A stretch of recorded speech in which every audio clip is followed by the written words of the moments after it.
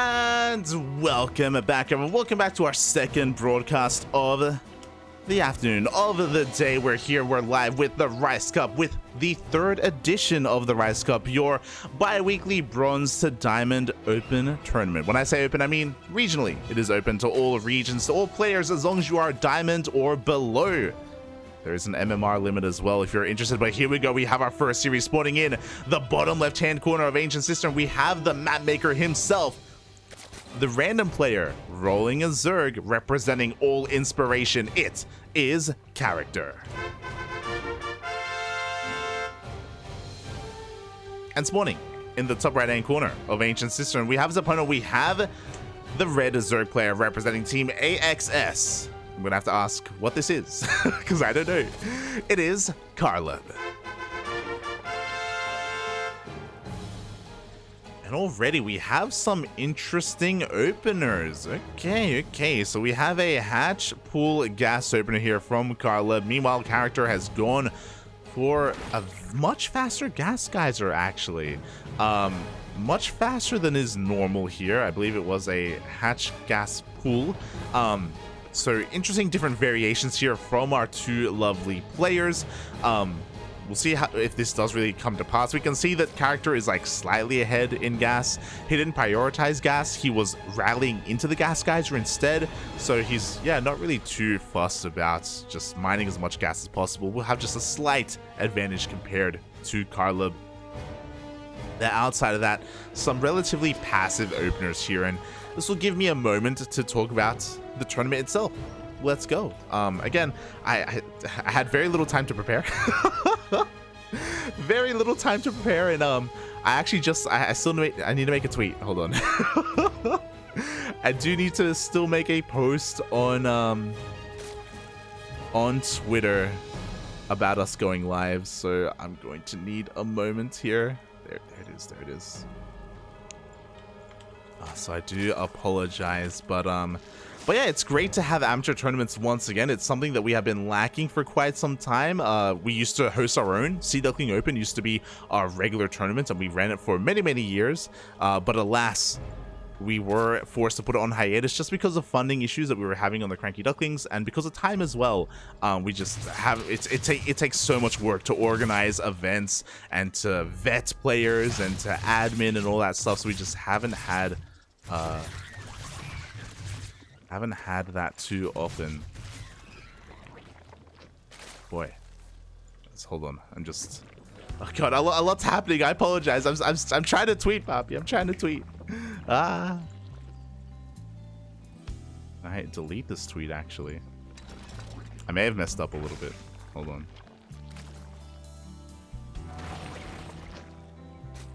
There we go. I think this will be good enough for now.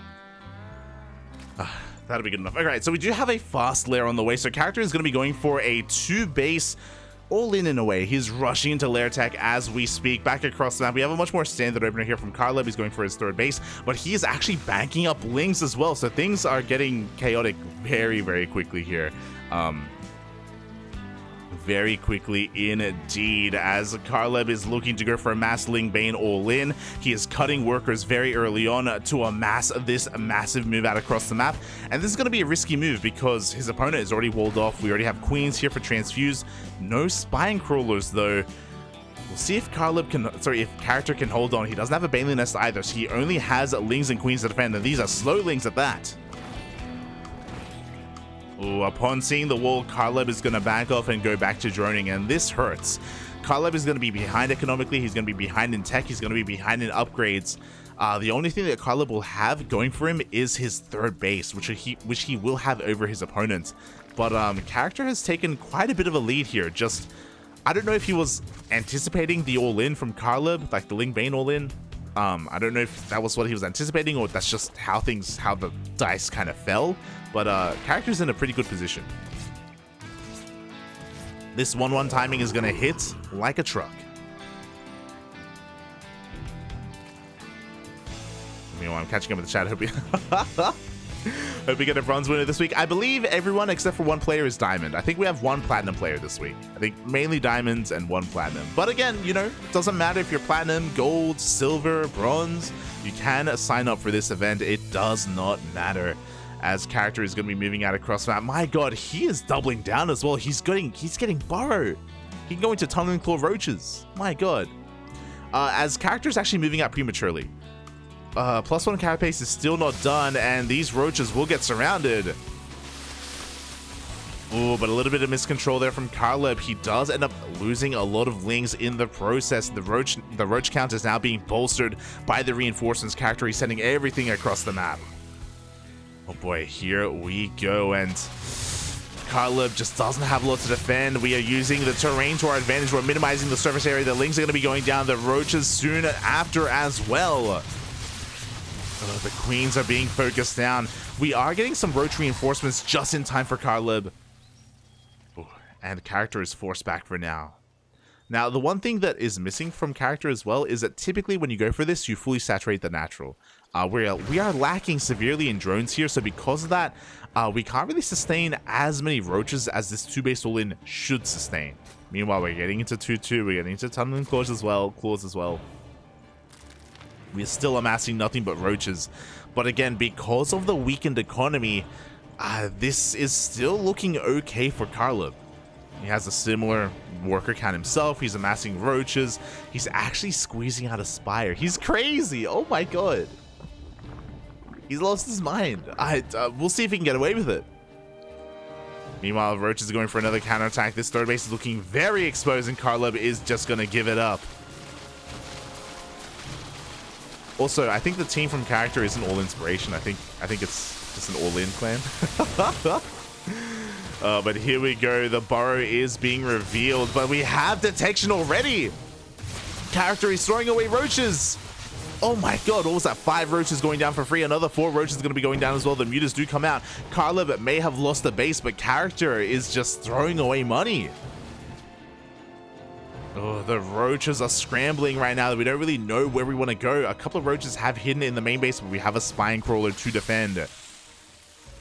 Karleb is holding, and character is in a really rough position. He throws down a Hydra Den. He's going to try and go for more borrowed roach play, but again, Karleb was ready for this. He is more than ready. Oh, as a lot of overlords are going to be going down, character is heavily supply blocked. Even if he does get that Hydra Den up and running, he can't make any Hydras. He's supply blocked. He can't do anything. As even more overlords go down, the roaches are being hunted down as well. This was such a good start for character. But alas, the execution here of this build is lacking a little bit, and these roaches are all being hunted down. They're being cleaned up. Ay. To be fair, character needed to lose some of these roaches so we can actually free up some supply, and there we go. Hydras are now on the way. But Karleb now has map control. He's going to be able to get his third base up and running. And he should be able to deny the third base of character. A massive should there, though. We'll see. Karleb is looking to catch these roaches once again. He has the detection. He has the overseers. Forcing character out.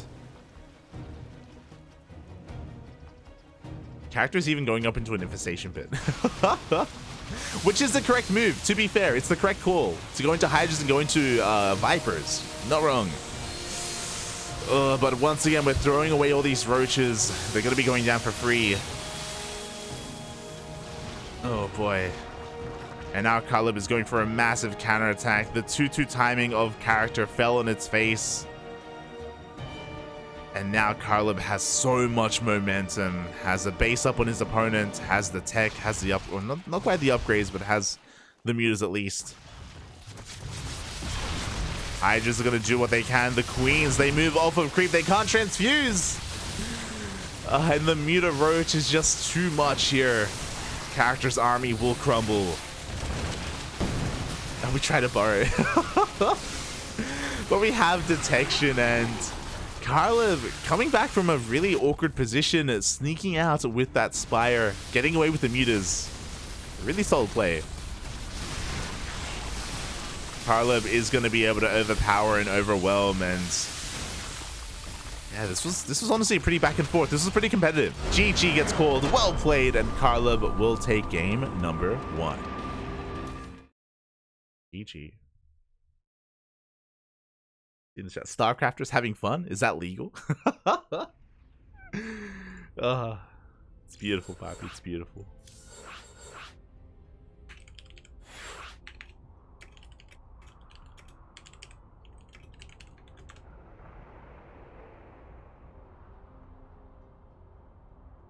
Asking for some clarification here.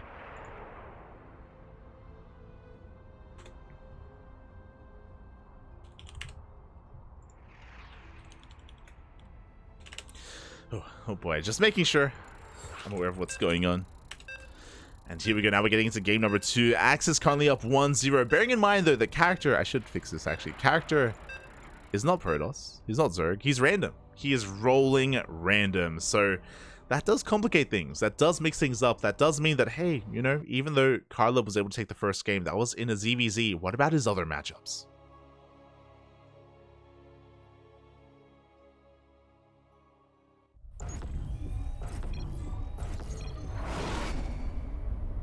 Ooh, and here we go. You love to see a random player actually announcing their name as well. Massive shout out to this player here in the top right hand corner. We have the yellow Protoss representing Clan All In. It is CharactR. And spawning in the bottom left hand corner of Royal Blood, we have as opponent, we have the red Zerg player representing Team Axis. It is Karleb. Let us go, and oh boy, we'll see how this all turns out. For those who don't know, CharactR, he does stream quite often on his own personal channel, and he has a bit of a history with the CranKy Ducklings. Fun fact, CharactR used to be on Alpha X. He used to be on Alpha X, and a couple of years ago, the CranKy Ducklings, we had an amateur team. Not just a pro team, we had an amateur team as well. I was a part of it. I was the team captain at the time. And we participated in a team league. And we didn't quite have enough players, the CranKy Ducklings, because it was a team league for Masters players. I mean, I say that it was pro league format, and like in one slot you'd field a platinum player, in another slot you'd field a diamond player, in another slot you'd field a diamond 1, and then in the ace match it'd be a Masters player, for example. So different ranks for each matchup in this team league format, and we didn't have enough players, so the CranKy Ducklings actually joined forces with Alpha X, and we joined a hybrid team called the Alpha Ducks. And I was, of course, I wasn't a team captain. I was one of the players on the team for the Masters division, and CharactR was a player for the Platinum division. Back in the day, as we're getting a cannon rush. But yeah, both CharactR and I, we actually played technically on the same team. And we would practice together, we would work on each other's builds. It was a lot of fun, This was years ago. I think this was like in 2019, 2018. But before that happens, we do have a gate forge here. So CharactR is going for a macro cannon rush. He does have a cannon. Oh, he was trying to push his probe out. Unfortunately, unable to. He does have a second probe though, and it looks like he is going to try and get a second cannon up and running. And there we go, it does get up. So the goal here, CharactR, he is looking to get a kill on this hatchery. Karleb invested a lot in lost mining time to try and deny this, but the cannons will get up and running. Behind this, CharactR is transitioning. So again, this is a macro cannon rush. We even saw this from Classic. Classic did this against Dark earlier today in KSL. We were lucky enough to cast that. So again, these cannons are designed to kill this hatchery, but Karleb is going all in. He's going for a Roach War, and he should be taking a second gas geyser. That second gas is very crucial here to actually be able to fund Roaches and Ravagers. Ooh, and he's going for a proxy hatch instead. Interesting choice. Okay. So because we don't have that second gas geyser, we're going to be making less Roaches, but because we have a proxy hatch, we may be looking to... I was going to say Spine Rush, but it's going to take a lot of tumors to actually spread creep in this direction. I do think it's a misstep here from Karleb to not take that second gas, because he is just making Roaches, and he doesn't have link speed. Meanwhile, the hatchery does go down for Karleb. Forced into his all-in. Meanwhile, back at home, CharactR should be throwing down a Stargate, or a Robo, one or the other. He should be throwing down some tech, but he isn't. Character is going to be in a lot of trouble. Without a Stargate, there's no Void Ray. Without Robos, there's no Immortals. We need one or the other to defend against Roach Ravager. Without it, Character is going to have a hard time holding. Maybe even impossible. I worry about this transition. We do have the Ravagers rushing across the map. The proxy hatchery is about to finish up. Again, because we don't have that second gas geyser, we are quite limited in the amount of Ravagers and Roaches that we can actually make. But, you know, Karleb is going to be able to make use of what he has for the time being. He is going to be rocking up here across the map with his Ravagers, and I'm sure he is happy to see Zealots. We're going into charge? We're going mass Zealot against Roach Ravager? Oh, I mean, obviously, character didn't know about the Roach Ravager. He didn't scout. He didn't confirm what was happening. Now he knows what's going on. But the Biles are here to shut this down. Oh my god, the Artosis pylon! A second pylon gets thrown down, a third pylon as well. Character realizes his mistake. He realizes how vulnerable he is. Here we go, the Queens are rocking up as well. That pylon is under threat. Ooh, Karleb is being a little bit wasteful here.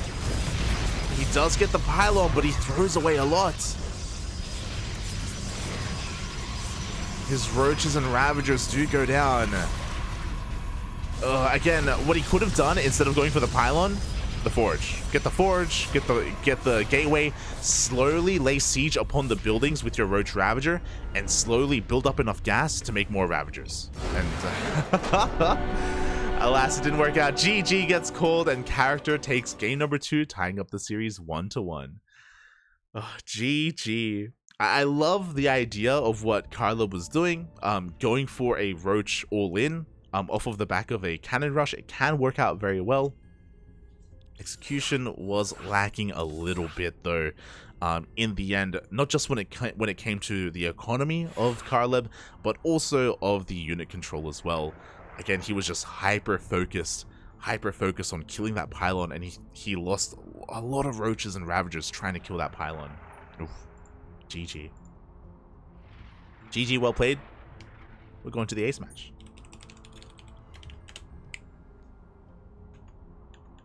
Here we go.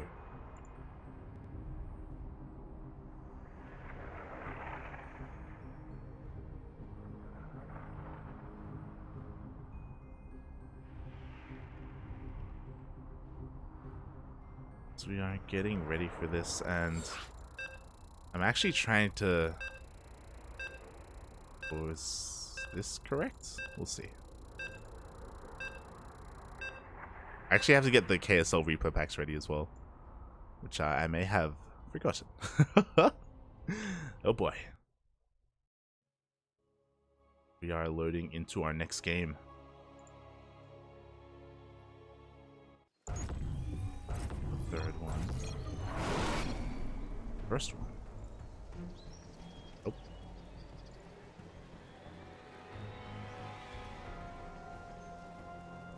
The fourth one.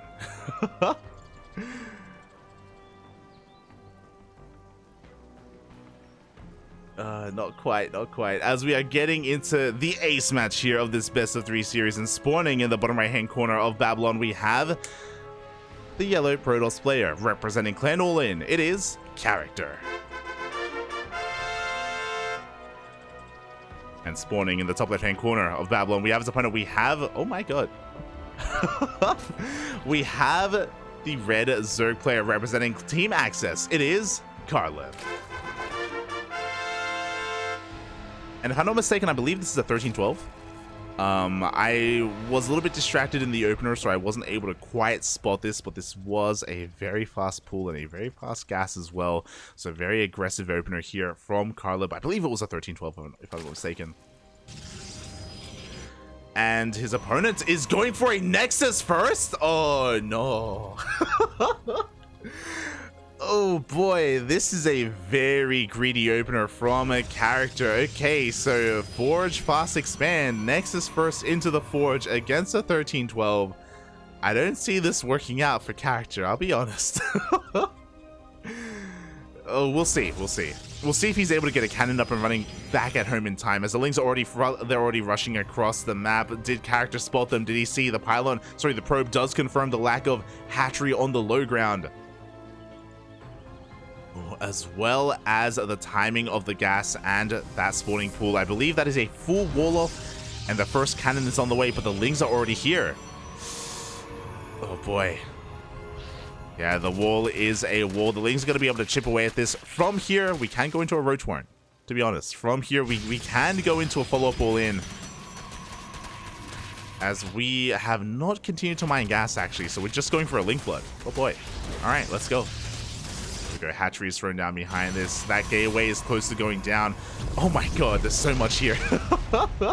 Character was setting up a secondary wall behind this as well.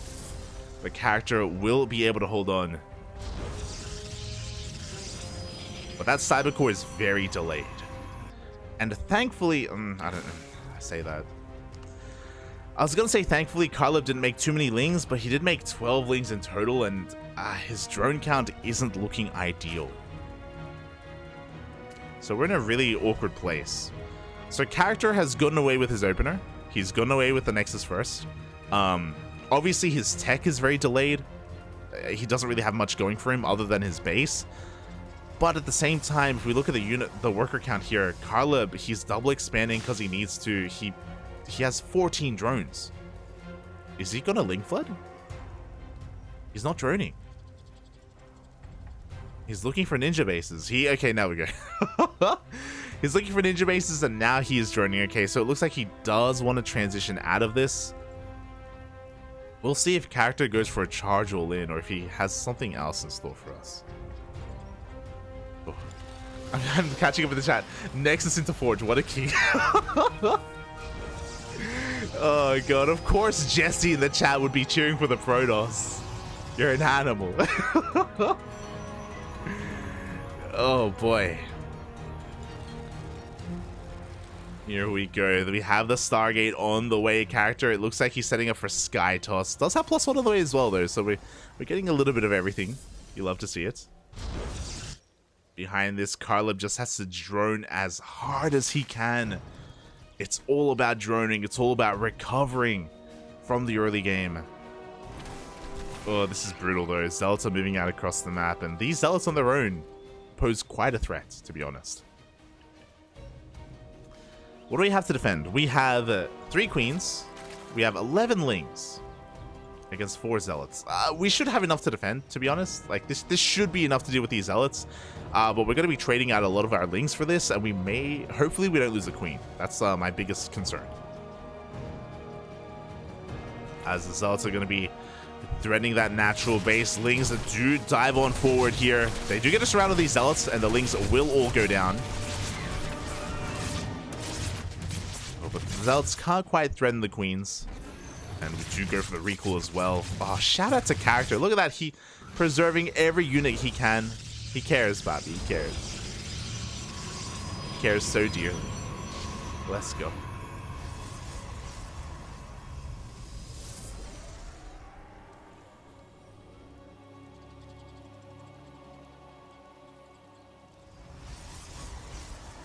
As we are just getting into this, and I'm just checking a couple of things. There we go. We are getting into Void Ray production alongside Charge as well. So Void Rays and Charge Lots are going to be the composition of choice for character. I have actually encountered this on the ladder before. Not quite in this way, not quite in this order as we're getting into our Gateway Explosion, but regardless, it can be quite potent. Charge Lots can be quite terrifying, especially when we don't have Veilings to defend. Oh, here we go. The Zealots do get into the mineral line. Drones are falling left and right. Oh, God. A little bit of a misrally here from Karleb. Oh, my God. As he loses 7 workers. And the third base is under threat. The Queens are going to try and push on forward. We have Roaches coming out behind this as well. But this hatchery is taking quite a beating.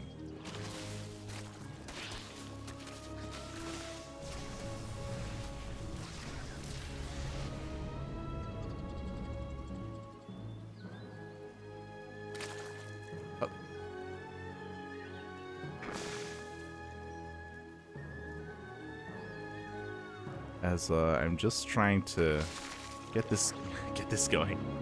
right, we're good. So yeah, Karleb was able to hold on in the end. Did lose a lot of drones, unfortunately, but will he be able to hold against the follow-up? That is the question.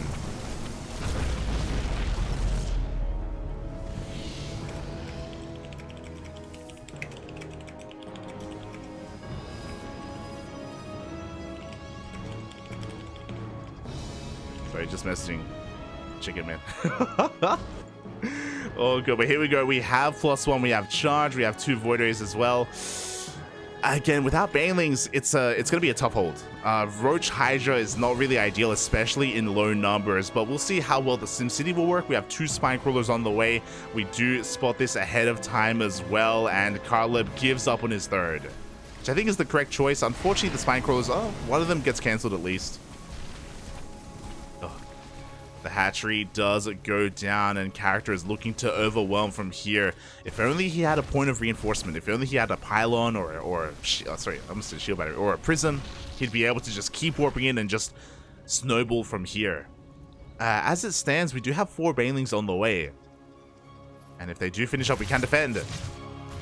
Oh, character, he sees the position of his opponent, he will back off. He doesn't want to test his luck. Oh, but he does reinforce. Oh god, no, the missed rally! Oh, a couple of zealots do go down almost for free, but we are going to tap out in the end. GG gets called. Character will take the series 2-1. Oh, GG. You have to wonder, was that a missed rally, or did character intentionally send his zealots forward to bait out those banelings? It's hard to say. GG, well played. Character takes it 2-1 versus Karleb, and we'll advance on in the tournament into the next round, where we can have a look at the bracket ourselves. Oh, exclamation. Oh, I should set it up. But oh my god, we already have some pretty interesting results here. We have dEiGo taking down Kushie 2-0 already, moving on to the next round. I believe this is a double elimination tournament as well, so we do have all of our players with second lives. They do have another chance to bring it all back. I refresh the bracket. It doesn't have.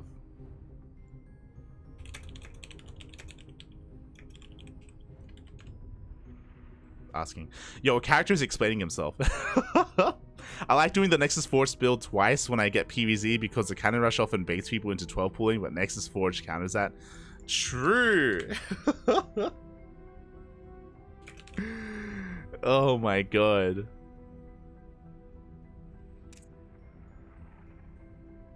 Oh, there's a new bracket. Okay. Alright, I'll fix this up. Okay, so it looks like there is a new bracket. I'll try and update the link for Nightbot as well. I'm sorry, I'm just trying to do all this on my own. Usually I have someone else helping me out, but today I am on my own. So bear with me,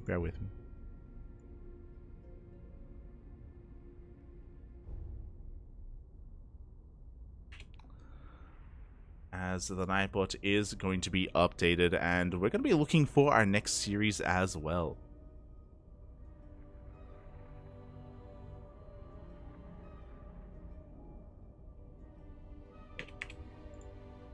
Beautiful.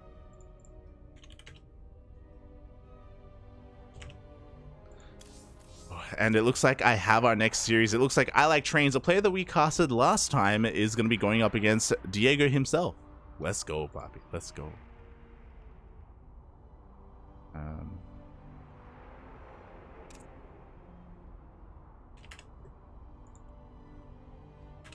Just going to be hopefully slipping on into that.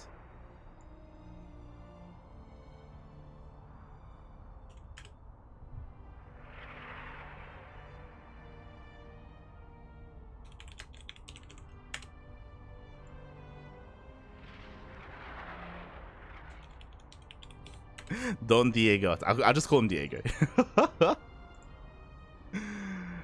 Here we go. So yeah, we do have another series lined up for us. Another Diamond versus Diamond matchup, I believe. And ILikeTrains is the player that we were able to cast last week, if you recall. He was able to have mixed success, able to make it quite far in the tournament, but not come out with the championship. I believe that was Roselia taking the championship last edition. As we can see, the reigning champion up there in the upper portion of the bracket, already 2-0ing Mako in the first round. Very well done. It is now going to be going up against Patchface in round number 2. But again, we have our own series. We're going to be casting ILikeTrains versus dEiGo. The winner moves on to face CharactR as well. Let's go. As the lobby has been made, we will get on into this.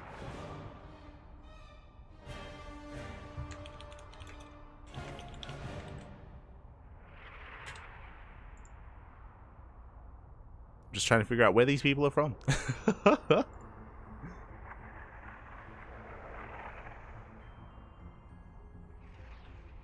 Where they are from. But yeah, I hope everyone in the chat is enjoying themselves. And dEiGo, I was curious. I was like, yo, is dEiGo from Peru? The answer is yes. The answer is yes.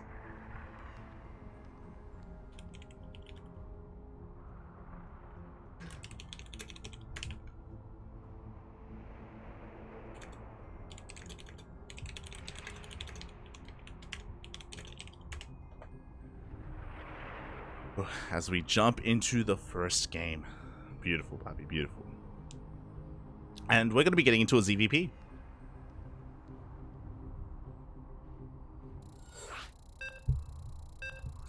Again, I like trains. Mate, boy, does he like trains.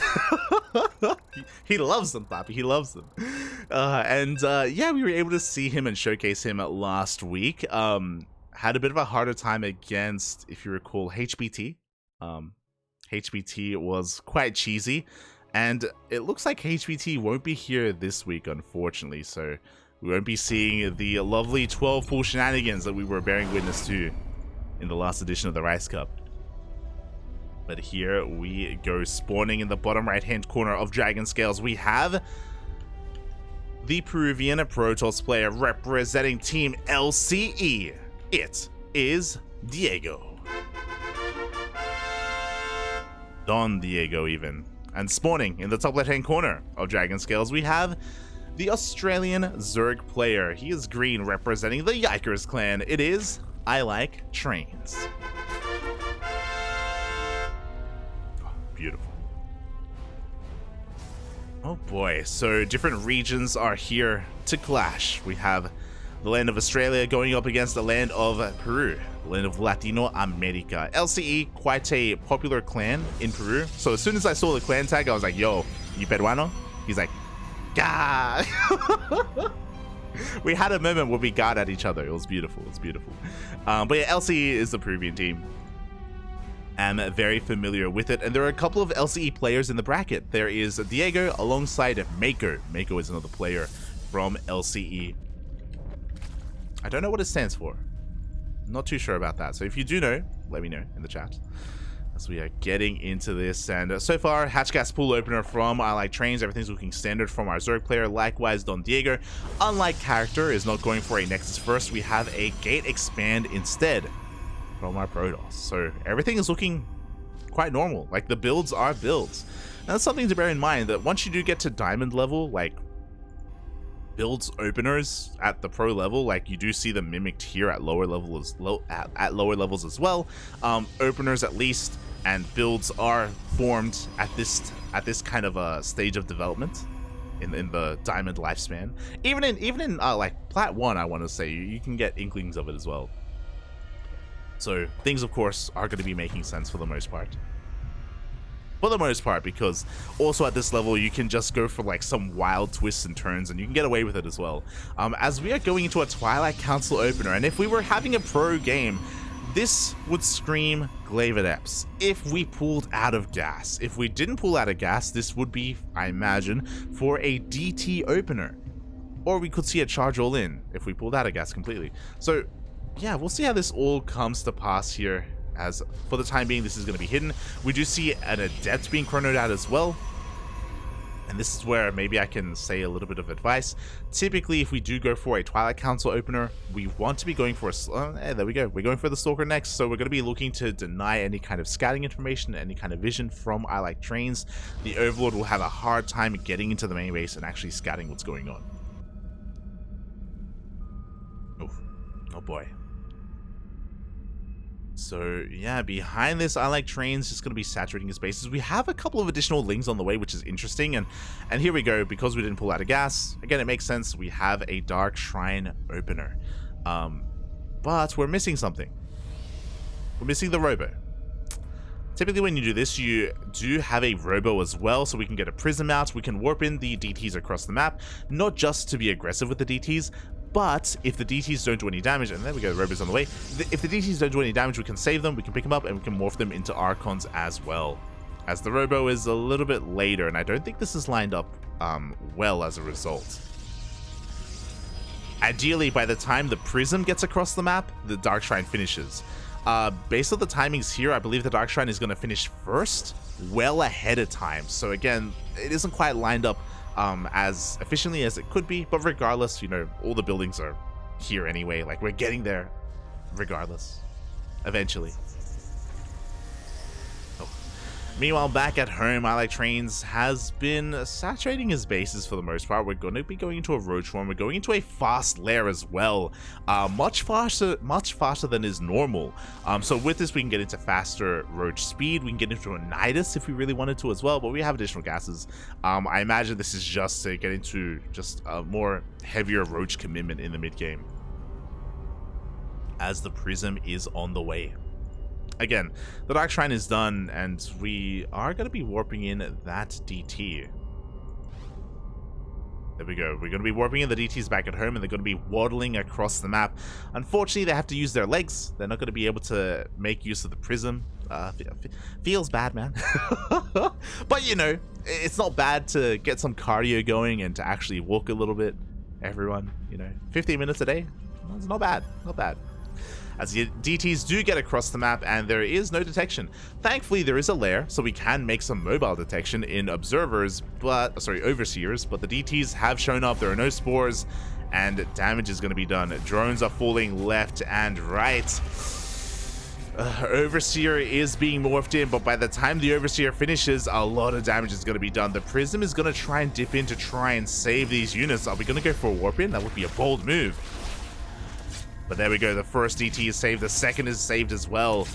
And even though we got here in a bit of a different order than is normal, we got here in the end, and hey, we saved the DTs. Oh my god, just barely.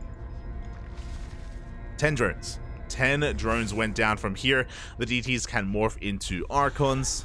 We can warp in a couple of DTs as well, which we should. There we go. Oh my god, more than I thought. 6 Archons to juggle, to deal some damage, and to find some Overlords, or even some Lings as well. Here we go. The Roaches are moving out across the map as we speak. ILikeTrains has had enough. He wants to do some counter damage across the map. But these Archons are still going to be very threatening because we don't have a lot to defend back at home. Overlord is going to be going down. The Roaches are forced to turn back around. Ay, ay, ay. We do have roach speed at least, but those Overlords are being hunted down. This is also the reason why we don't morph in 3 Archons. Oh, as we are forced to recall and know the Archon will go down. As you can see, only 2 Archons can fit into the Prism, so ideally we don't want to overmake DTs and we don't want to overmake Archons because we just can't really save them and hold on to them. So we do lose an Archon for free. So a good result there for ILikeTrains, but these Archons are still finding a lot of damage. And dEiGo can focus on his Archon harass here and is able to get a couple more drones. 13 drones in total have gone down. dEiGo has been very efficient overall with his army, outside of losing that 1 Archon. We do see him committing to 2-base play as well. There's no third. It's going to be a 2-base all-in. 4, 6, 8 gates in total. Do we have charge? We do. We have charge. We have the Archons. We lost 1, but for the most part, we have our Archons ready as well. It's going to be a charge-let Archon 2-base all-in. ILikeTrains is in position to catch some reinforcements, maybe even catch an Immortal, as he misses the army entirely. Oh! There we go. 1 Immortal is going to be going down for free, so a great pickup here for ILikeTrains. Could even get a free Archon as well. So a good start to the defense. Oh, but a Ravager is kind of caught on the wrong side of this wall, and this is not a fight to take. No! The Celts and the Archons get on top of the Roaches. Everything will get cleaned up. Ooh, and from here, ILikeTrains has nothing left. The Queen will fall. We have some Roaches in production, but the drones, the bitter light, the drones will go down as well, and Diego is looking to just push into the natural, and there is nothing to stop him. We have a couple of Roaches, sure, but that's what the Immortals are for. They are there to focus them down. The Archons are here for the Lings. ILikeTrains, he wanted a 4th base. He was looking further ahead into this game, but GG gets called, and Diego will take game number 1. GG. Ask him if they have mushrooms to be. Soundo, you're an animal. You're an animal, Poppy. Sassy character in the chat. There were banelings?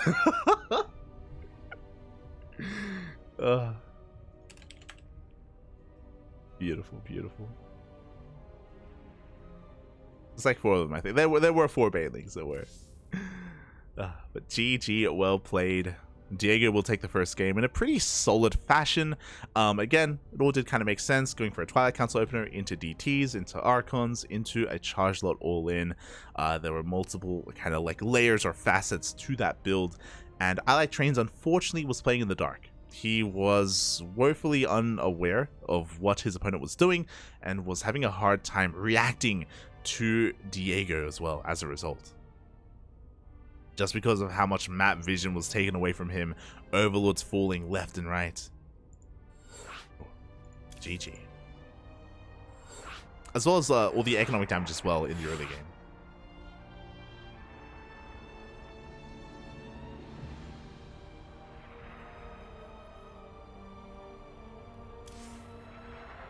But now we are getting ready for game number 2, and we'll see how things will change here. We'll see if ILikeTrains is able to adapt. Maybe in game 2 we see him going for a more aggressive opener instead, going for a faster spawning pool, gonna try and take initiative and kind of take the lead in this game instead. It can be kind of difficult as a Zerg player to dictate the pace of the game, but not impossible. Not impossible.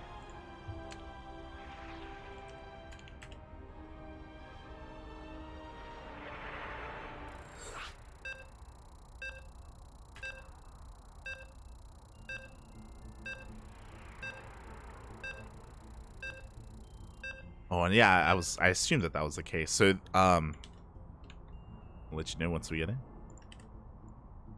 Beautiful. As we are going to be loading into game number 2.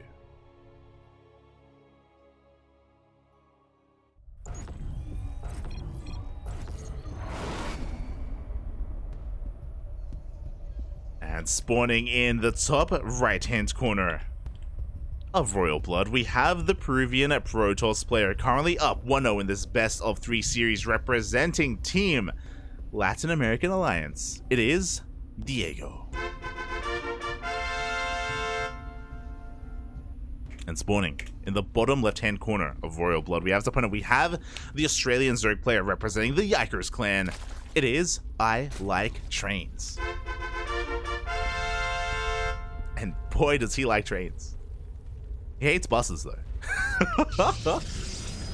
Buses? Get out of here, man. Get out of here. Shaking my head. This is what I wanted. We do have a more aggressive opener coming out from our Zerg player. We are going for a gas first opener. 17-17 here. Gas pool into a hatchery. With this is kind of the light build here. We should be going for a 16 hatch. But we are going for a 17 hatch. We're going for a 17-17-17 instead, I think. And oh, we're actually droning up a little bit more. Oh my god. Interesting moves. So with this build, we have fast gas. We can go into fast link speed. We can even go into a Bane bust as well if we don't pull out a gas, or even a fast Roach Warren. Like, the fast gas being taken here by the Australian Zerg, it can lead to a lot of things, but all things lead to aggression. Meanwhile, Diego has scouted this. With his probe, he does confirm the late hatchery, and he should be getting a Zealot out. But he's not. Oh, there we go. Okay. Zealot is on the way. He can also chrono this out as well, and we can see, oh, the follow-up scout. So we can see that this is going to be leading into a Roach Warren, but the probe comes in to confirm, and ILikeTrains is forced to cancel the Roach Warren and throw it down again. The Lings will show away this probe. Don Diego is none the wiser. He has no idea what's going on, kind of. He saw what's important, and that is the fact that we have continued gas mining. So this could be a Bane bust or a Roach all-in, one or the other. Regardless, Diego has to prepare back at home. The Zealot is out, so these Lings shouldn't be able to do too much damage. It looks like they may just barely get the probe. Ooh, they barely do not. Nice hold position on that Zealot as well. Diego, what is his follow-up going to be? Ideally, we see a Stargate here for some Oracles or a Void Ray. The time being, he has not picked his tech of choice, still working on that gas. Across the map, roaches have begun. Oh boy, and Diego is going to be in a little bit of trouble. Oh, as he's going for a Twilight Council follow-up instead. No shield battery either. We do have an Adept sneaking around the edge of the map, and this is going to be very important. The Adept will confirm the roaches. He's aware of the all-in. Good scout here from Diego. And now we need shield batteries. There we go. First shield battery is going to be thrown down. But is it too late? That is the question. There we go. Second shield battery on the way. We are chronoing out the Stalker as we speak. We still only have one gateway. Bear that in mind. We only have one production building. There we go. Robo's thrown down on top of the ramp. I'm loving that this is creating a secondary wall as well. So we could potentially give up the natural and wall off at the main. Oh, meanwhile, the first Zealot does go down. The roaches have arrived. Oh, the secondary wall is going to fall as well. We have a little bit of friendly fire from that fire, but we are busting on forward. We have a shield battery. We have an overcharge, but the first shield battery does go down. The Lings go for the second shield battery, and the overcharge will not matter. Boys are being pulled.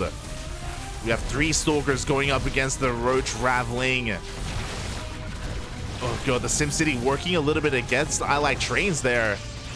And he is running out of steam. We have more Lings flooding across the map. But he is being cleaned up. Uh-oh. Hopefully we can wall this off. There we go. As the Stalker does get in position. Shield battery's on the way. And even though we did just kill a lot of workers, we killed 11 probes. ILikeTrains is still behind in the worker count. Oh. We are still not where we need to be. We're throwing down a third hatchery. We're going to try to macro out of this, but Diego is in a pretty good position. We have an Immortal on the way. We have another Dark Shrine follow-up as well. Oh boy. Fun fact, after this Immortal, we can chrono out a Prism, and we can move out across the map and actually warp in aggressively with those ETs. But we're going for an Observer instead. Lings will actually be able to catch some of these Stalkers. They do force a recall, but one Stalker will go down. Good pickoff from ILikeTrains.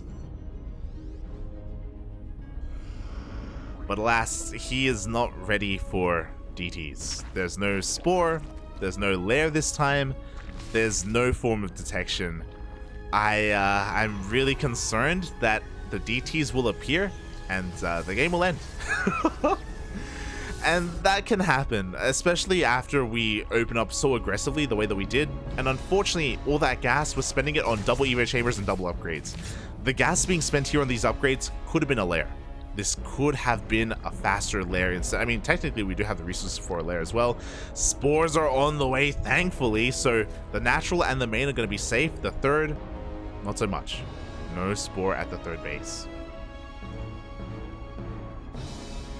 DTs have arrived. The Spores are in position. These DTs could technically go for the Spore. They do go for it. Uh-oh. Lings are out of position. The Spore is going to go down. We no longer have detection at the natural. Oh, we are going to be holding position over this Spore, but Damage is being done, and this Spore still needs more time to finish. Oh, we're getting on top of it, Papi. We're getting on top of it. Oh, no. Oh, it's not going to finish. Is it? No, it's not. Oh, God. The Spore goes down. More DTs are on the way, and is this how it ends? It is. With the Invisible Man. The Invisible Man is looking to clean everything else up. That is sometimes how it goes. There is no detection. The drones fall, the queens, the roaches. Not how I would like the game to end, but it's... yeah. As the DTs are split up here between all of these Spore Crawlers, and they will all get cleaned up. The rest of the army is working up as well, and ILikeTrains is breathing his last breaths. My heart does go out for him. GG gets called, and dEiGo takes the series 2-0. Oh, GG. It's heartbreaking. It's heartbreaking. Like, it happens sometimes in against Zerg. It does happen against Protoss as well in PvP DTs. Sometimes they can just end things just like that.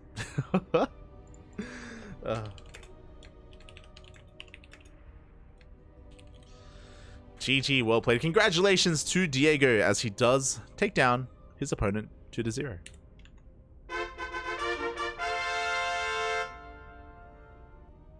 GG, well played. And with that, dEiGo moves on to the next round. My condolences to ILikeTrains. Thankfully, the tournament is double elimination, so he will have another chance, another life to fight back and to try to work his way back up in the tournament. So I wish the best of luck to ILikeTrains. Again, I did like his build overall. Unfortunately, I didn't quite get to see if he was maybe a little bit supply blocked or he just wasn't able to reinforce in time to commit to the all-in. Yeah, it was unfortunate that he wasn't able to pull that off because it is all-in and recovering from that position is a difficult thing to do. It is quite difficult. Oh. And dEiGo, from what we can tell, his favorite unit may just be DTs. May just be DTs. Oh boy.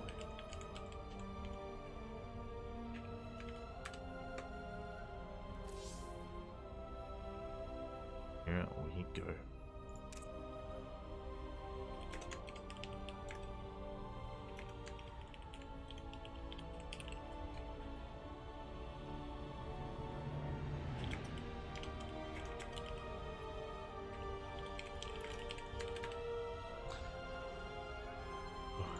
So we are getting into this, and again, the character I imagine is going to be playing random, going up against Don dEiGo himself.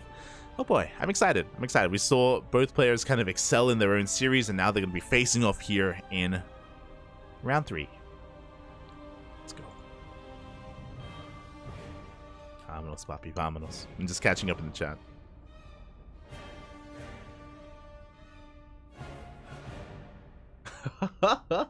Yo, Werehog with the first quacker.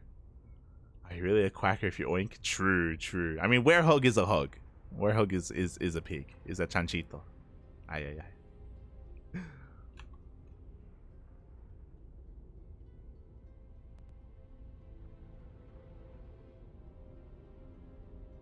Yeah, we are just getting into this.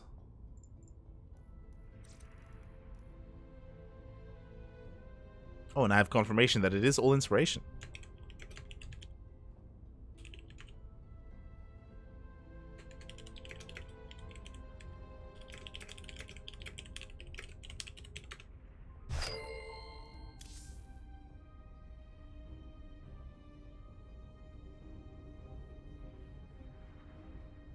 And the players are just going to be conducting their vetoes and getting ready for their next series.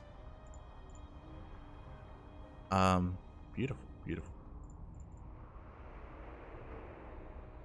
And character, oh God, I can't remember. Is character from Canada or from America? It's been so long. It's been so long since I've casted character. Oh, so long.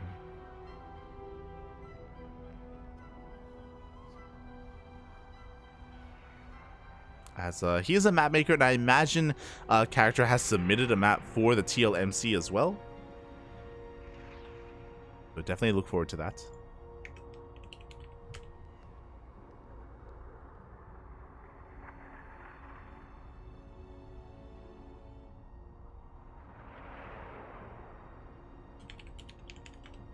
There it is. Yeah, Canadian Protoss. There we go. There we go. I knew it. I knew it. I do remember. So this is going to be Canada going up against the land of Peru. You love to see it. Vámonos, papi. Vámonos. I'm getting back into recognizing the more amateur players.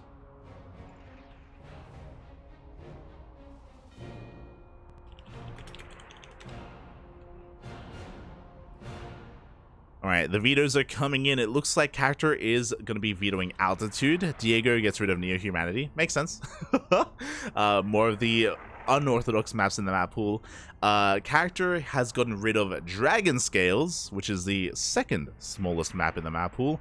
And dEiGo gets rid of Ancient Cisterns. So the two largest maps in altitude and ancient are gone. The two smallest are gone as well. So we're left with everything in the middle.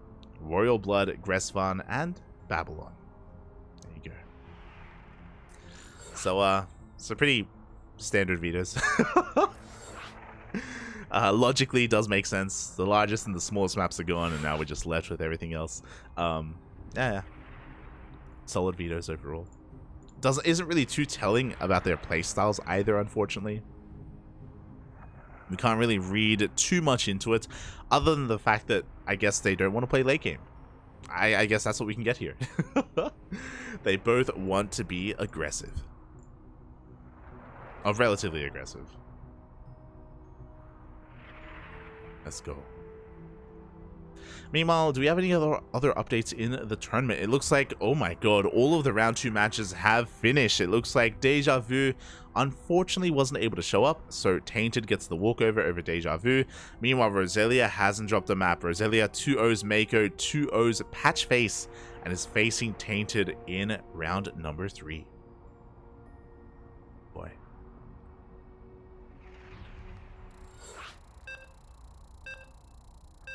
Here we go. And a couple of players are being eliminated as well. A little bit of a shame, but it looks like Mako has stepped away. I hope everything's okay, but Mako does forfeit in the lower bracket. So will not be able to reprise his role in the tournament. A little bit of a feels bad, man. I was looking forward to seeing Mako. Mako was in the chat earlier. I was really looking forward to being a part of this tournament. But here we go. Spawning in the top right-hand corner of Royal Blood, we have the Canadian random player rolling as Terran for the first time on stream. It's the yellow Terran. From Canada. It is CharactR. Representing all inspiration. And spawning in the bottom left-hand corner of Royal Blood, we have his opponent. We have the Peruvian Protoss representing the Latin American Alliance. It is dEiGo. Don dEiGo, if you will.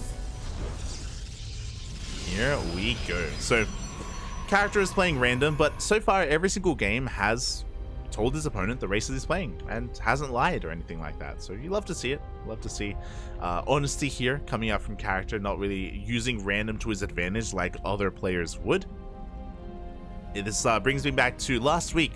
For those that were here, we casted the funky map open, and we casted Estrella playing random. And I remember he was playing against Geralt in the finals, and Geralt was like, race? And Estrella's like, I'm not going to tell you.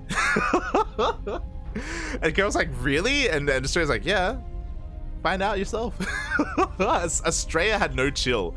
Estrella had absolutely no chill, and oh my god. Thankfully, CharactR is not quite of the same mindset as Estrella, where Estrella just wants every advantage possible.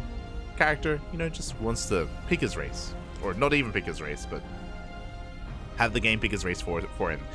Meanwhile, we have a really odd opener. It is a Rax Expand setup from CharactR. So a typical Rax Expand, but his CC, he takes the unnatural natural, and this is wild. So this probe was denying the base for a little bit, but CharactR had no reason to take this CC just because you can just throw it down off center. It doesn't matter. You can lift it up and float it later. So this is a really wild response here from CharactR. And dEiGo is afraid of a proxy. He's looking around the map. He shouldn't be though. He's looking for a ninja base even. He did scout the racks expand. He saw one gas in the main base, so he should be aware of what's going on. And here we go with this follow-up scout. He does see the 2 racks follow-up. This is looking like a 3 racks build from character. A little bit out of meta. You don't see it as commonly, and this is why I was curious as to why he didn't just throw it down off center, because you can just float it like 1 pixel over. But yeah, we just go the long way around. And to be fair, he is in dEiGo's head right now. dEiGo is he's checking the gold bases. He's looking for a ninja. He's completely just he has been bamboozled. He's convinced that there is a base out there, but alas, there is not. We are actually going for a concussive shell first. We're getting into Marauder production. Oh my god. Meanwhile, the CC has been spotted. Has been confirmed. Oh, the wall is not a wall. The army slips into the main base. The production is under threat. Boys have to be pulled. Oh, and that Marauder is so close to going down. Oh god. Oh, and we're 1 shot away, and it looks like the Marauder will fall. A pretty big loss here for character. He does get a surround on the Adept at least, but he wants a surround on the Stalker. Marauder is going for it. It looks like character will eventually take control of his own main base, but not without sustaining quite a lot of losses. 3 SCVs. We could even get a 4th. Oh, he wants it. Ooh, 4 SCVs going down for a Zealot, a Stalker, and an Adept. Oh boy. So a powerful start here for dEiGo back at home. Ooh, interesting. Okay. We have a Twilight Council opener, but it's not for Blink. We're going into Charge instead. This is looking like a 2-base all-in. Robes are still out on the map. But yeah, typically getting into Charge like this is a weird one, because there's a reason why Blink, Stalker, and even Stargate Phoenix openers are so common, and that's because Phoenixes and Stalkers give you map control for a longer game. You know, they allow you to take control of the map, shut down any drop play, deny bases, keep an eye on any move outs. Phoenixes and Blink Stalkers are very flexible in that sense. But to rush into Charge like this, to me, it screams all in. To me, we're up to 4 gates. I wouldn't be surprised if he throws down 2 more, maybe even 4 more. There we go, as he does get a 5th gate up and running, and this is already very committed. Yep, there we go. And there is the 6th and 7th gateway, so this is going to be a 2-base all-in. The biggest tell for this is the lack of gases at the natural. Character needs to scout what's going on. Alas, he's busy with his own 3 racks build. He's pumping out as many Marauders as possible. Marauders do well against Stalkers, not so much against Charge lots. I worry here. dEiGo reacting quite well. 9? He's going up to 9 gates. Oh my god. We don't need this many. 7 is enough. Even 8 is enough. But we're going up to 9 gateways here. dEiGo just going to be sending everything he has across the map. I actually don't think we can sustain 9 gateways. I don't think we have the economy for it. But regardless, we're going across the map. The charges have been revealed, and already these Immortals are going down. Like, these are some heavy losses for character. Again, dEiGo, upon seeing the early Marauder production, responds with charge dots, responds so well. Every single unit on this side of the wall goes down, and now we can just pick up and warp it into the main. Oof, and there we go. 8, 9 even Zealots being made at a time. The main base is compromised. We do see a couple of Marauders trying to kite their hearts out, but again, Marauders don't do well against Zealots at all. It's kind of like Lings, you know, like Marauders, they can trade well against these kind of high armored units. Not against Adepts, not against Zealots. GG, well played gets called, and dEiGo takes game number 1. GG, let's go. Again, a really solid reaction after scatting the initial Marauders. I do think that that makes a lot of sense, just because he's like, hey, you're committing it to Marauders. They don't do well against Zealots. They don't do well at all, so very nice response. Unfortunately, because character didn't go for a Reaper or even a Hellion, or for a Factory for that matter, I had very limited scouting information. I had a hard time figuring out what exactly he was up against. Maybe didn't care what he was up against, was kind of rolling the dice, hoping that his opponent would have a certain unit composition. Those Blink Stalkers are so common in this matchup, I don't blame him. I don't blame CharactR at all, but alas, didn't quite work out against what dEiGo had. GG. GG.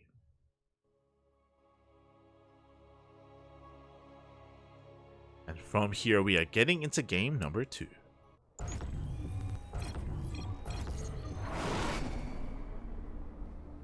And spawning in the top left-hand corner of Gressvan, we have the Canadian Protoss player. Random rolling Protoss and telling his opponent his race as well, representing all inspiration. It is CharactR.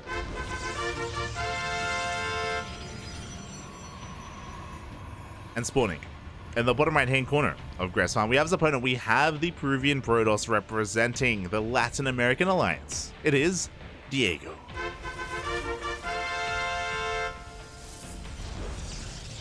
Here we go, we're getting ourselves into a PvP, 2 gate openers all around, because again, these players, they know what they are doing.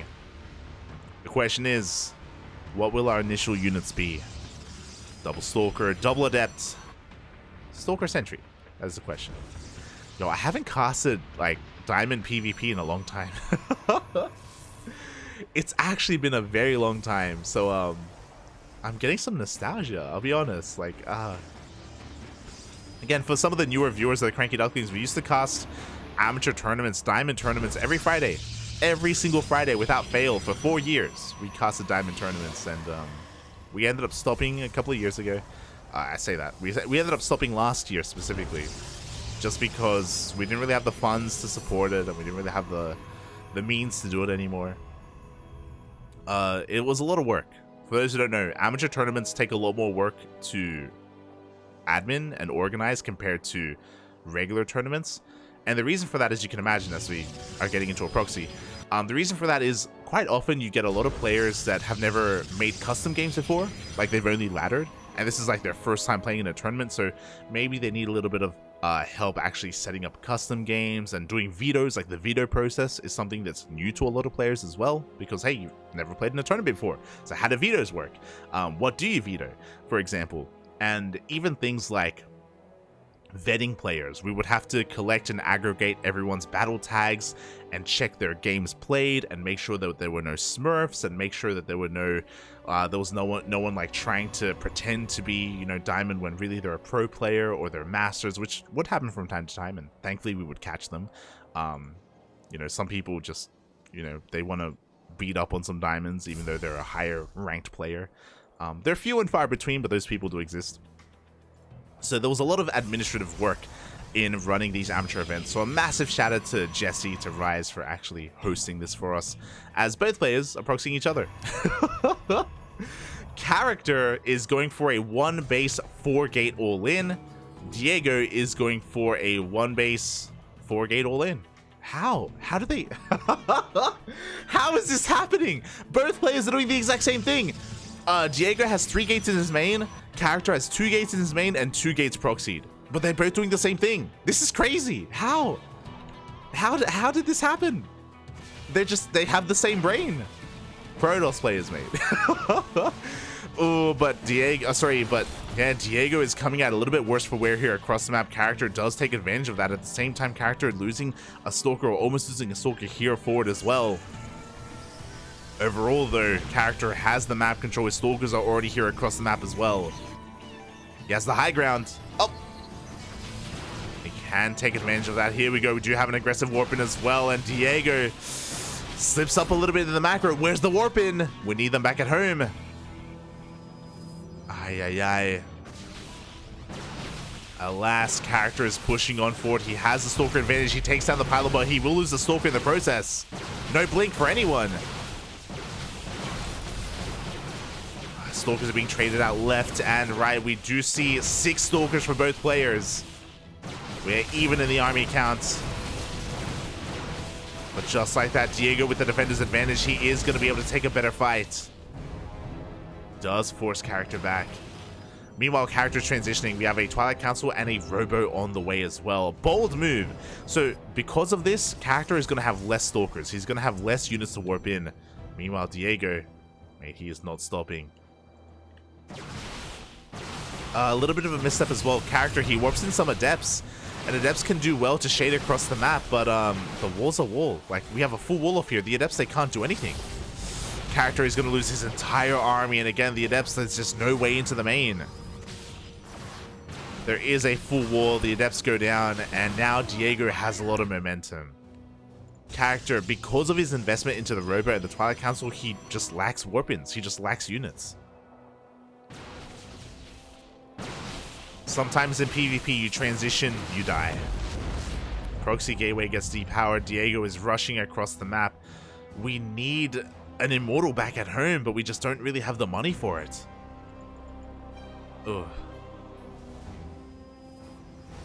I kind of wish that character just committed to the 4-gate versus 4-gate, not gonna lie. That may have just worked out better for him. But here we go.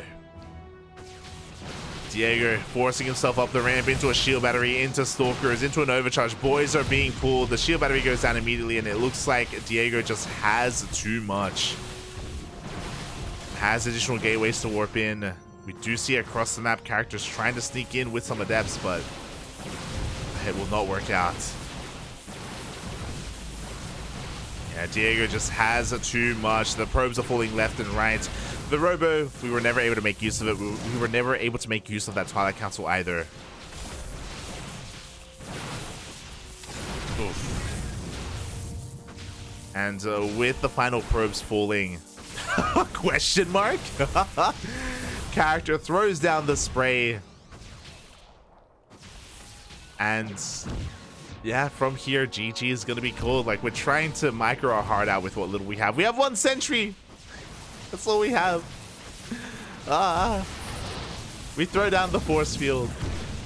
But that's it. GG, well played gets called, and dEiGo will take the series at 2-0. Let's go, Papi. Let's go. GG, well played. And yeah, both players actually did the exact same thing to each other. But the difference is dEiGo committed to the 4-gate all-in. Character tried to transition, and again, in that position, it's really difficult to pull that off in a mirror matchup, to try to divert your resources in a different direction. It was also unfortunate that character was warping in Adepts as well. The goal there is for Adepts to slip into the mineral line to do economic damage, but there was a full wall off, so dEiGo didn't have to worry about Adepts. He didn't have to worry about any of that instead. GG, well played. Good performance so far as dEiGo takes the series 2-0.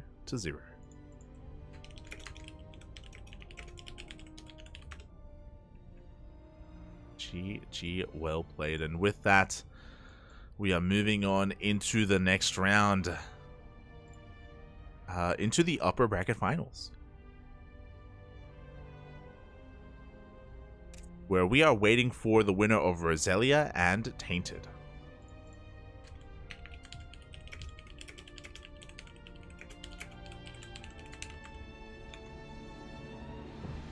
But yeah, GG, well played. That was a wild PvP. I'll be honest, I don't think I've ever witnessed that before. I don't know if anyone in the chat has seen that before, where both players 4-gate each other on one base. Like, that's, yeah, you know.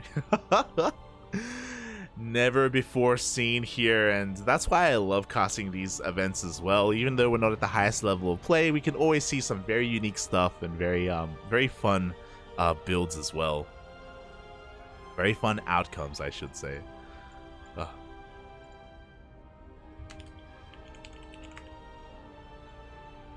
As, yeah, GG, well played. Congratulations to dEiGo. He moves on to the next round. Character gets knocked down to the lower bracket, where character will be facing the winner of Patchface versus Kushie. So, still a bit of a ways off before that happens.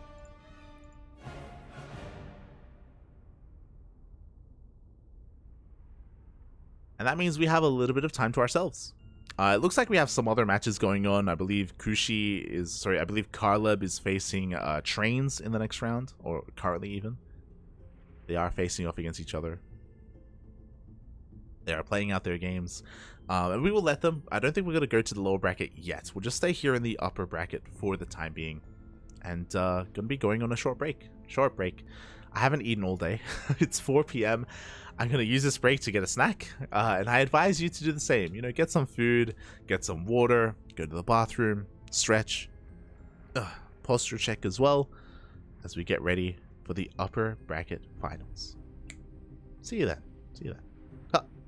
I would like some rice. Look at that rice. I would love to eat that rice cup just underneath me. It's so beautiful. Oh, there's rice. There's a nice egg. Get some soy sauce going on. Oh my. Oh, starving. I'll see you guys soon after the break. So evil. That's what.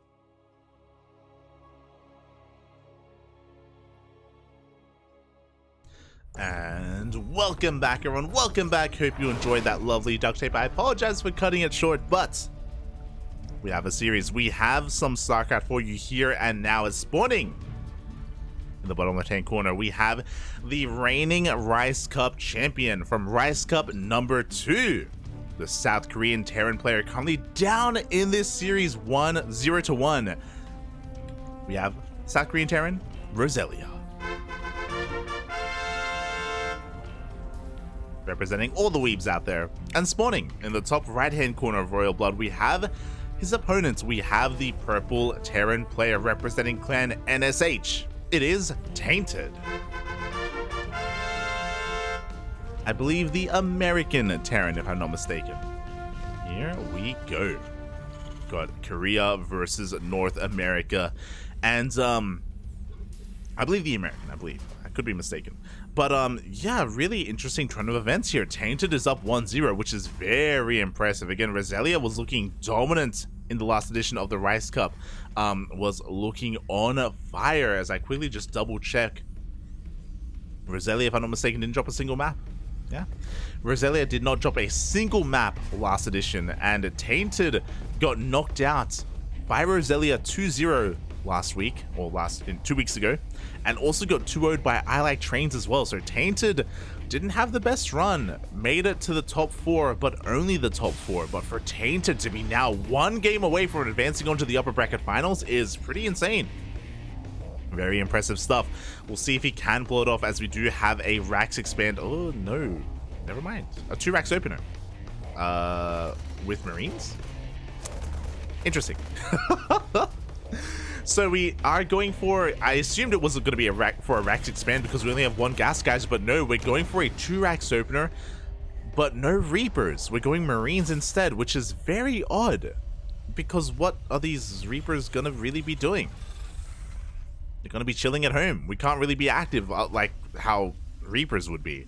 Back at home, we do see Roselia going for a double gas opener. Much more standard, should be going into a 1-on-1. And I love this. The mind games. Okay. So I don't think these are intentional mind games, but they are mind games nonetheless. We're going for combat shields first as well. This is crazy.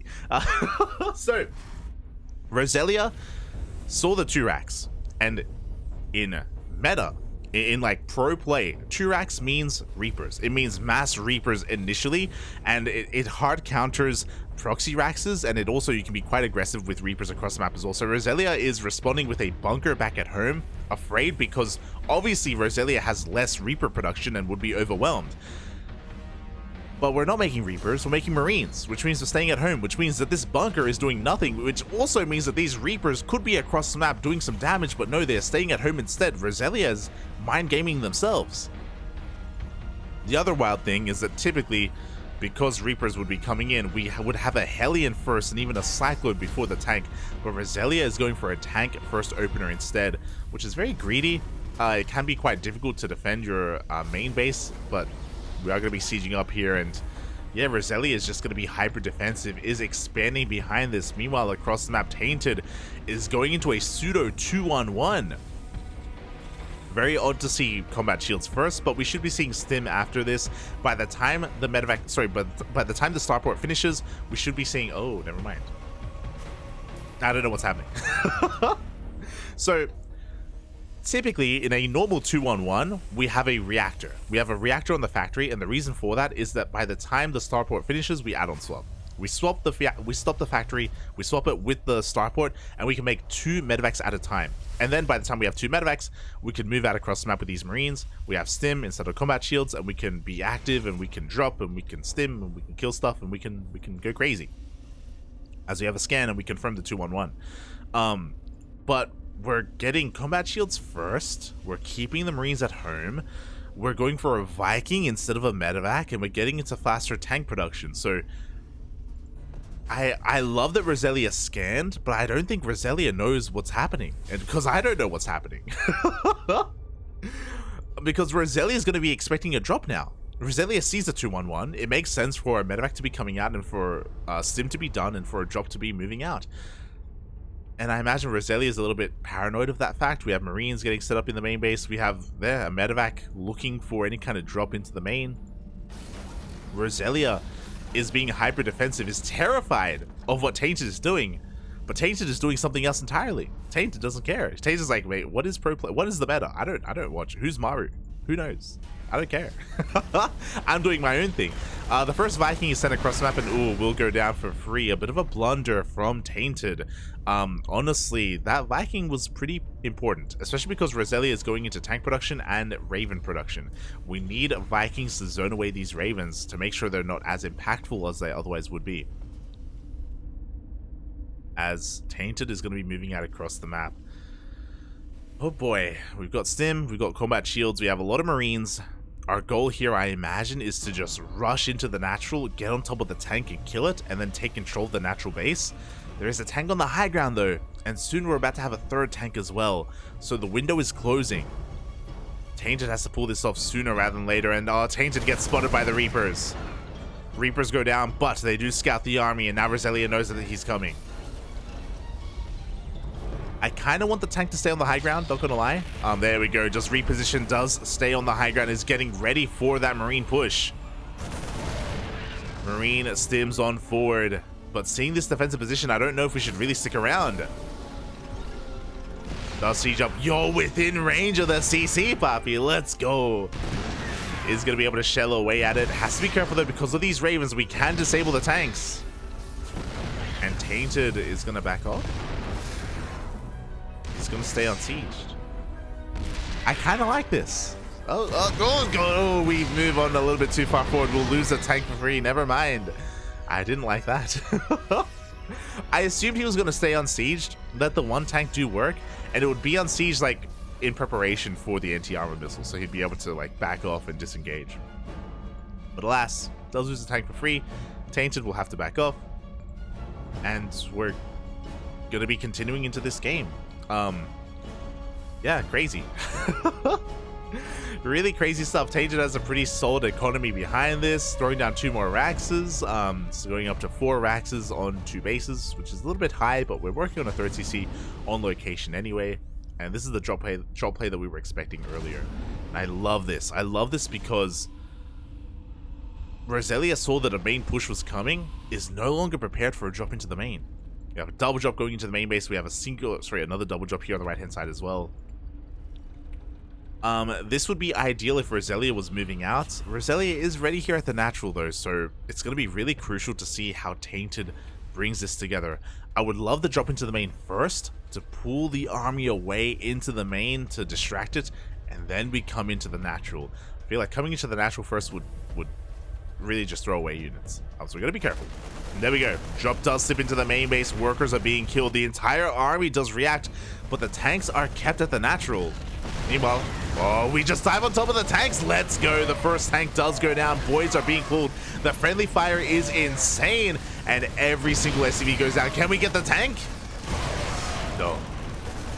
We will not get the tank, but we do get the entire mineral line. Meanwhile, here in the main base, ooh, it looks like the medevac survived. The Marines survived as well. A great drop from Tainted. And now Roselia is forced all in. Roselia has 19 workers, has 1 mineral line. That is it. Tainted is on 3 base economy, basically 3 base economy. Tanks are back at home as well. Do the tanks matter that much though? The problem is that we have Ravens. Every single one of these Ravens has enough energy for a disable. We can disable these tanks, and we can still break on through. This is still going to be close. As Roselia is all in, Roselia has the supply advantage. Tainted needs to realize what's going on. We need a siege, Papi. We need a siege. Tainted. Oh, he's focusing on a drop across time. He's killing every single SCV. That's great and all. He's forcing the all-in, but we roll in anyway. And Roselia will just disable every single tank. Roselia may not have an economy, but Roselia doesn't need an economy. The boys are pulled. They die all instantly. The Ravens reign supreme. This is why Vikings are important in this matchup as well. To stop the Ravens. To zone them away. And we're getting into a base trade. A base trade that I believe Roselia wins. We drop in. We lose everything. GG gets called. And Roselia ties up the series 1-1. Ooh, GG. Oh my god. This is a classic mistake that can happen. Where a player goes for a move, as we saw the double drop. We saw initially Roselia's economy was crippled, and that's it. That's all we need to do. The economy is crippled. The win condition now is to survive. But it's hard to really sometimes know the game state and be aware of the game state. And we saw Tainted went in for a second drop, an unnecessary drop. Did kill another mineral line, but Roselia was already all in.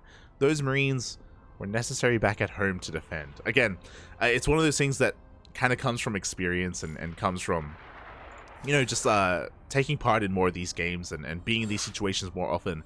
But after the initial drop, after Tainted did so much damage, all he had to do was come back home with everything he had and focus on defending the all-in, defending the counterattack. Clearly, Tainted was unaware about how much damage he had dealt and how dire the situation was for Roselia. Instead, went for another drop, which meant all those Marines weren't at home to defend. To be fair, even if those Marines were at home, that doesn't mean that they would have been that he would have been able to hold on anyway. It's possible that Roselia would have been able to win the game regardless, but it's just that to me was like a prime example of again not really being aware of how ahead you are in a game, and for as a result not necessarily going for the best move. GG, well played. We have a series, and that's what's important. I bring this up because this is something that Asher and we spoke about I want to say a week ago. I think it was during a different cast. We were talking about like game state and game awareness as well from players. I think we were maybe like looking to improve ourselves.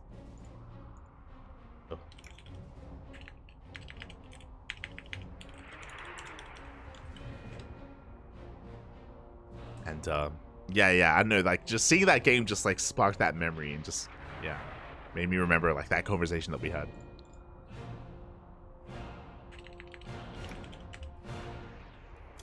Here we go. We're getting into game number 2. Game number 3 even.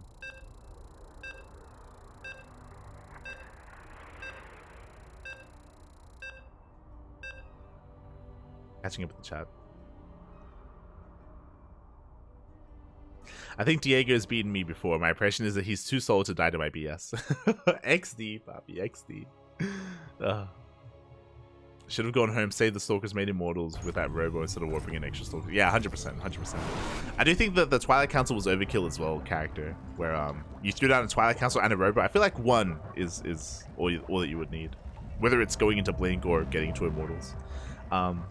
But regardless, we are now getting into game number 3, the ace match between these two players. And spawning in the bottom right-hand corner of Gressfarm, we have the South Korean Terran player representing all the weebs out there. It is Roselia. And spawning in the top left-hand corner, we have their opponents. We have the purple Terran player representing the NSH. It is Tainted. And we're going for a proxy 3 racks. I was going to say proxy 2 racks, but we do have a third SCV. This is weird. So in a TVT, proxy 2 racks is usually Mass Reaper. Because we don't have any gases, and there's a third rack, this is going to be proxy Marine. Very unorthodox here in TVT. I'm not convinced that this is going to work out, but I am ready to bear witness. So the reason why we don't really see this too often is because Reapers and Hellions can deal with this quite well and quite easily overall.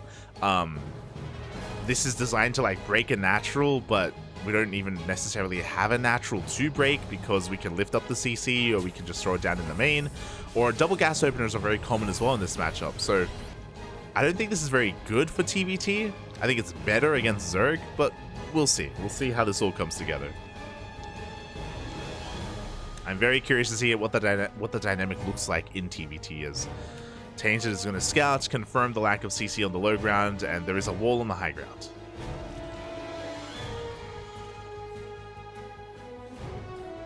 Meanwhile, Roselia with the SCV scout confirms the lack of gases and the lack of anything back at home. The boys are being pulled. Roselia does miss the boys, but Roselia should be recognizing that, yo, this is going to be a proxy Rax, a mass amount of Raxes, and even spots the lack of the lack of SCVs. The Reaper has arrived, already going to be grenading. Yo, that was a cancel onto the bunker, just thrown down a little bit too close. Backup bunker is on the way. The depot is burning down, and once we bust in, as long as we don't allow this bunker to finish, we can look to end the game. Oh, and there we go. The SCV will go down. We do have 2 Reapers now out. The factory is done. Boys are being pulled. Oh, and these Marines have to be very careful. Nice target firing on that Reaper. Wow, GG gets called. With both Reapers going down with the lack of bunker. Tainted takes the series 2-1. GG. Oh, let's go, Poppy. Let's go. The upset is real. Roselia, Rise Cup number 2's champion, falls in the upper bracket. Wow. GG, well played. Crazy.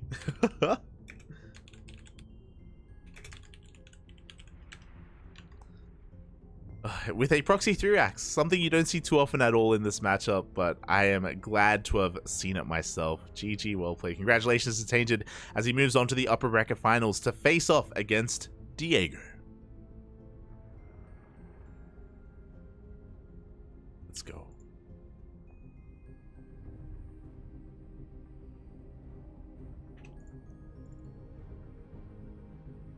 GG, well played. And with that, Roselia gets knocked down to the lower bracket to face ILikeTrains. There we go. Is going to be going toe-to-toe with the Train himself. Best of luck. Best of luck to Roselia on their run to try and reprise themselves in the lower bracket. Right? Oh, God. Just words, Papi. Just words. But yeah, we have a TVP before us. Let's go.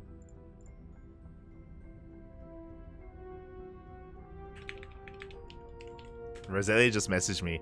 I slept 2 hours. My hand is not mine. Oh, Smurge, Poppy's like, get some sleep, Poppy. Get some sleep. Shaking my head. Shaking my head.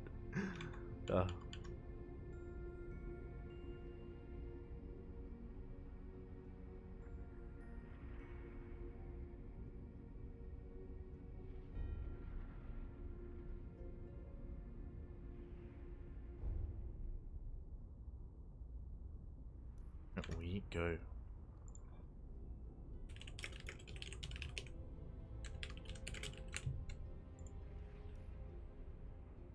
Players are just looking to conduct their vetoes, and then we can get into this.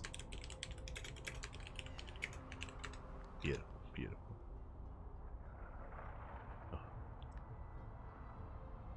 Oh boy.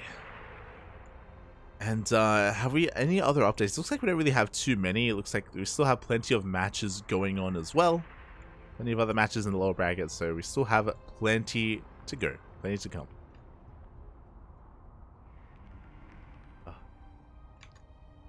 And yeah, we'll see how this all does come around. Meanwhile, ! Discord in the chat. True. If you want to join our Discord server, if you want to take part and be notified when some of these signups do get posted. That is all available for you, if you wish, if you wish. And yeah, I wonder, do we have any predictions in the chat here for how this is going to unfold? dEiGo has been looking quite solid as a Protoss player. Very cheesy as well, if you remember. They were able to bring down some Zerg players with DTs earlier, and we even saw 1-base 4-gate all-ins versus CharactR as well. dEiGo, quite an aggressive player. I don't think we've seen a macro game out of dEiGo yet. And I guess I can say the same about Tainted. We haven't really seen... We've been seeing a lot of aggression, a lot of 2-base play, really. Not too much 3-base play. Oh boy. See how this all does unfold. I'm just looking over at some food. I'm starving, not gonna lie. I'm starving, Bobby. I have some burritos. Well, I have burritos. I have the ingredients to make burritos, and I will definitely make them as quickly as possible after this cast. I long for it, Bobby. I long for it. Oh. Come to me.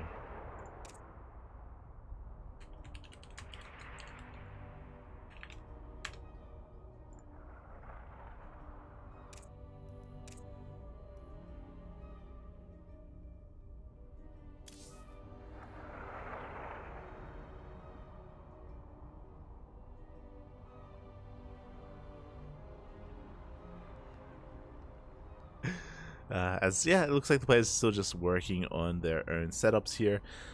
Shouldn't be too long. Shouldn't be too long before we do come out. And again, as a reminder to everyone, if you do want to take part in these tournaments, exclamation mark be in the chat if you want to sign up to the bracket itself.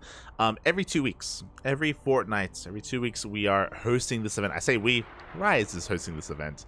I haven't even brought too much attention to that, but Rise is an Australian Protoss player. He is an ex-pro player at that. And recently, Rise has had the initiative to try and bring back some more community events. Some more community events here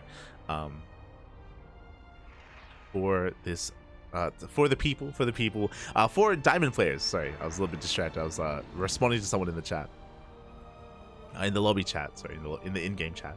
But yeah, for Diamond players and for more amateur players, and this is kind of a great way to get motivation to improve. You know, you may be a Diamond player yourself, and you know, yeah, sure, you ladder here and there, you want to get better, but if there's a tournament to play in every couple of weeks, you can be like, yo, you know, I want to strive for, you know, top 4 or top 3 or top 2 or win the entire thing, and it can help drive you to improve and get better at the game and want to improve as well, right? That's the big thing. And of course, ideally, it leads to you promoting and getting into Masters at some point as well.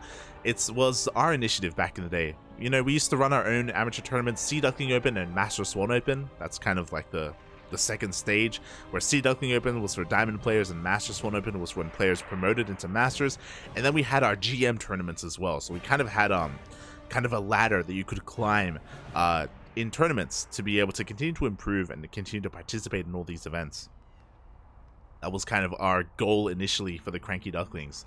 Obviously, our priorities shifted over time. We initially started focusing on amateur players and building up GMs, and then we shifted to having our own pro team and just casting major tournaments instead. But you know, that's still where we started. That's still kind of where we kind of our roots, I should say. Our roots do lie in amateur tournaments, and I would love to bring back our Diamond tournaments once again sometime. It's just, again, it just takes a lot of work. It does take a lot of work to bring back, but we'll do our best. We'll do our best. We used to host them every single Friday. Nowadays, our Friday schedule, our Friday time slot is filled up by WTL. But I wonder if we could bring back our tournaments when WTL goes on hiatus, because there's an off season. There's an off season for World Team League that will leave Fridays open. So maybe we can do like a seasonal run of our events. Something to think about. Something to think about. And you know what? When we aren't running our events, we got Rise. We got Rise stepping up. Oh, mate, Jesse stepping up and running the Rice Cup. Ugh, doing the Lord's work. Let's go. Let's go.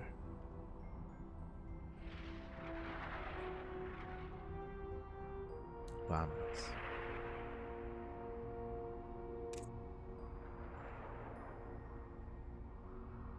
If only Jesse played more often as well. I haven't casted Jesse in a long time. Jesse will always go down in history as the player that took a game off of Hero at the start of the year. I think he may have been the first player to take a game off of Hero in 2023. In a tournament. It was crazy. It was crazy. Rise. Beautiful, beautiful. Some beautiful PvP was had. And here we go. Lobby has been posted, and we are looking to dive on in.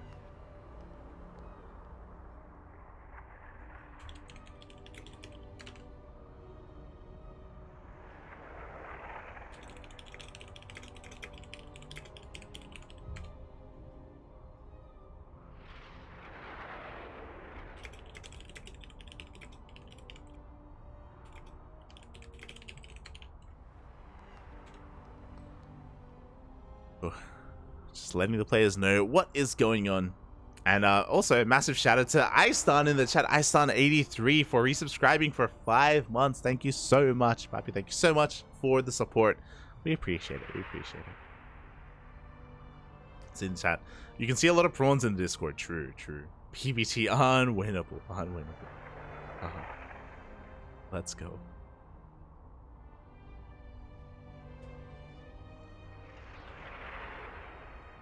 But thank you for subscribing. We appreciate the support. All the money that we make here on our channel does go towards the tournaments that we run and the tournaments that we do host. So thank you. Thank you. We appreciate it. I'm sure the players appreciate it as well. Thank you.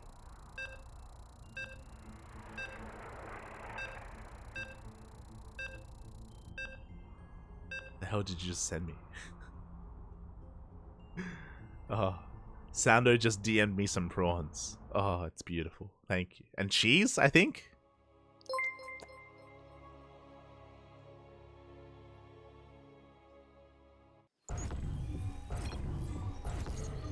Chat. I will unretire if you do. Let's go, Rowdy. Oh, yeah, Rowdy used to play in our diamond tournaments as well. Oh my god. Vamonos, papi, vamonos. As we are getting into this and spawning in the top right hand corner of Ancient Cistern, we have the Peruvian Protoss player representing the Latin American Alliance. It is dEiGo. And spawning in the bottom left hand corner of Ancient Cistern, we have his opponents. We have the purple Terran player representing the NSH. I keep wanting to say the NHS. God damn it. NSH. It is Tainted. Here we go. The upper bracket finals. The winner of this series moves on to the grand finals. The loser moves to the lower bracket finals instead. Both of these players still have a second life. They still have a second chance. But they don't want to use it. They don't want to use it. They want to get into those finals with a 1-point advantage. That is the dream. That is the ideal. Here we go. As initially we have dEiGo just being a little bit annoying, just tasing away at the SCV of Tainted. Just doing whatever damage they can. Could even try to get a kill on that SCV a little bit later on, if Tainted isn't too careful. But oh, that probe is taking quite a lot of hits, and dEiGo's got to get the hell out of there. It's gonna get the hell out of there. Ay, ay, ay. As the probe does race back home, and we are setting up for a Rax Expand. But this is Tainted we're talking about. And the last time I said a Rax Expand, he just went for a 2 Rax opener. So I don't even know. Don't even know. We'll keep an eye on him. Meanwhile, back at home, we do have a Gate Cyber Expand set up from dEiGo. Nothing too crazy. Bring back Steel Mold. True, true. And it is going to be a standard opener, a Rax Expand here from Tainted. It is going to be a CC on the high ground, though, so he's going to be playing this out very safe and sound. Is going to keep this hidden from any kind of early scout. And be very economic as well. Meanwhile, we're going to be going for a Reaper first, straight into that Tech Lab as well. Interesting choice here. Yeah, we're going to have a very fast Tech Lab and we're getting into a 3-Rax. Let's go. This makes a lot of sense. Marauder is on the way. Ooh, the probe does barely scout that CC. Does also see the Tech Lab researching on the Rax as well. So this is going to be a big tell here for dEiGo. He knows. He knows this is either a 3-Rax or a 2-on-1.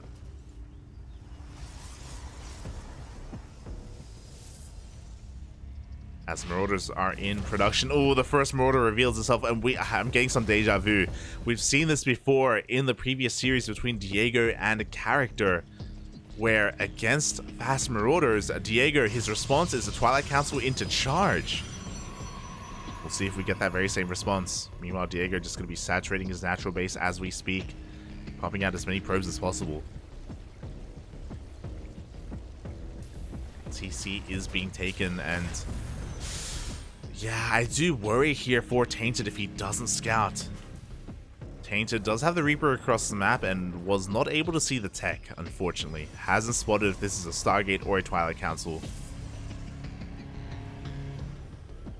Gases at the natural haven't been taken. Yep, there is charge. Deja vu.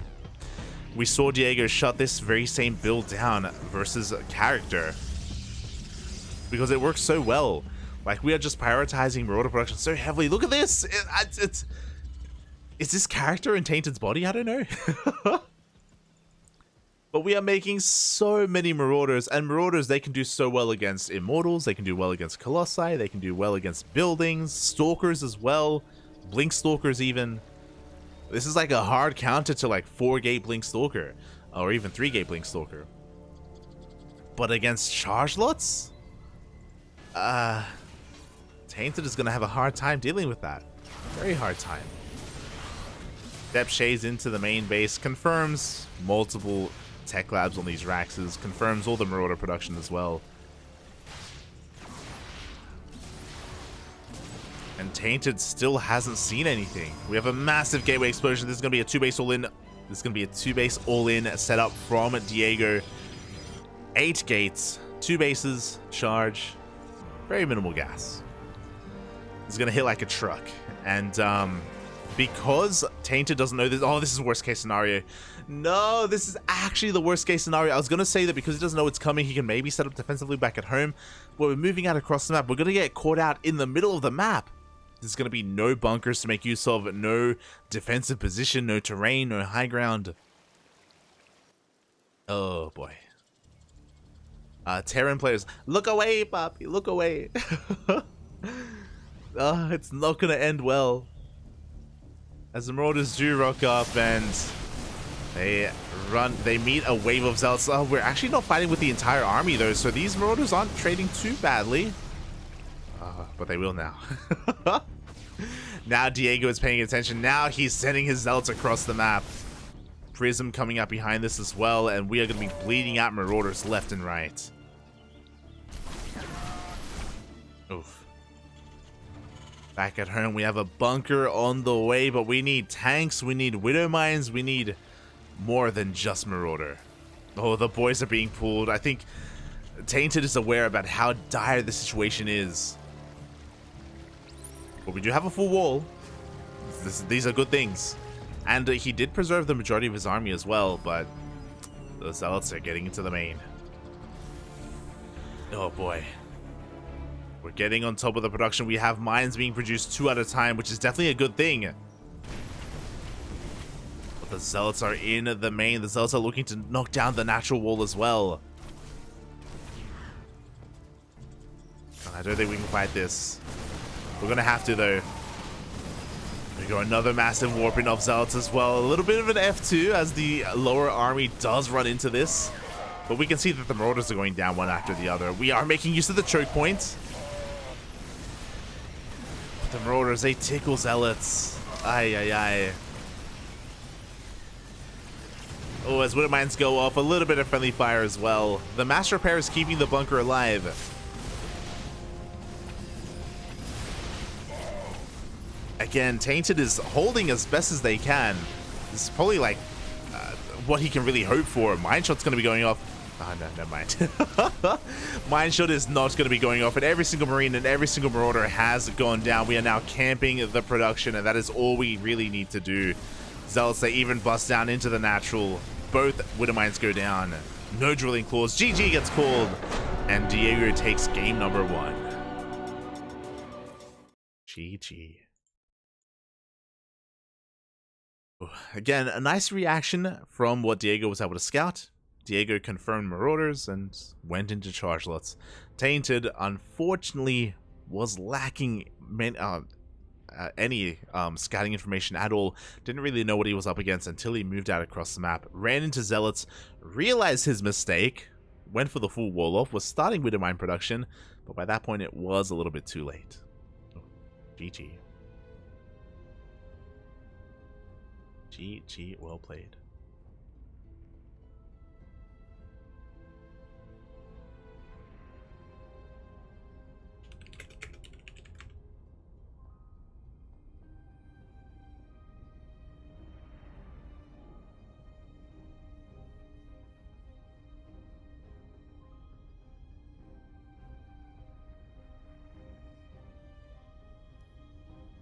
And it looks like game 2 is going to be taking place on Gressvan.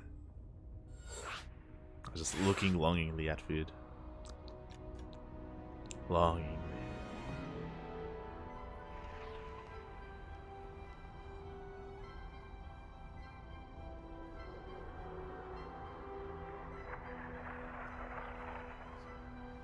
So Gressvan is going to be an interesting one. Quite a larger map. Relatively large map in the map pool. Because that can lead into longer games, but I don't really think that's what these players want. Again, I mentioned it before. I don't think we've gotten a single late game scenario here in this tournament so far. It's all about the 1 or 2 base play, and we'll see if Tainted can bring it back here and now. The last time we saw Tainted on Gressvan, he did go for a proxy 3 racks. Could do something like that again. Oh boy.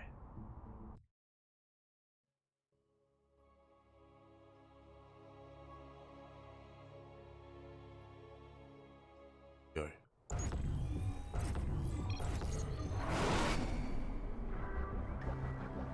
And spawning in the bottom right hand corner of Gressvan, we have the Peruvian Protoss player, currently up 1-0 in this best of 3 series, representing Team Latin American Alliance. It is dEiGo. And spawning in the top left-hand corner of Gressvan, we have as opponent, we have the purple Terran player representing NSH. It is Tainted.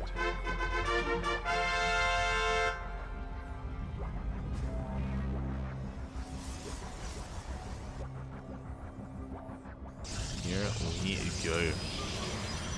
So we are getting into this, and oh boy, yeah, we'll see how this does unfold. This time Tainted is throwing down his racks back at home. You'll love to see it. No proxy here whatsoever. I do see the chat catching up. Concussive Shell is not bad versus Charge. In a regular game, I would agree. Like when I say a regular game, I mean like a mid-game scenario. But when we're rushing into Marauders like that, when that is like the entire purpose of our opener, and we're basically going for a 3 racks all in at that point with Marauders, ideally we're not facing Charge Lots, right? We're facing Blink Stalkers, we're facing something else. And Tainted, the reason why he moved out was because he was hoping to deal damage with his push. Just unlucky that he happened to, I say unlucky, I mean dEiGo was reacting. Because he went up against Chargeless of all things, he couldn't really make use of his army, and that's why he was on the back foot. So generally, I would agree, but specifically when we're talking about like the early to mid game, when we're going for these dedicated pushes that have to do damage, rushing into Concussive Shell Marauders like that just doesn't trade too well against Chargeless, unfortunately. Oof. But here we go. We are getting into game number 2. And so far, same opener. This is the exact same opener. We're going for a Rax expand into Stim. Oh, never mind. We're prioritizing Stim. We don't make the Marauder. This is looking like a different variation of the 3 racks, but a 3 racks nonetheless. And there we go. 2 more racks are thrown down. Because we're getting Stim first, this is looking like a more biocentric 3 racks. Interesting choice. So basically it's going to be just like the last game, except we're going to be having many more Marines instead, and we're going to be relying on Stim. Oh boy. Okay, so a bold move. Once again, this is about to be scattered by dEiGo. He's going to go across the map. He's going to confirm this. And he should know that he has to be relatively defensive here. Or active, I should say. Okay, he does go up the ramp. He confirms the CC on the high ground. Does confirm the additional Raxes and Stim on the way as well.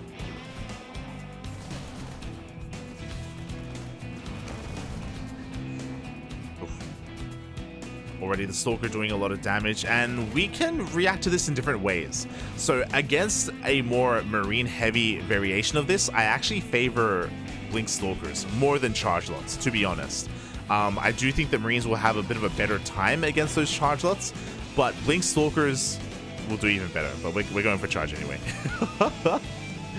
So the reason why Blink Stalkers do really well in this situation as a reaction is because ideally you have like a decent chunk of Stalkers here. With Blink, you can chip away at the Marines and you can force stims. You can force stims, and every single stim hurts the army because, well, we don't have medevacs, right? We don't have any longevity to these Marines. Oh my god, as we have a little bit of miscontrol and we lose one of those Stalkers. But yeah, any kind of Marine kill this early on is so valuable for the Protoss. The reason why Blink Stalkers don't work against Marauder Concussive Shell is because Blink is designed to preserve your Stalkers. Concussive Shell nullifies that. Concussive Shell locks down the Stalkers and makes sure that you actually kill them as they try to blink away.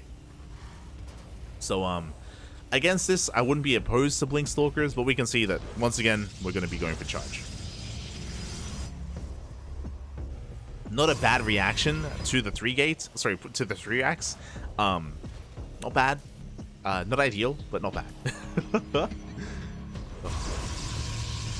Just kind of getting into like the different reasonings as to why some units work against some unit compositions and why others don't, right? As from here, we're already transitioning. Oh, interesting. Okay, so I do appreciate this. So looking at the units lost tab, we've already lost 4 Marines. You know, we've already been scouted. Tainted, instead of running across the map with stim and combat shields with mass Marines, he's actually going to be delaying his push. He's going to be delaying and transitioning. We have a factory and a starport already on the way, and we're getting into double NG base. We're getting into 1-1, into upgrades. So this isn't going to be a rush like what we saw last game. We're not going to be racing across the map with all these Marines. We're going to be taking a slower, like a bit of a slower pace here instead, which I do appreciate, because this time the army's back at home. We have 2 bunkers, and dEiGo is going to be pushing into him without Tainted losing too much. This is still going to hit like a truck though. Oh boy, this is still going to be insane as we have 8 gateways set up here for dEiGo. Once again, a 2-base all in. Prism is going into the main. We have a massive force here at the natural as well. We have 5 bunkers. The problem here, we have 5 bunkers. That's great and all. What's in the main though? Nothing. Oh, that's the biggest problem here, as the Zealots are slipping into the main base. They're getting into the mineral line as well. Workers are falling left and right. Marines are going to have to react here, but already workers are falling. We have to fight with the SCVs. Oh, without fighting with the SCVs, the Zealots are going to be able to get on top of every single one of these Marines. The stim is late as well. At the same time, Stalkers are knocking down the front wall. These Zealots are getting out of hand for the 2nd time. Again, the stim was delayed. We didn't really have a defensive position set up in the main base either. Tainted is getting pulled apart.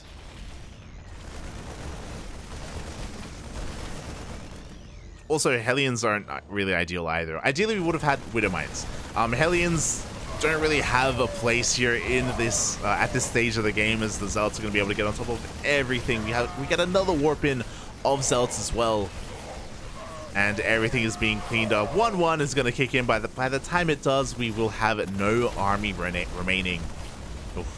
GG gets called.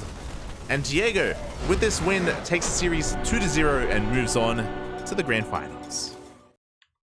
GG.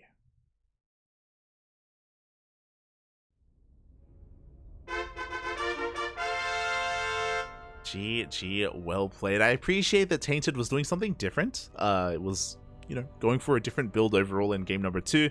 Slight variation on the 3-racks. But regardless, unfortunately wasn't set up in his main base. Just like game 1, we saw dEiGo recognize that the natural was looking very well fortified. It would be very difficult to just like A-move and just try to crush his way through the natural, so just avoid the natural, go into the main, warp in there instead. We didn't really have much there to defend.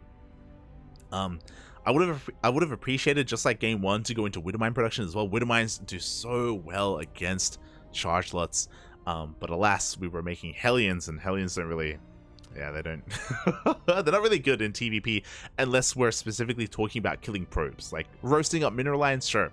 Hellion drops, they're a thing. They're definitely a thing. But when it comes to incorporating them into your main army, not so much. Not so much.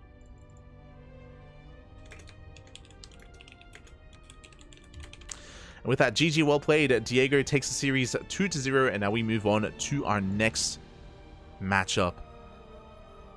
What's it gonna be? I believe we have some downtime. I believe matches are still underway. If we look at the bracket, exclamation mark B in the chat if you want to look at the bracket yourself. We can see that 2 matches are currently ongoing. We have Roselia versus ILikeTrains. They are both in game. And we have CharactR versus Kushie. Both in game as well. Oh boy. So they are basically playing to see who faces the winner against each other, and then the winner of that goes up against Tainted. So we actually have a lot of matches left. We have like 3 matches remaining. Jesus. Oh my god. As the bracket just got updated. So yeah, still plenty of StarCraft to come. Of course, we still have to wait to see who comes out of the lower bracket. Still have to wait for these series to finish up. But yeah, looking quite solid here. I honestly look forward to some of the rematches. When it comes to the players that have gone up against dEiGo, who do I favor? I don't think CharactR looked bad. I don't think CharactR looked bad against dEiGo. I think maybe a little bit more confidence, and I think he can do well. I would love to see Roselia against dEiGo as well. But I do think dEiGo is clearly the one to beat. Hasn't dropped a map at all this tournament. Pretty impressive stuff. Very impressive. I don't want to see a Zerg against dEiGo. I don't want to see a Zerg get DT'd again. dEiGo versus who was it? dEiGo versus Kushie was heartbreaking. Sorry, ILikeTrains. dEiGo versus ILikeTrains. It was heartbreaking, pap. It was too much, pap. Too much. Seeing Zerg players die to pure DT was not something that I wanted to see, and I never want to see it again. So GG, well played. So yeah, with that, we just have to wait for a couple more matches to finish up before we jump into them. I'm not really too fussed about which one we get into. I'm happy either way, whether it's CharactR and Kushie or ILikeTrains and Roselia. I'd be content with either one. So yeah, I guess until then. Oh, that's the wrong button. There we go. Until then, let's get some food. We're going to be going on a short break. When we return, we will have some more StarCraft for you. We'll have the rest of the Rice Cup. Again, we apologize for the downtime, but this should be the last time we go on a break, just because from here, all the other matches should be lined up. We already have players waiting for other matches to finish, so yeah, should be smooth sailing from here. See you soon. And this may be a short break as well, because the players just came out. God damn it.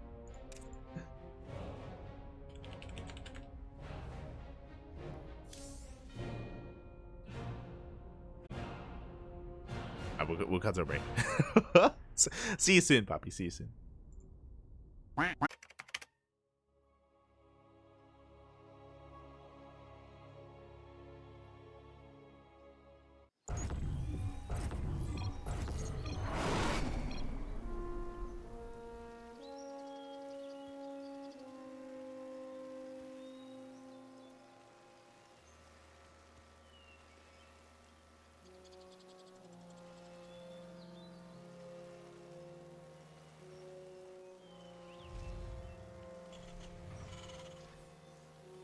And welcome back. Oh my god.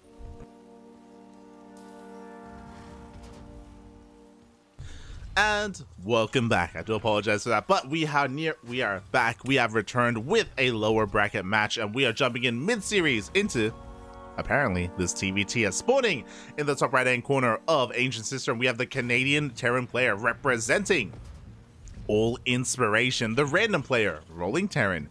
It is CharactR.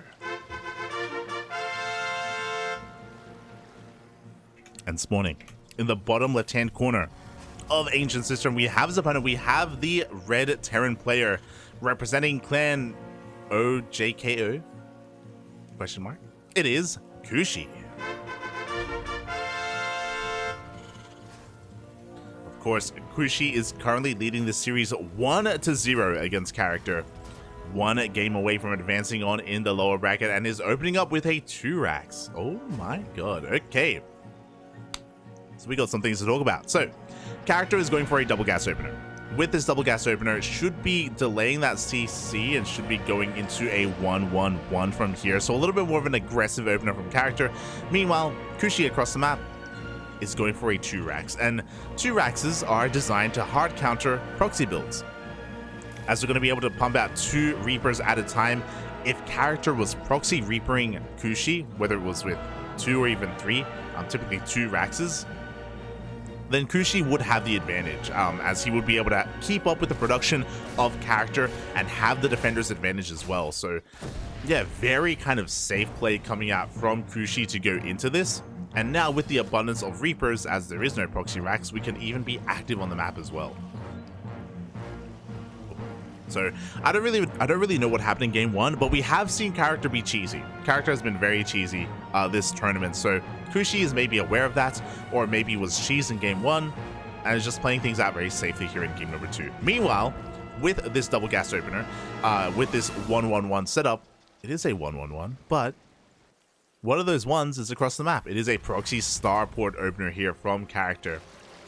So the idea behind this, we are pumping out Hellions, we are pumping out Reapers. Oh, but the Reapers do bypass units of character and they get into the main. Oh, not too much economic damage. Kushie wasn't able to scout the left-hand side of the main base. If Kushie got into the main completely, then he would recognize that we are missing something, that we are missing the starport, as it is going to be a proxy Liberator. So ideally, this all hits together. We have the Reapers and the Hellions trying to punish and distract at the natural, and then the Liberator goes into the main, like a multi-prong harass. And so far, Kushie hasn't been able to put together the pieces. Was able to kind of scout the main, but not really. Supply depots are required. As character isn't all in, is going to be expanding behind this as well. Meanwhile, we do have our setup here from Kushie, and from our 2-Rax, we're going into our factory, so we're getting into a bit of a 2-1-1 opener. Marauder initially. I love the Marauder just to be safe against things like Hellions or things like Cyclones even. Marauder does have its places. Oh my god, we're just memeing it up! Character is going for a fusion core, which means we're probably going to get a tech lab, and we are going to be going for proxy BCs in TBT. He's an animal. He's crazy. Liberator does siege up in the main base. A couple of SCVs are going to be going down, going to be pulling away the army at the same time. The Reapers and the Hellions are looking to dive into the mineral line. They can run past the bunker, and they will. Meanwhile, the Marines are busy dealing with the Liberator. They will kill it. 6 SCVs have already gone down, and we're going to get a couple more. 8 SCVs. Kushie's economy is in the dumps right now. He's down to 18 workers, but we have mules. We have double SCV production. Character is still technically on 1 base. But does that matter? Because we got the 1-2 punch. You know, we got the Lib, we got the Hellion Reaper, and then we got the BC. The first BC is in production. Proxy BC in TBT is something that we don't see too often. We saw a little bit of it on Data C. If you remember, Data C was a map where Gumiho and Maru were playing around with Proxy BC, so it has been done before. But yeah, it's quite out of left field. It's quite wild. I worry. There are a lot of Marines. Stim is going to finish up in a couple of seconds. Vikings are on the way as well. Why is there a Viking? Well, we just had a Liberator, which means we know that there's a proxy starport, right? So very smart of Kushie to invest into this Viking. But from here, we're going for an add-on swap. We're getting into medevac production. So, I mean, there's no reason for Kushie to believe that there's a committed proxy here. Like, there's no reason for him to believe that there are BCs coming. So he's not quite ready for this. But I do think we have enough Marines to deal with this. It's going to be an interesting dynamic. I'm ready. BC does rock up. He's going to be able to focus on the first Viking relatively easily. Viking gets a couple of hits in. Ooh, third CC will be delayed, and the BC goes straight into the main, but the Marines are coming in from behind. There we go. They do go for the stim, and are they going to be able to focus on the BC in time? Up, up, up, up. And it looks like they barely will. BC is forced to recall back home. Meanwhile, what did we really lose? We lost 2 SCVs. We lost 8 SCVs earlier. We lost the Viking and 8 Marines. Well, that was a lot of Marines going down, to be fair. But that could have been worse, you know? Kushie does hold. Meanwhile, character is only making 1 BC. Interesting. Now, I would have liked it if he committed. Commit to the meme. We made a fusion core. Why not just make multiple BC? Why not get Yamato? Why not make a second starport back at home, which we did, by the way. We're going double starport. My god. We're only making use of one of them, but we have the potential for multiple BCs being produced. Just commit, right? As Kushie is going for his 2-1-1 drop again, because of this opener, it does lend it towards this. It is a little bit delayed because of the BC, but it is still pushing out across the map, and this can be dangerous. What do we have at home to defend? We have a tank on the low ground, we have a cyclone, we've got a couple of bio units. We're going mech. Oh boy, the tank in the main is looking very vulnerable here as we do go for the drop, and we're going to be able to land on top of the tank. Boys are being pulled. The tank will go down. The rest of the army is attempting to react here, but we have control of the skies. Kushie can even land the Vikings. Won't quite go for it. Will be cleaned up. Was that worth it in the end is what I wonder. Meanwhile, the BC is racing across the map as we speak. Meanwhile, thank you so much to AsherBro for the raid. Thank you so much. Hope you had a great ladder session. Hope you had a great stream. Welcome to the nonsense that is this game.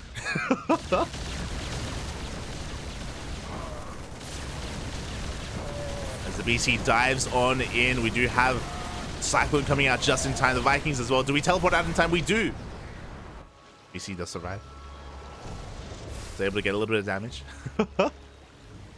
17 kills on this BC, not too bad. Was able to shave off quite a lot of Marines in the end. Meanwhile, we're still not making use of the starport. Feels bad, man. We are transitioning into mech. Blue Flames is on the way, multiple tanks as well. And yeah, that drop unfortunately didn't do too much. Was able to kill a tank, but we do see CharactR was able to preserve their SCV count for the most part. And we're getting into a longer game. I was talking about this earlier, how we didn't get a single like third base saturated up until this point. This entire tournament has been 1 base all-ins or 2 base all-ins. That's it. That's the entire tournament. But here, between CharactR and Kushie, we're getting into a late game, or at least the mid game, I should say. Which is more than I can say about any other game we had so far. Far more.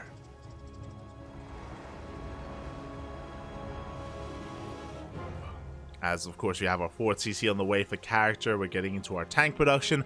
Unfortunately, this is going to be a slower style of mech. It is not going to be, you know, battle mech or anything like that. No Ferrari mech. Just tank Viking. Hellion. You'd love to see it. Let's go. Aye, aye, aye.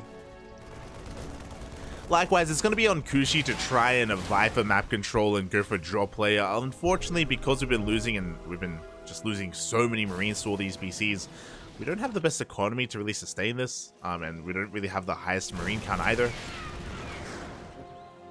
I feel like we've been missing a couple of SCV cycles here. We're actually supply blocked. Ooh, Kushie. A little bit unfortunate as we are lacking in the depots. Maybe forced to throw down a high yields depot. What's it called? Pull down supply, that's it. Oh, as we're still going to remain supply blocked, actually. We call down some mules instead. Tanks dipping in towards the natural base. Going to be killing some workers, breaking Kushie out of that supply block. You love to see it. There we go. 2 more depots. 3 more depots are thrown down. But this is dangerous for Kushie to get supply blocked in such a manner against a meching player like this, against CharactR who now has a worker lead, has a better economy, is getting a larger army as we speak. It's a scary thing. CharactR's even taking a ninja base, like a pseudo ninja base. Jesus Christ. At the same time, Blue Flame Hellbats run by, or Hellion run by, is into Hellbats. Oh my god, something you don't see too often, but SCVs are pulling left and right. Kushie's entire army is across the map. Reinforcements will clean this up, but Kushie is sustaining even more SCV losses. Yo, but with a solid sim, we can shut down this CC. Oh no, but the Hellbats are getting more damage. CC will go down, but the Hellions do just drive into the natural, and SCVs are just being roasted left and right. We go for a Doom drop into the main base, but no, we're dropping into Vikings. Oh, the 4 medevacs are going down. That is it. That is the entire army. Ooh. A little bit slow to unload and a little bit unwise to commit to the push. BC teleports across the map and there just isn't much at home to defend. Ay. BC should finally die. Oh, I spoke too soon. The BC survives. GG gets called and CharactR will tie the series 1-1. GG. Ugh.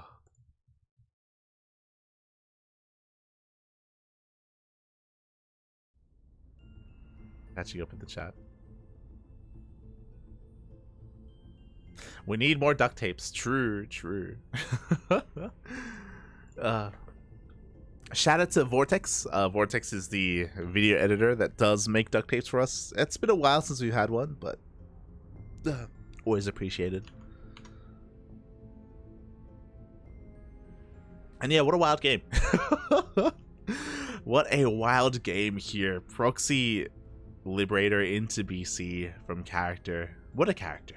The BC even survived the entire game. Survived the entirety of game 2. Shaking my head.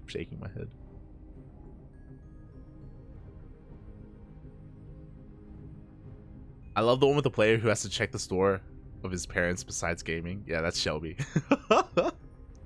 I love Shelby. He's beautiful. Shelby is a Peruvian Terran player. And he often looks after his family store, his family convenience store. There's a duct tape dedicated to him.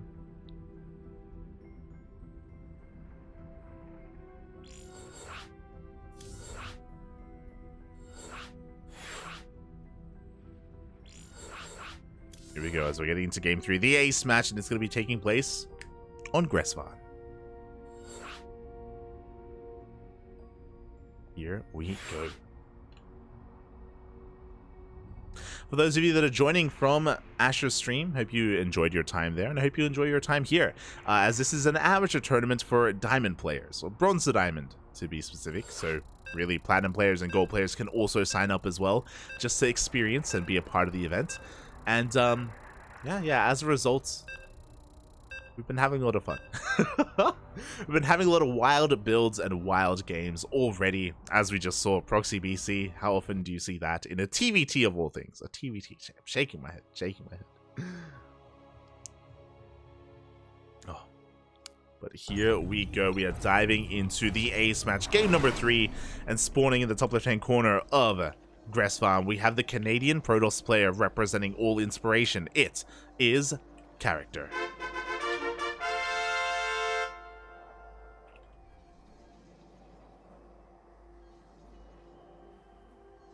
And spawning in the bottom right hand corner. We have his opponent. We have the red Terran player representing clan OJKO, or JK. I think that makes sense. It is Kushie.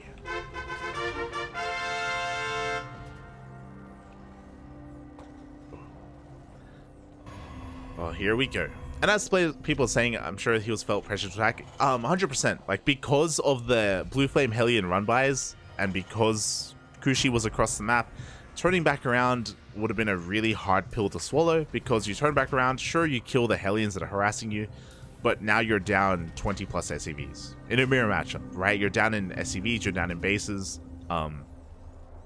The Hellion counterattacks from CharactR were doing so much damage and forcing Kushie all in, basically.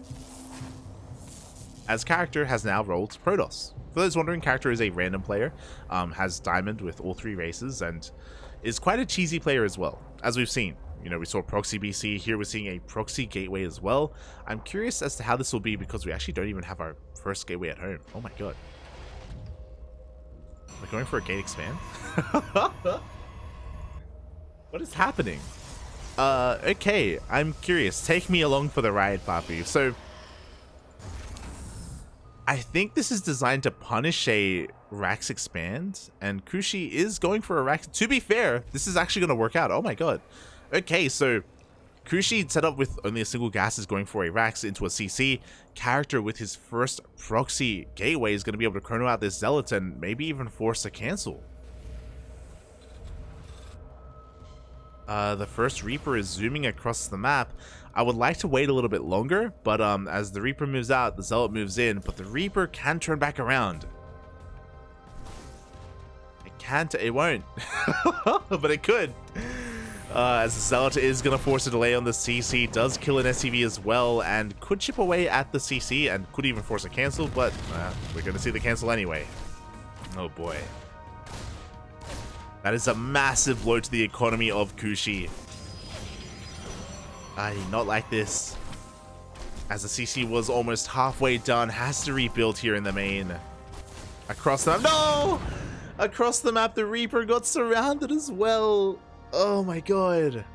There was nothing to contest this Reaper. The production is out on the map, but the Reaper got surrounded. Character is safe and sound back at home and is free to just keep the pressure up. Stalker is on the way. Zealots, again, did what they had to. They cancelled the CC. And now Kushie is responding with the 3 racks. Oh boy.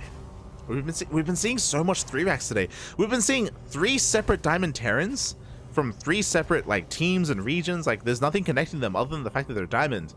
And all 3 of them have gone 3 racks in TVP. It's crazy.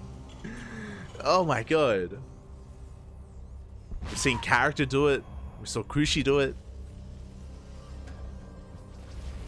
We saw Tainted do it. Aye. Alright. Well, with this, of course, we're going to have abundance of bio units. We should be getting a stim shortly as well to move out across the map. We'll see how this does unfold.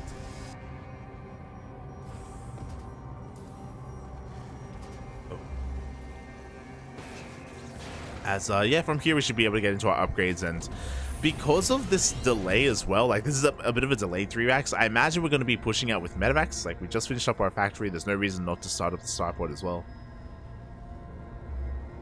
As we should be seeing it momentarily. But before that happens, Character is going to be looking to delay this CC, and these are vanilla Marines. They can't really contest against these Stalkers too well. The Stalkers, they outrange them, they can bully them away. And we can see that, again, vanilla Marines, they just can't do much about this. There's no Cyclone, there's no... Oh my god, we even force field the ramp. Unnecessary, to be honest. The force field would have actually been better to cut up the army and keep Marines on the low ground, but regardless, we do see Character just taking control of the natural. Kushie does have a Marauder, and that will change things. Ooh. But the Widowmine goes down. We use a scan as well. Maybe a little bit unnecessarily. Maybe a little bit of pressure and stress on Kushie as we speak. As he rushes on forward, gets a Zealot. And it looks like Character will give up this position. Doesn't want to risk trading here. Understandable. Back at home, Character is transitioning into charge. We've got gateways on the way, a gateway explosion even. Character may even be taking a little bit from dEiGo. How many gates? That's the question. 6 gates so far. 3 being made. Sorry, 3 already done in the main. We've got 2 more on the way, and the 1 out on the map as well. So 6 gates in total. Did I say 6? I meant to say 8. Because this is going to be a 2-base, 8-gate all-in. We go for a scan into the main base, but ooh, not the best placed scan here from Kushie, as he doesn't quite see everything. Gets eyes on the Robo, gets eyes on some of the production and the gases, but not all the gateways. Kushie is in the dark. Oh boy. And Character is about to hit like a truck with these charge lots. We should be seeing a prism soon as well, so we can reinforce across the map. That's one thing that we are lacking here. And Kushie himself is looking to move out. There's no third CC, only 1 NG bay. Oh, a couple of SCVs are stuck. No, they're stuck. Get them out. Lower the depots. Kushie's moving out, and so is character. The two ships, they pass in the night. I do think that with another warp in, character should be able to overwhelm this army, but boys are being pulled. Kushie knows he's all in. We could end up in a really weird base trade. Problem is that character can always recall. We can recall back home. As we go for a bit of a scan, character rocks up here at the natural. The natural base is going to be going down. At the same time, Kushie rocks up to the natural of character. And likewise, that will also... Oh, we have the recall! Ooh, did we recall enough though? The boys are being pulled. The sentries are out. Show us the force fields. Oh my god, the mines go off on every single one of those probes.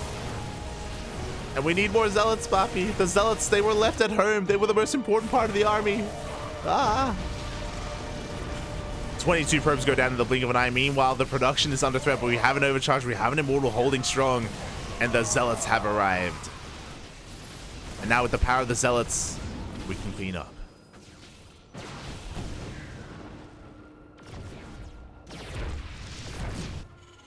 Now, after all said and done, who's in a better position? Kushie has a worker lead, is stuck on one base though. That's the problem. Character, even though character lost a lot of probes to those Widow mines, like it was crazy. Every single probe went down. We can rebuild 2 at a time. 2 at a time we can rebuild.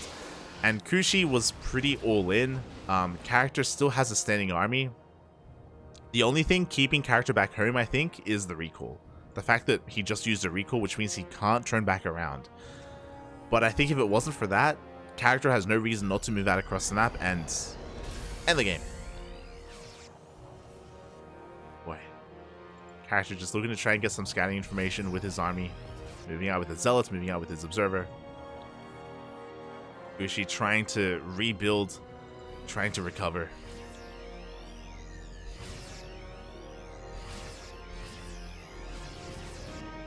The army will be confirmed back at home, and this should give character the freedom or the confidence that he needs to move out, because again, he can break this. I also just realized that we have an NG wave, but we haven't started any upgrades.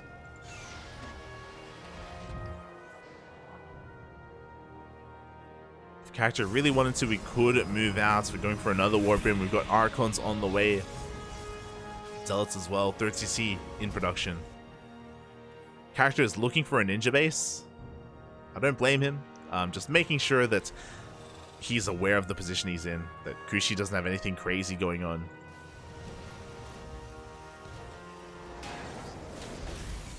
From here, the game is gonna go on. Oh. Boy, here we go. We didn't even finish up the tower to take down that observer. Cheeky move there from Kushie. Oh, as the Stalker does randomly get patrolled in as well. We'll actually be able to escape. Run back home, Papi. Run back home. And yeah, we'll see what like character. There's no reason not to get a 3rd, right? We can just take a 3rd base from here. We can macro, or we can just double down and just go for another big push. One or the other. For the time being, character is kind of not going for anything. We're just kind of being idle here in between our bases. There we go. 3rd base is now on the way.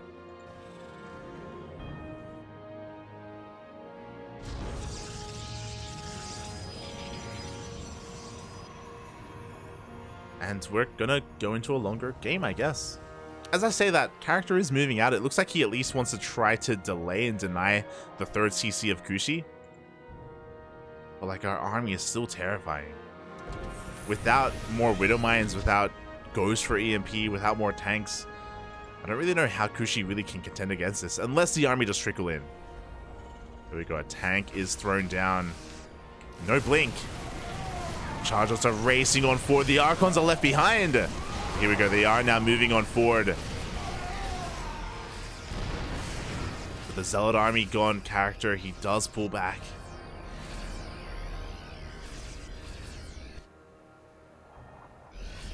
And yeah, we're just going to be getting into a longer game.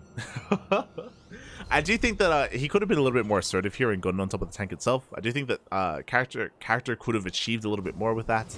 But it doesn't quite matter. Like, you know, it's fine. We're backing off. We're just refining our army, getting our 3rd base up and running. Things are kind of stabilizing from here. And this is going to give Kushie an opportunity to come back. We're going for a double drop in towards the main base. First, we're going to be clearing up this proxy. That will let character know now that there is a drop active on the map. We still don't have blink either. Bear that in mind. I'm concerned about that. With no blink, that means that Kushie's army could even clean up these stalkers, like if they go head to head. Kushie's going to be rotating over towards the south instead.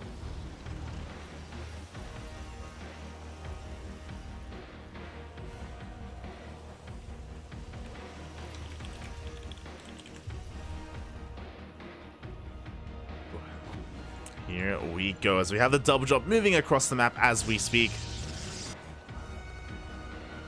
Gonna be trying to find some damage, trying to pull character apart. I do think that in a head-to-head engagement, character still has a pretty terrifying army, and oh my god, he's throwing down pylons all over the place, just trying to make sure he gets eyes on any kind of drop moving out. Doesn't have any vision here towards the south though.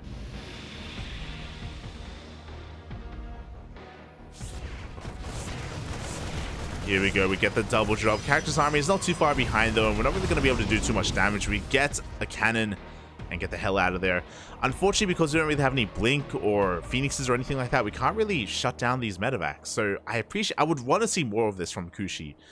Recognize the weaknesses of character's army, charge out Archon mainly, and go for constant drop play. Because there's nothing that character can really do against that. And I think character is aware. That's why we're throwing down cannons. Look, cannons, shield batteries at the natural, in the main. Character is aware that maybe he's a bit of a slower player. Maybe he can't keep up with drops and he's relying on stack defense instead. And that can be taken advantage of.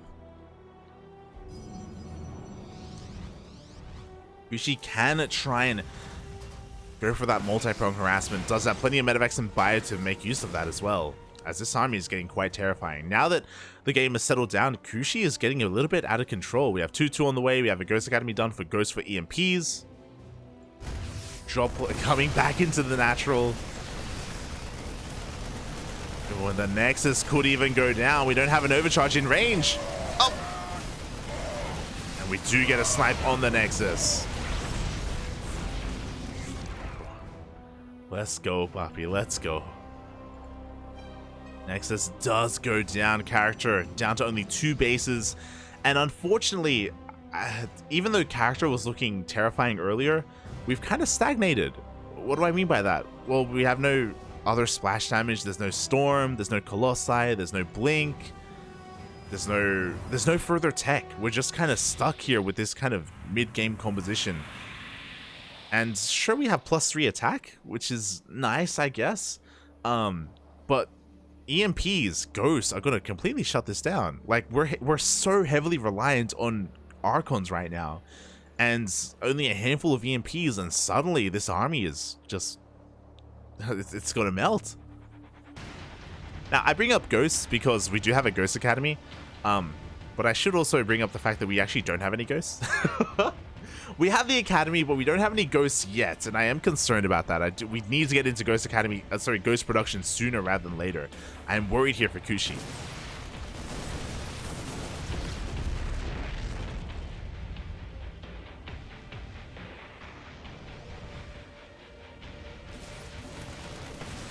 I am concerned as character is moving out with a pretty massive army. Kushie is maxed, but a lot of his supply is tied up in these tanks, and the tanks are not going to be a part of this. Uh-oh. Your character is looking to catch that army. Is coming in from behind. Again, Kushie being caught out without half of his army, essentially. It's just stimming, just running away. Is going to be able to take down another one of these Nexi.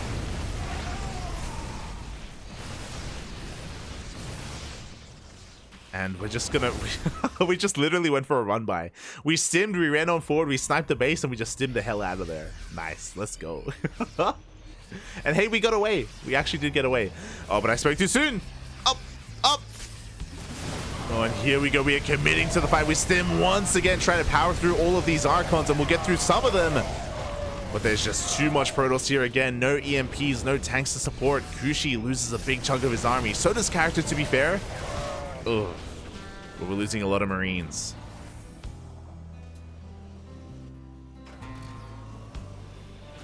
It looks like Kushie is looking to reposition his tanks. with the tanks, with the support of the planetary as well, I do think that Kushie can take a fight. Oh, boys are being pulled. The planetary goes down in seconds. Jesus, those immortals packing a massive punch.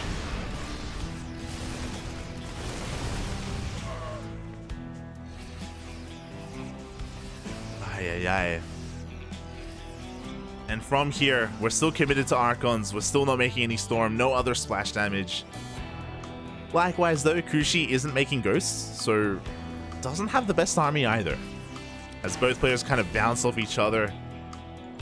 Character, though, still struggling to regain his economy. A little bit oversaturated as well in the natural. As Kushie is moving on out. Expanding behind it, you love to see it. This time with tanks. And now that we have tanks, we have so much more staying power. We have the backbone of the Terran army here on the front lines. And I'll be honest, I don't really know how character can push into this. I don't know how this ground-focused army can push into 8 tanks. Especially without too many zealots. Speaking of zealots, they're going for a bit of a counterattack, but no reinforcements back at home are going to be able to clean them up. Character looking for another way in.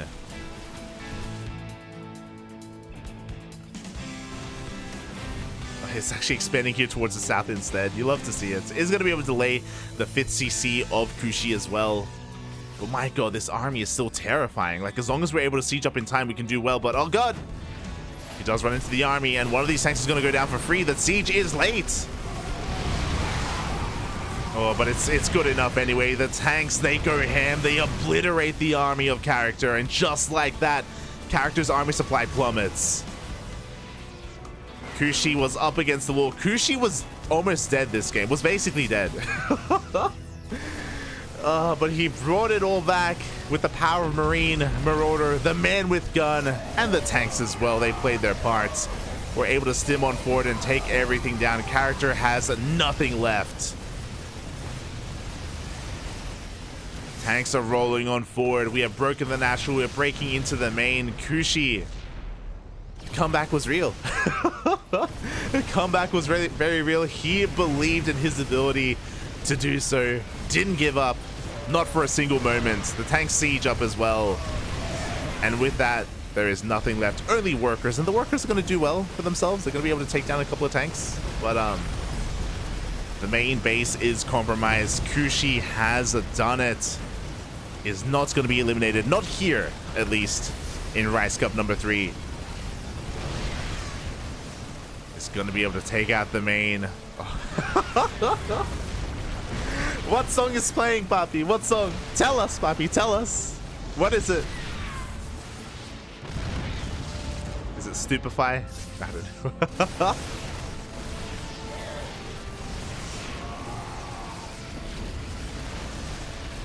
Characters, he's into some metal, I know that.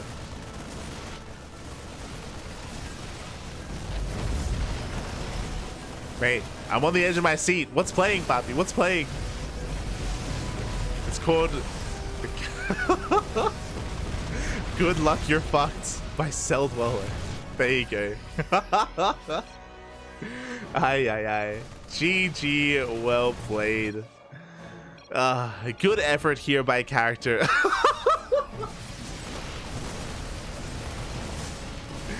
Good luck in the next game. You love the bands.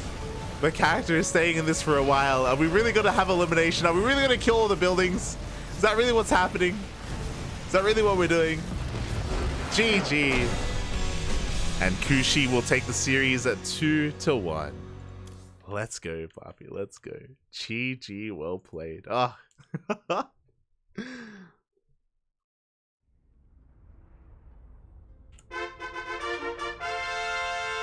Wow. GG, well played. Good. 2-1. A close series overall, and Character had such an advantage early on. character had such an advantage early on. I mean, we can even look at the in-game army graphs here as well. You can see how far ahead character was for a good portion of that game. Between the 7-minute and the 12-minute mark, character had such an absurd amount of supply compared to Kushie, but he wasn't able to make use of it. He wasn't able to really flex it either. He gave Kushie a lot of respect, backed off, and let Kushie get back into it. Wow. GG. GG. And also, of course, we mentioned it as well, character wasn't really taking up his army. He was just stuck on Charged Archon with +3, you know, didn't diversify, didn't take up into Sky Toss or more robo-heavy composition with Disruptors or Storm or Colossi or anything else. Nah, mate. Didn't need it. GG. GG. GG, well played. And up next, we're going to be getting into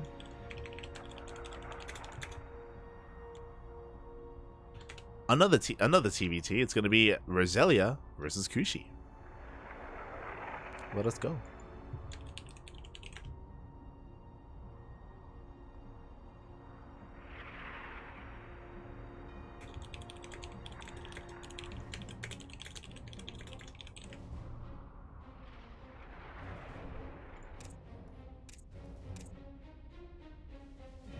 Oh, here we go. The TVTs, they do not stop. We had one earlier, if you recall.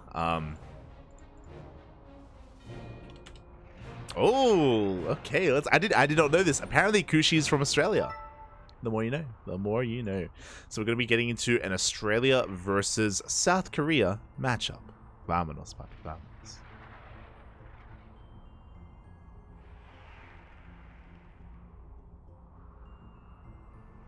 Oh, the clan is called Jedi Knights. Okay. Cool. Is that an Australian clan? Maybe some of the other Aussies can shed some light on that.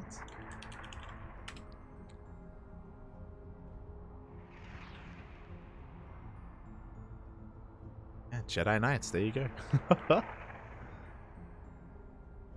Who's on this clan? We've got quite a number of players. Radair. Yo, this is an Australian clan. I know these people. There's Radair, there's Sandman. I mainly just know Radair. But yeah, it's really cool.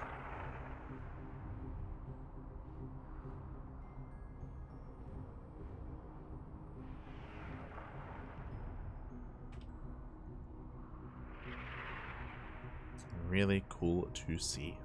Alright. Players just conducting the videos and then we can jump into this. Looks like Roselia, we're getting into our vetoes. Roselia is going to be vetoing out altitude. We'd love to see it. Both players get 2 vetoes each. Then we have 3 maps remaining. Are we ever going to see Neo Humanity today in this tournament? Smooch.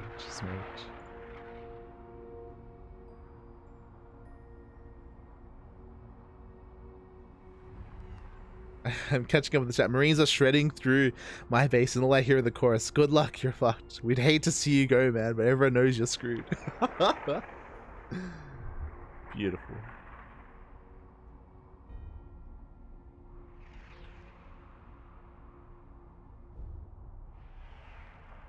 See in the chat, the suspense, Papi.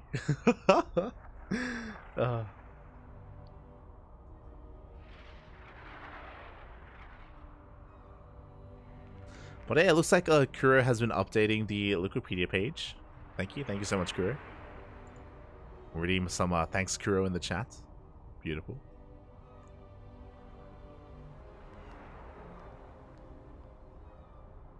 As we are just catching up here. Yep, we have Tainted from the land of the Americas, Diego from Peru, Roselia from South Korea, and Kushie from Australia. 1 Australian player left in this tournament.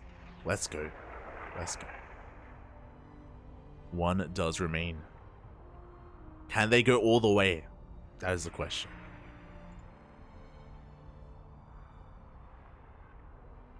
Also, I'm getting concerned because we have 3 matches left. We have 3 matches left, and we got 2 hours until WTL. Oh, it's gonna be close. Can I eat today? I may. You know what? I'm gonna message Kuro.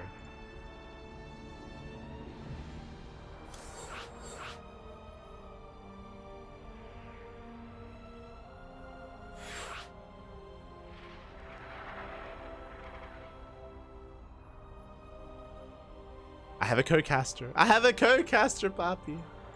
Let's go. Okay, so I'm soon gonna have a co-caster join me. In a moment. The beautiful Asher is gonna be getting some food, and then when he returns, he'll be joining me here on the casting couch.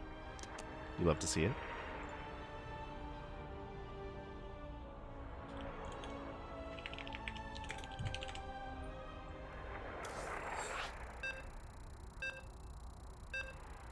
Oh. Are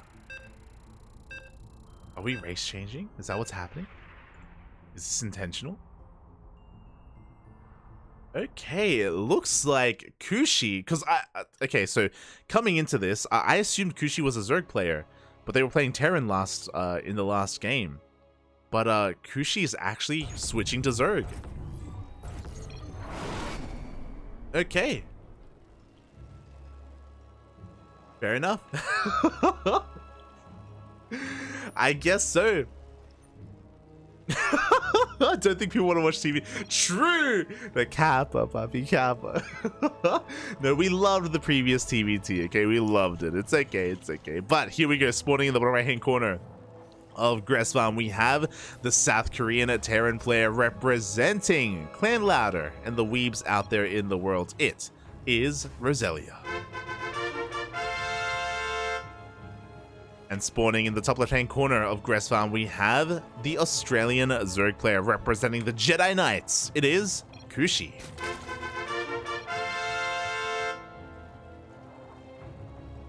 But yeah, interesting stuff. So apparently Kushie is diamonds in both Zerg and Terran. At least Diamond 1 anyway. So yeah, has decided to switch to Zerg.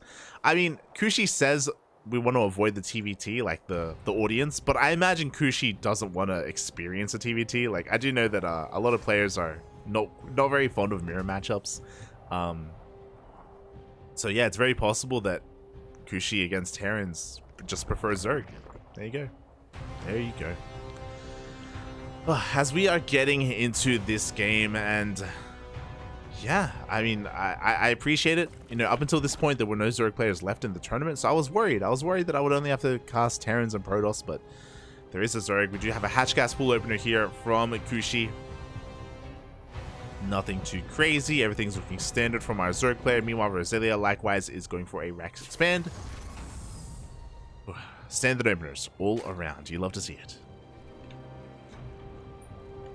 Standard openers, Papi. Standard openers. And from here, Kushie's going to be setting up for a third base as well. Interesting. Kushie doesn't pull out. By the way, am I being too critical? But yeah. Kushie doesn't pull out. Going to be going for these two queens and go straight for the third base as well. Everything's looking normal. We have our hatchery on the way. We're going to have an abundance of gas to work with, and we can see that Kushie is banking up over 100 gas here, so maybe slipping up a little bit because of the Reaper. One drone is going to be going down already. This Reaper going ham in the main. Can we get a second drone? Oh. Well, only one drone for the time being, but that's already some good news here for Roselia. Meanwhile, still no link speed. This is really late, or a really late link speed compared to how much gas we had to work with. And there we go. Looks like Kushie has recognized that and is pulling out of gas, recognizing that he has a lot of it. Doesn't quite need it. Behind this, we get into a 3cc opener as well. Very standard play, 3cc 111 from Roselia. Or a 3cc before starport. So a very economic opener from Roselia as well. We're getting into a normal game. I think this is the most standard game that we've gotten so far out of the entire tournament. I mentioned it before, but so far, every single game we've been seeing 1 base all-ins or 2 base all-ins or just hyper cheese and hyper aggression. We saw the TVT earlier where things kind of settled down into like 3 and 4 base play, but even that had a proxy BC in it, you know? So even that was crazy. But now, finally, we get ourselves a really standard early game. Nothing out of the norm at all. Getting into our third CC. We are missing our starport is very late for Roselia. Oh, that's why. Oh no. I was like, the starport should have been well on the way by now. Something is wrong. Something is missing. I see what it is. Roselia is going mech as 2 more factories are thrown down, and we're going into battle mech from here. So this 3 factory production can hit very hard with Hellions and with Cyclones. It's going to be very crucial for Kushie to scout what's going on, as Kushie is going into +1 melee. Interesting starting upgrade here for Kushie. +1 melee is typically not so good against bio-based compositions, but it is what the upgrade that you want against mech. So by happen chance, I don't think it was on purpose, but Kushie is kind of setting up well for this. In a way, a Roach Warren would be nice as well. Kushie, of course, still has very limited information. Once the Cyclones get revealed, that should be a tell, enough of a tell for Kushie to realize that they're up against mech. As Kushie's going to be dipping in with his Lings. Oh, did he see the Cyclones? Doesn't matter. We see now why we went for +1 melee. Kushie is cutting workers at 49. 49 drones is all we need. We have some gases in the main. Looks like we're saturating the third, but we are making a lot of Lings. We are making far too many Lings. These Lings could have been a 4th base. They could have been drones. We're scared of something. I assumed that we were going to hit a timing with +1. I thought we were just going to like flood across the map. And I still think that. But we're also getting the 4th. And we're also droning. So we're getting some mixed signals.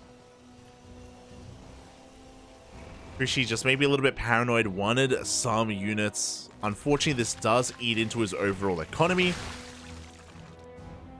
When the Hellions and Cyclones are moving out across the map, I believe this is going to be the first sight that Kushie has of this.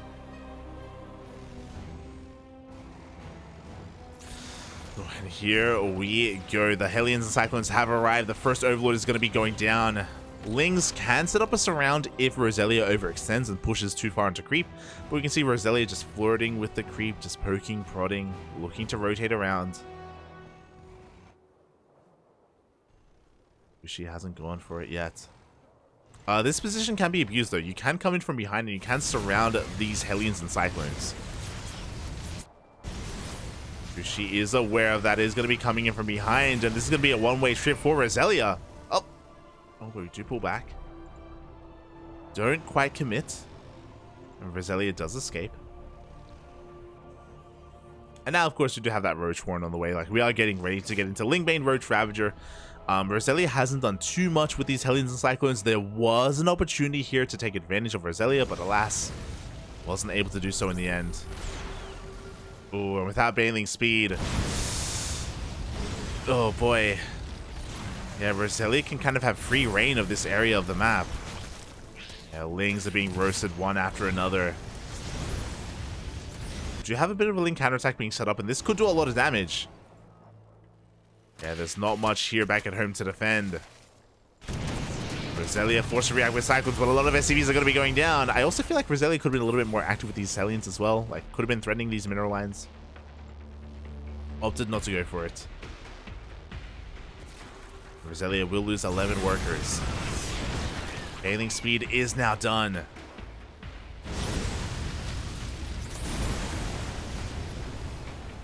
As Roselia continues to dance between the bases. We're actually getting +1 carapace as well, which I'm not too fond of. Against mech, typically attack upgrades, both melee and range, are ideal. But regardless, you know, we are going for it. We'll see how it works. As the Hellion Cyclone just continuing to dance, and Roselia's just been so cost efficient with their army. He's barely been losing anything. A couple of Banelings do connect, but here we go. With the death of the Ling Bane, he can just move on forward and get on top of everything.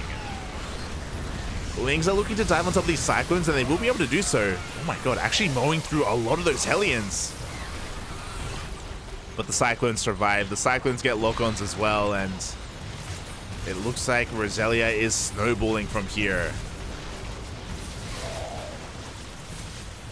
Roaches falling left and right. Even the Bailey nest goes down. Not the most impactful tech building, but goes down nonetheless.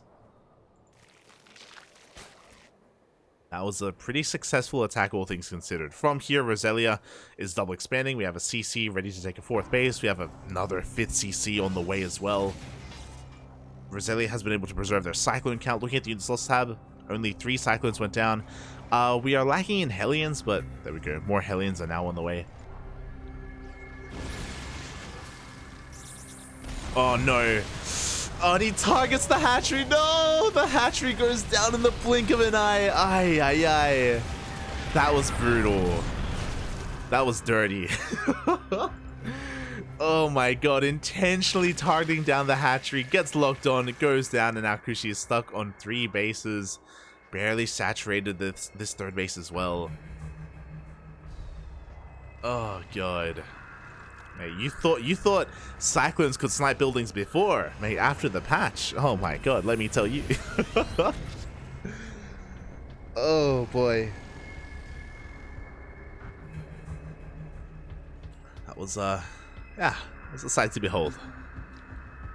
As Roselia is reinforcing and pushing out. The main army of Kushie is still like pretty threatening overall. So Roselia has to be very careful here. Again, just attempt to kite the army as best as they can.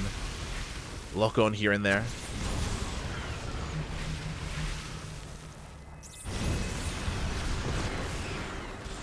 Ooh, even locks on onto the hatchery once again. That's a kill, not a cancel. Those are intentional lock-ons as well, every time. Ugh. And Roselia's just getting further and further ahead. We have a 4th base on the way. We're transitioning into a more robust form of mech with tanks.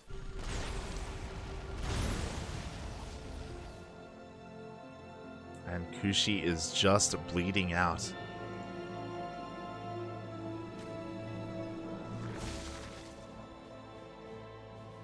Oh, we just see a massive link counterattack though, and this can do damage. Unfortunately, reinforcements have been kept at home, so it's not going to take too long for Roselia to react to this and to be able to defend against these lings. As the lings do slip into the natural, and we have a delayed reaction for Roselia. A little bit distracted across the map. Oh, the wall is a wall. The lings are going to be able to get a lot of SCVs here at the 5th base. Oh my god, 20 SCVs going down. And Roselia is still ahead economically, still ahead in workers. That just goes to show how far ahead Roselia has been. 20 SCVs though is pretty good. It's very solid damage. It's the beginning of a comeback. But unfortunately, Kushie is just not able to get this 4th base up running. Also hasn't realized that is long distance mining here, and these workers could be, of course, transferred over towards the 3rd base instead, just for more efficient mining. But again, there's a lot of chaos going on. There's a lot of stress here on Kushie as well to actually get a 4th base up and running. We have infestors on the way for fungals, which is nice. But because we have a transition into tank, fungals aren't going to cut it. Oof, it's another cancel on that base. But again, fungals are good for locking down Hellion Cyclone, but now that we have tanks, like tanks, they don't care about your fungals. They don't care about your infestors at all. As Roselia is just moving on forward, has now maxed out, is going to be able to siege up in between the bases. Oh, we get a fungal on some of those Cyclones, but the tanks manage to get in range. And this will completely cut Kushie off from their own 3rd base. If we wanted to, we can just head over towards that southern hatchery.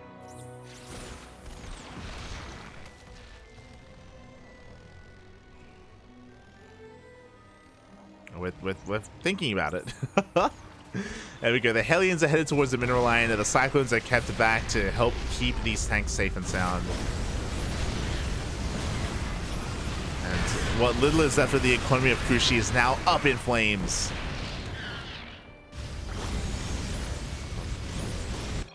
GG gets called, and Roselia take a very dominant game number 1. GG.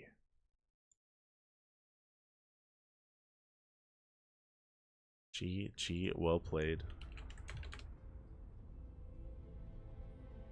Oh. And that was a little bit heartbreaking to watch, just a little bit. And yeah, Kushie's even saying in the chat right now, thought it was bio, as they didn't scout. They didn't scout the main base. They didn't realize it was mech until the Hellions and the Cyclones were already across the map.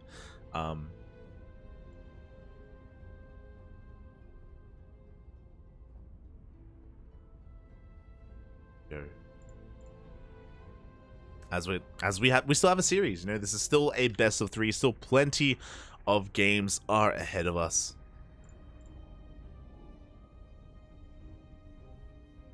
Plenty more to come.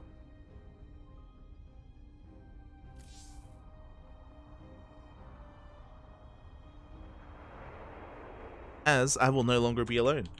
I have a co-caster looking to jump in. Oh.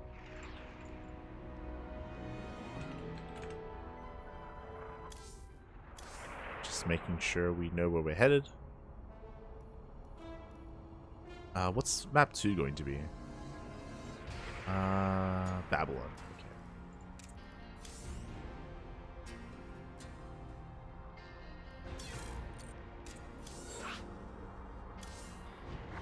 Beautiful. Alright, we are getting into this. Just making sure the overlays are set up.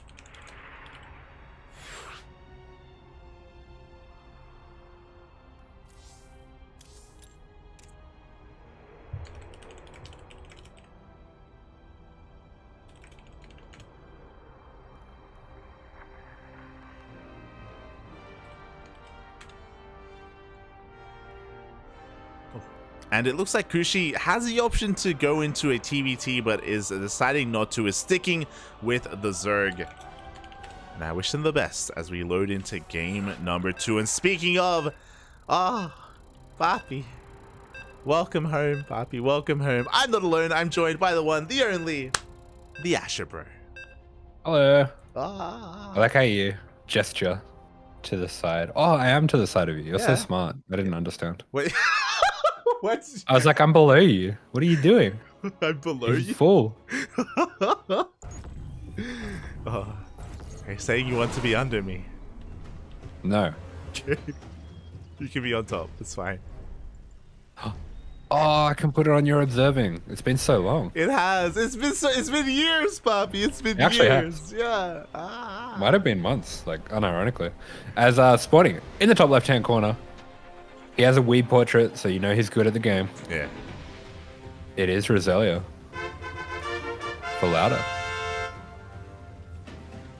And sporting in the bottom right-hand corner of Babylon, we have his opponent. We have the Australian Zerg player representing the Jedi Knights. It is Kushie. Or is it Kushie? Like a plushie. Call him Kushie. Kushie? Yeah. I just call this team the team sweats. The JK team? No, they're the team gaming sweats. They're like really sweaty and like 4v4s and 2v2s. Oh, I see. Like super sweaty. Ah, okay. I have not experienced them, but maybe we should. No, it's not fun. We need to play team games again, Pop. We need to play team games. Team game sweats are not fun. They just cannon rush you and go into Mass Phoenix. It's true. It's not fun at all. It's not. But did you manage to tune into a little bit of game 1 between these two players? I know that there was Battle Mech. Yes. Roselia did a no Starport Battle Mech build, which is kind of gross, but I respect it. Yep. Went into 3 factories, pumped out Hellions and Cyclones, and Kushie had no idea what was happening until the Cyclones were in between his bases. And we saw Roselia snipe hatcheries more than once. Beautiful. Love to see it. Uh. As it okay, it looks like Roselia going for a bit of an earlier than usual SEV scout. Just wants to make sure that nothing funky's going on. Yeah, just scouting across. I don't blame him. I was talking about this before, but I know you're just now joining me for the Rice Cup for this lovely, beautiful diamond tournament. But we've been getting a lot of cheese. Okay. Game 1 between these two players was the most standard game that we've had because we've been getting a lot of like 12 pools. We've been getting like proxy BC. We've been getting one base, 4 gates, blink all-ins. Oh my god, the Reaper! Oh, it's so close. It's gonna go down. Oh, just gets away. Oh, we live. Wait, a lot of cheese today. A lot of cheese. Oh yeah. Well, I mean, you had character. It True. comes with the territory. You're not wrong. You're not wrong. Oh We god. do have the light VIP creep tumor. Yeah, it's the only tumor, Poppy. What do you want? What do you want from this Like Zerg Reaper player? was low. You can put it on the edge. It's on high. It's on full HP. What are you talking about?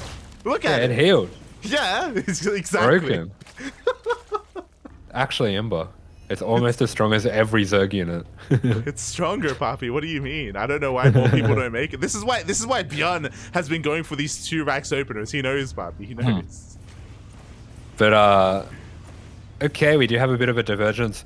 The slight lack of cheesiness is going to end here because we have a 2-on-1 coming out from the Terran, and we have looks like a pretty heavily committed speed Roachal in coming out from the Zerg. Oh, things are gonna get wild real quick from both players because this is a 3cc 2-on-1 at that. The second Rax is hidden behind the natural for some behind the main for some reason. He really wants to keep. Oh, that this in. is the one that everyone does against you on ladder that I've never seen before. What's this? The 2-on-1 with like the stim, like without switching after Hellions, without getting the Hellions first. Yeah. I did actually see a pro do something similar recently. It was very confusing. I just thought this was every time I'm like confidently saying, "Oh, this is a made-up build. No one does this." I then see a pro do it immediately, like a week later. Yeah, it's because now it's in your brain. Now like you're looking for it, and you're like, "Oh, Yeah. I guess it's there." Yeah, this is gonna be a different variation because we're actually going for an armory. This is gonna be a 2-on-1 Hellbat push, or 2-1 Hellbat push. Yeah. Really interesting way to go about this. You can do this as well with the normal 3cc 2-on-1, but I think this is going to hit very slightly earlier than that.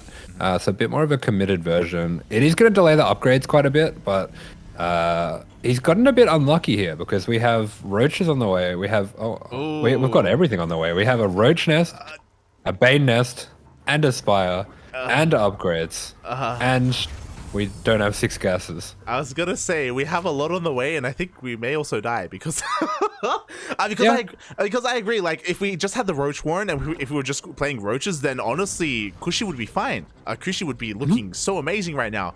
But it looks like Kushie is intentionally going to be saving resources for mutas and is droning and has no idea what's coming his way. Yeah, roaches would have been fantastic here, as would banes, but just the tech buildings are not going to do too much. Yeah, we have Lings and tech buildings to defend right now. The Hellions reveal themselves. The Hellbats have now revealed themselves as well. And now Kushie is going to be looking to try and hold on here. A couple of Banelings are being morphed in, but we may even be able to get on top of the Banelings before they finish. Yeah, it just depends where Roselia wants to go for it. And yeah, Roselia with the Killer Instinct going to be running straight on into the main. He does have Stim. He hasn't used it yet. Really nice discipline not to go with that yet. And I love the spread on the Hellbats here as well. Oh yeah, the nice spread from these Hellbats. The first 4 Banelings go down. We have a couple more trying to get on top of these Marines. They connect with the Hellbats. The Lings are all going to be going down, and Roselia is powering on through.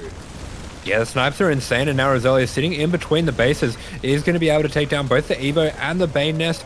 Might be a blessing in disguise if it does force the Zerg to make some roaches. But no, it looks like it's going to be Banelings coming out. 10 Banelings on the way, and they are in a pretty sneaky spot here. Oh, the Banelings, no, they get body blocked by the drones, and that gives Roselia a little bit more time to react as well. The Banelings will be cleaned up, the Marines will be cleaned up as well.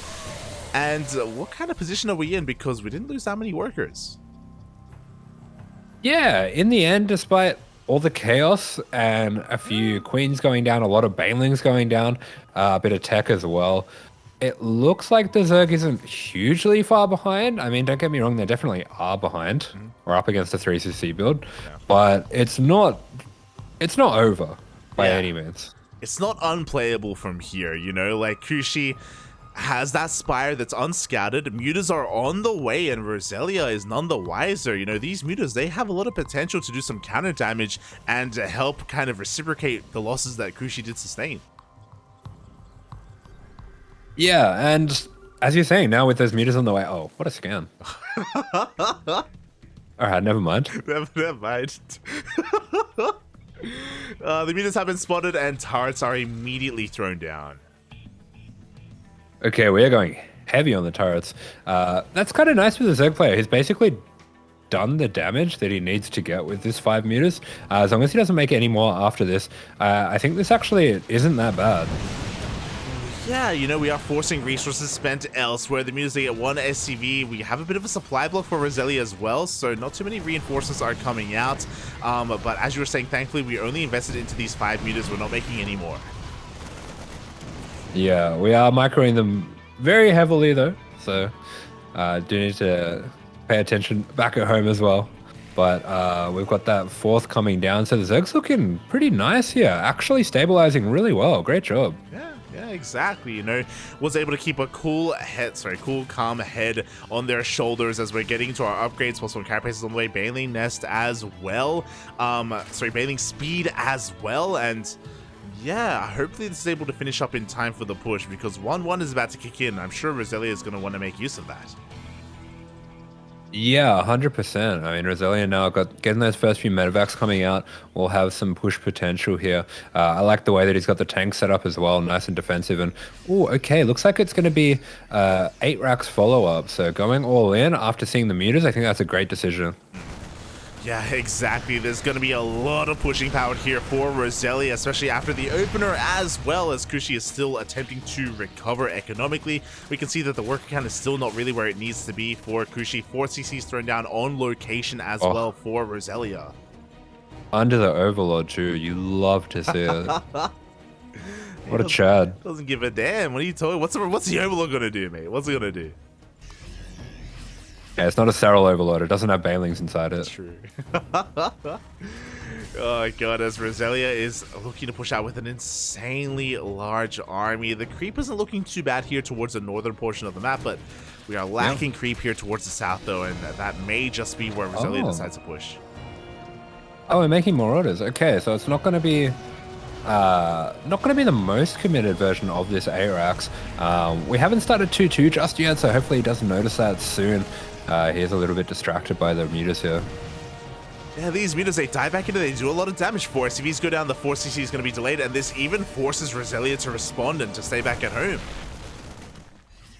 Yeah, hopefully he can just split off a few Marines here because there's not that many meters, just 3 left. But okay, this is a pretty scary looking army that Roselia's put together.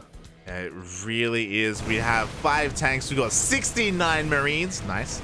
The magic number that you do need, and he's headed towards this southern base location again. Very little creep spread available for Kushie. Does have a decently large army, but has to be very careful with how they engage. Yeah, I don't think this is enough unless he can. Looks like he's getting around trying to look for reinforcements, but definitely do not think he's going to be able to take a fight straight up against this tank line. Yeah, exactly. As we're going to be wasting some of these Banelings as well. Half of the Banelings do go down already before the fight begins. Yeah, great counterattack though. I was about to say that there's just not really enough here for him to take a straight up fight, so I love the idea of going for a counterattack. I'd even like to see him maybe commit a little bit more to that. Yeah, exactly, but now he has to deal with this fight, but pushing into all these tanks is just not going to work out. We're going to have to give up this base. Yeah, beautifully set up push here by Roselia. Roselia is a very strong Terran player, showing off some of his skills here. And the splits.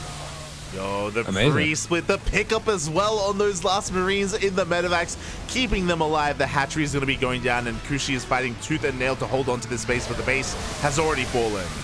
Oh, the splits are magnificent. The tank line, it runs deep. GG is called, and good luck in the rest. GG, as Roselia does take the series 2-0. Game 1 with some mech, game 2 with some bio. Yeah, cool little build coming out there and just a brilliantly controlled push. So great stuff from Roselia. Oh yeah, definitely. Meanwhile, when it comes to Kushie's play, unfortunately, I feel like both games were lacking a little bit of scouting information to really recognize what was going on, to really recognize when it was safe to tech, when it was safe to drone, when it was required to make army. It felt like Kushie was playing a little bit blind for a lot of this series, and as a result was kind of punished for that. We saw that Hellbat push didn't necessarily end the game, but it did a lot of damage regardless and did force a lot of units out of our Zerg player. Yeah. And I mean, if we could give any advice to our Zerg player here, it would just be to maybe just narrow down the tech options in the early game, and that'll make things a lot easier, I think. Definitely. As a little bit too much was going on too early on. So, with that, congratulations to Roselia as he moves on in the bracket to face his next opponent. He already has a player ready and waiting. It is going to be Tainted, the American Terran. Okay, so we are going to be having a bit of TVT action. Roselia is very good at TVT, so this should be great. Oh, it should be amazing. As we are nearing the end of the tournament, this is the lower bracket finals. The winner of this series moves on to face Diego in the grand final. So 2 series left: a best of 3, then a best of 5. Right, Diego's a bit strong for a diamond tournament. Not from Brazil, Bobby. Not from Brazil. A different Diego. A different Diego. This is a Peruvian Diego. This is a budget Diego, okay. if you will. Yeah. Awesome. It was funny because I messaged him. I'm like, yo, because he's on team Latin American Alliance, which is a Peruvian team. I was like, yo, you from Peru? He's like, yeah. He's like, yeah. And I'm like, Gah! And then he's like, Gah! he said it back to me. It was great. Amazing. I have been told by Smile that all you have to do to become Peruvian is say "ga." Yeah. It's the Peruvian national anthem. It's when you go in to take your like citizenship test. You know, you sit down in front of a mic and you belt out your best "ga." They just have like a decibel meter, and if it's loud enough, you get the citizenship. There you go. You gotta have some passion behind it, mate. Passion. But yeah. Again, really good showing here by Roselia. Roselia is the reigning champion, by the way. Roselia did win Rice Cup number 2. Nice. I'm gonna have a look at the bracket actually. I want to see what's happened so far. The story so far. Or you can sum it up for me. Oh boy, I mean, we have had quite a number of games going on here. Diego has been blazing through all these players, but we've been seeing some interesting games. Diego is a Protoss player, and in PVZs just DT'd the hell out of all these. It was great. Okay. it was a little bit nice, a little bit sad to see. But against Tainted in the upper bracket finals, maybe you would have a little bit of insight to this. We actually had, as I do invite you to the lobby, but we actually had Tainted go 3 racks every game. He went 3 racks. Okay. In game 1, he went for a 3 racks, but with concussive shell first, with a mass marauder into eventually stim. But it was scouted pretty early on, and Diego, after scouting it, responded with an 2 base 8-gate charge. When he went for a charge all in. 8-gate charge. Yes, on 2 base. That's so strange. Yeah. And by the time the Marauders pushed out across the map, charge was done, and they ran into a wave of zealots, and they all died. That's so toxic. Yeah. Game 2, Tainted went for a 3 racks again, but this time, no Marauders. This time he made Marines, and this time he stayed at home. And after scouting it, Diego once again went for the same build, 8-gate charge. But this time was more of the aggressor, and there were 4 bunkers at the natural base of Tainted. 4 bunkers. But there was nothing in the main. So the prison went into the main. We had a massive warping of zealots, and that's how game 2 ended. That's what I mean when I say like we've had some really cheesy games, because it's just been that's very cheesy. 3x should be pretty good against that, but I guess if you get 4 bunkers, that's a lot of resources committed. Yeah. Quite a lot of resources. Yeah. It is. I know I have a bit of bias here, but I think that ARACs all in specifically are quite a lot harder to hold on the Terran side than they are to execute on the Protoss side. It can be a really tricky build to deal with just because you need, a bit of SimCity, some nice micro. Yeah. I remember dying to a lot of those. I think I still would, honestly. I just don't see them that much anymore. Yeah. It's it worked out for Diego against Tainted. He also did it against CharactR also, because CharactR's been playing random. CharactR also went rolled Terran one of those games and also went 3 racks and also died to an 8 game charge all in. Oh my god. What an animal. Yeah. So dieGo's been having some fun. The wildest game was game 2 of Character versus dieGo. It was a mirror matchup, PvP. Character rolled Protoss, and Okay. both players, without scouting each other, both players went for 1 base, 4 gate, Stalker all in against each other. Oh. It was crazy. Oh my goodness. I was like, how? I was like, how are they so in sync? This is crazy. And they did it in different ways as well. Yeah. Character had 2 gates at home and 2 proxied, but one proxied, yeah. 1 north and 1 south, so 2 different proxy locations. Oh my god. And dieGo had 3 at home and 1 proxied. So more like standard 1 base all in setup. So yeah, it was crazy how that game unfolded. Absolutely insane.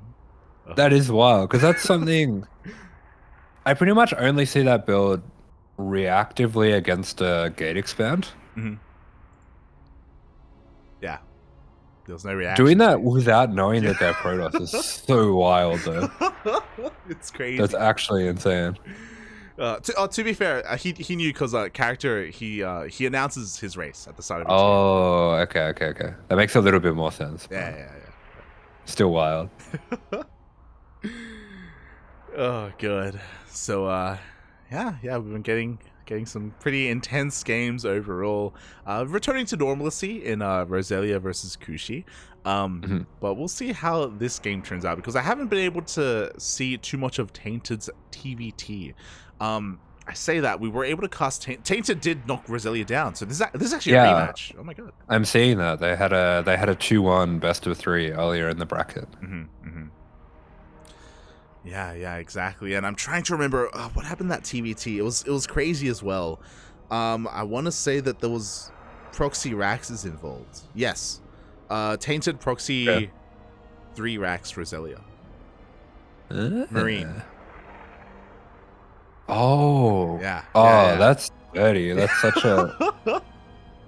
That build makes me mold a little bit. It was on Gressfan. He proxy 3x Roselia with Marines, and when I was casting that, I was on like, Gressfan. Yeah, and I was like, what? I was like, no one. Who proxy Raxes with Marines? This is crazy. Does this work? You can do it.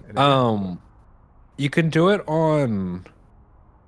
I think it's actually not that bad on Neo Humanity. There's like a super all-in version you can do where you do 13, like a 12 depot and then 13 Raxes.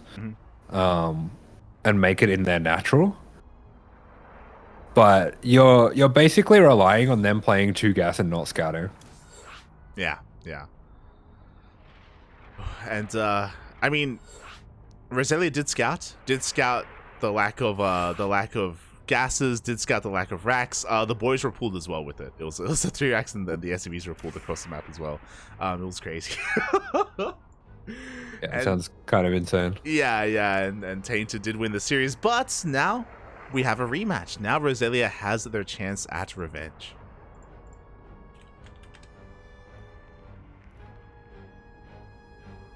How do I invite me again? Are you not in? Nope. Oh. I think I'm bugged. Oh, that's okay.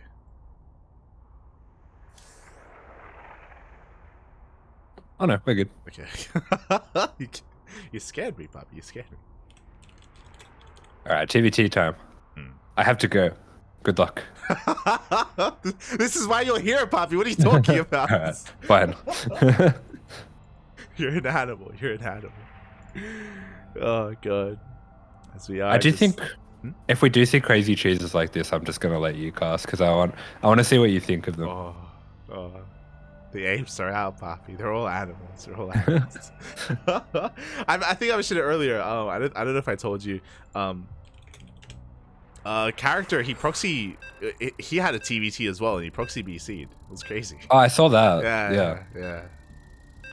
That build is I've only ever seen random players do that, to be honest. It's not that bad though. Oh no, I've seen Gumiho do it in the GSL. Yeah. Gumiho's done it. Yeah, for sure. So, a pretty wild, cheese-infested day of StarCraft so far, but we'll see if that continues to be the case here in the lower bracket finals. Yeah, that's right. It's down here in the bottom left-hand corner. I just realized I don't know what his clan stands for. I don't know either. Okay, NSH. I'll make something up in a minute. This is Tainted.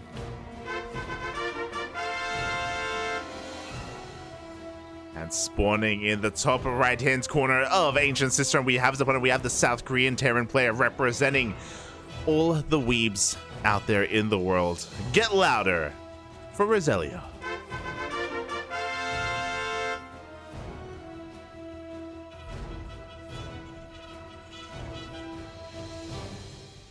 What does it stand for, Asher? No swarm hosts. Because he's playing Terran. True. You can't build them. You can't. someone tell You Chan can't make that token swarm host, yeah. Hey, Chan makes swarm hosts as Terran? Versus Terran. Oh, versus Terran. Okay. I'd be pretty impressed if you made them as Terran. Oh yeah, that'd be crazy. I don't know how he would. Show me. You get neuraled, and then you get neuraled, right? And then you load an infestor into the medevac, and then when the neural runs out, the infestor is suddenly in the medevac. Sorry. Yeah. No, the infestor, and then you neural a drone, and then you make a hatchery with the drone, and then you tech up into Swarmhurst. There you go. That's how you do it. Okay, but we are going to be having a Rax expand eventually coming out from Tainted. Definitely a bit of a risky move here to go for that. Is a bit fortunate Roselia wasn't going for any 2 Rax or anything like that. He will be making it on the high ground though, just to be extra safe. Saves him from having to, do some fancy micro with the SCV and the Reaper while he tries to get the bunker up. And okay, now we see why it's gonna be a 3 Rax. Man, I've seen so many 3 axes today. 3 axes, they don't stop, Papi, they don't stop. Oh boy, so yeah, this may just be something that Tainted is accustomed to. I wouldn't be surprised. I haven't seen Tainted in TVZ, but he may even do it there as well. It's possible. Yeah, I will say this is probably the matchup it's worst in, but there are ways that you can make it work. Oh, that was a tech lab. Okay, we're getting stim first. Interesting.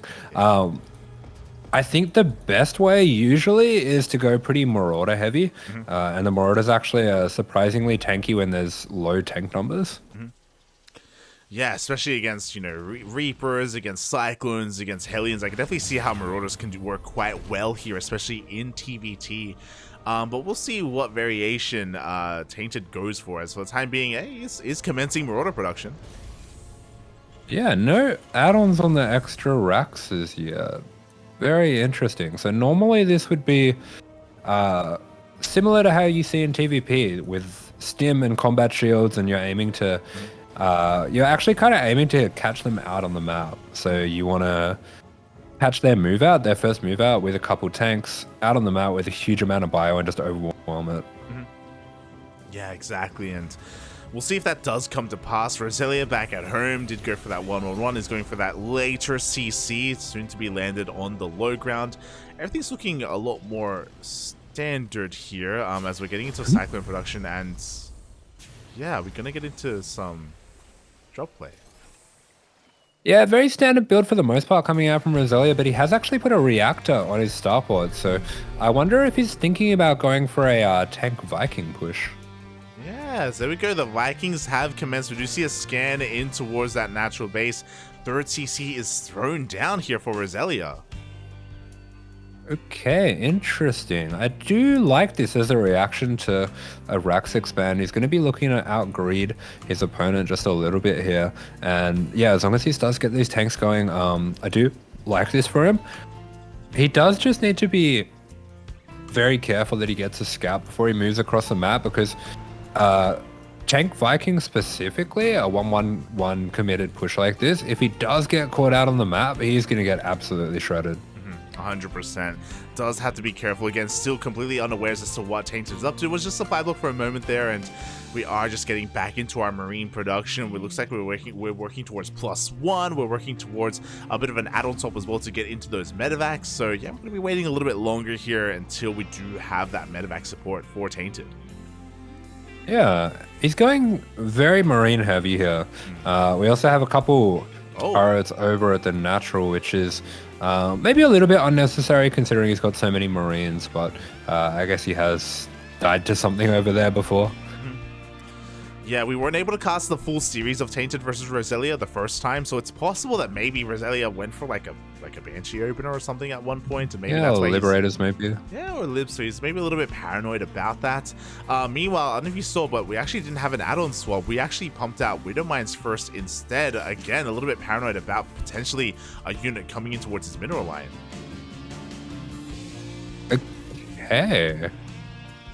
Oh, the Widowmines are there. Oh, that's nasty. Interesting. So that does mean, unfortunately, though, we only have one medevac for this push, and that's actually going to weaken it quite hugely, especially with a tank on the high ground here. Having medevacs to support bio is really, really important when you're doing this sort of thing, just because every single tank shot is going to do so much damage. Exactly, and because of this, it may just be wise for Tainted to just look to contain his opponent or wait for the third base to be attempted to be taken here from Roselia, as he does go for the scan, does spot the tanks on the high ground and the low ground. Yeah, it's a good scan. Roselia, unfortunately, doesn't really have much map vision outside of his base, so he won't be seeing this until now. Oh, Big Stim's going to be going down. This CC's in quite a bit of trouble. We need to get SCVs over here to repair ASAP. Oh, and it's not going to be in time as the CC is barely... Oh, no! Oh, it's on fire! Oh, can he get the repair? It's on! Oh, it's so close. Oh! The mule just smashes through the CC, and he's like, did I do that? The mule just literally went through the body of the CC, and 2 more are thrown down to take its place to try to catch up, and that advantage that Roselia was looking to go for, that faster third, is no longer there. With the higher tank count, though, I still don't really mind Roselia's position. I actually think he's probably fine as long as he doesn't try to move out anytime soon.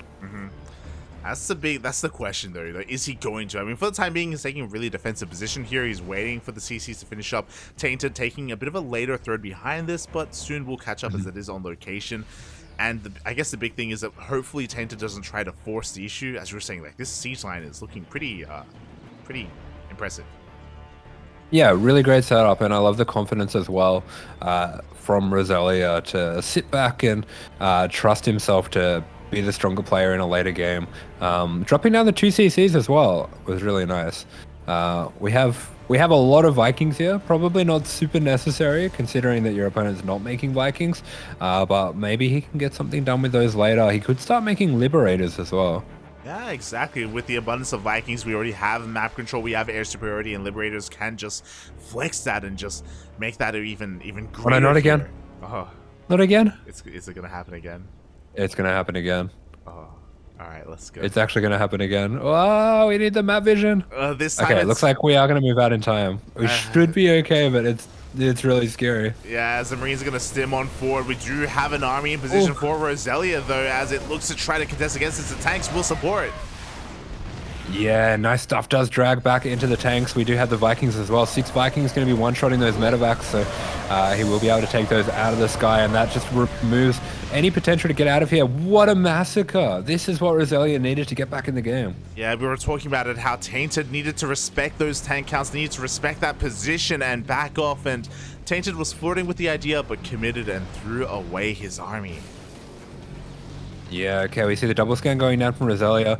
He might have noticed that there's not much army, and yeah, there we go. Immediately after seeing that, he's going to be heading straight across the map. Unfortunately, he has forgotten combat shields, which is going to be a bit problematic if Tainted can get some tanks into some good spots, which we can see that he has done.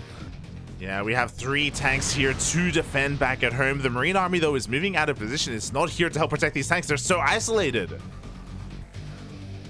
Yeah, okay. Tainted making a bit of a gamble here, and it's going to be paying off.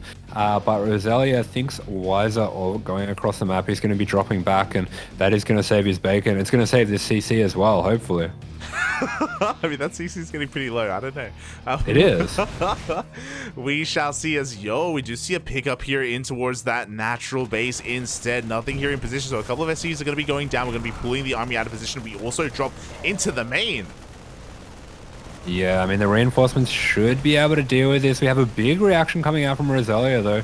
Tainted might be able to use this time to run those little, that little marine force he has in the bottom right across, and he's actually going to be moving out to the left. This is a fantastic move, dragging all of the army into the main, and now he's going to be setting up his own multi-prong attack, but Roselia's tank line is looking pretty formidable. Yeah, exactly. The tank line has remained strong, and breaking into this without any kind of support, without Ravens, is going to be so difficult to pull off, and Tainted is going to be rotating around, looking towards that third base. At the same time, we still have that Marine hit squad here on the right-hand side as well. Tainted waiting for a move out, and Roselia happens to be doing so. Oh, awful timing. That's so rough, and this is why, especially against a mass Marine style like this, it's really important to get map vision.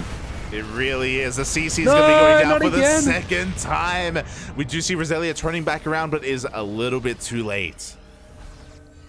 Yeah, he is, and he's using his Vikings really fantastically to try to get vision of the tanks of his opponent. The Liberator's finally coming out now as well, and they're going to be baiting those Marines into the tank line. Yeah, I feel like Tainted needs to get the hell out of here. Yeah. The Liberators are terrifying right now, and Tainted, he is flirting with, he's playing with death right now, and the Liberators do siege up. These tanks are going to be going down one after another, and staying around, there's no reason for it. Yeah, the overkill is real, but two of these tanks are going to be going down either way. And Roselia looking like he's got a very nice army put together. He is now a little bit behind on bases. I just noticed as well that Tainted's gone for a PF at the third. Let's go. But Roselia is moving out across the map with a massive army. That's everything. Yeah, literally everything is moving on now, and Tainted didn't turn around, so we could end up in a really weird base trade. Yeah, he's about to lose both bases, his Roselia. He's going to lose this building third, probably all the SCVs there, and he's going to lose this really low fourth as well. So Roselia definitely having some issues with map control and vision at the moment. And okay, he does use his air control really well, so he's going to be able to make his way through, but it's going to be very slow going. Yeah, at the same time, you called it, both CCs are going to be going down. We do have Tainted basically forcing the all-in as he's rushing on forward here with his Marines, with his tanks, but there is one tank on the high ground. Oh, we do need to drop back here for Roselia. It looks like his Natural's in a bit of trouble as well, but this tank on the high ground doing some serious work. We've got a couple Liberators coming out from Roselia, but no, the Marines catch them before they can take the tanks down. Oh, the Liberators do go down at the same time that Roselia is focusing on the main fight, and he still has a pretty formidable army, but can he push on forward here? We don't have that many Marines to protect these tanks. Roselia could try and just dive on in. Yeah, I definitely think that's possible. Looks like he's going to try to do it slowly with the Liberators, and he has secured his main base, so if he is very careful about preserving his army here, he should be able to make this happen. He should be able to. Meanwhile, more reinforcements are rallying into their deaths across the map. More Marines will go down. The Liberator goes down for Roselia. That's huge. That was his way of progressing the siege. Exactly, and without that, Roselia is in a really hard place. We're on we're in less than a base economy right now for Roselia. What you see is what you get. We do pick up. We're actually going for a drop into the... Oh, God, we were thinking about it. Yeah, he was trying to work something out there, but not too much is possible. The scan does run out, so he's going to be able to be a little bit cheeky here and take out that front tank. One tank is going to be going down. A second tank is going to be going down as well. Roselia is picking this army apart. At the same time, Tainted comes in further into the natural base. He's going to be able to get a couple more of those SCVs, but Roselia is gaining ground. The boys are being pulled!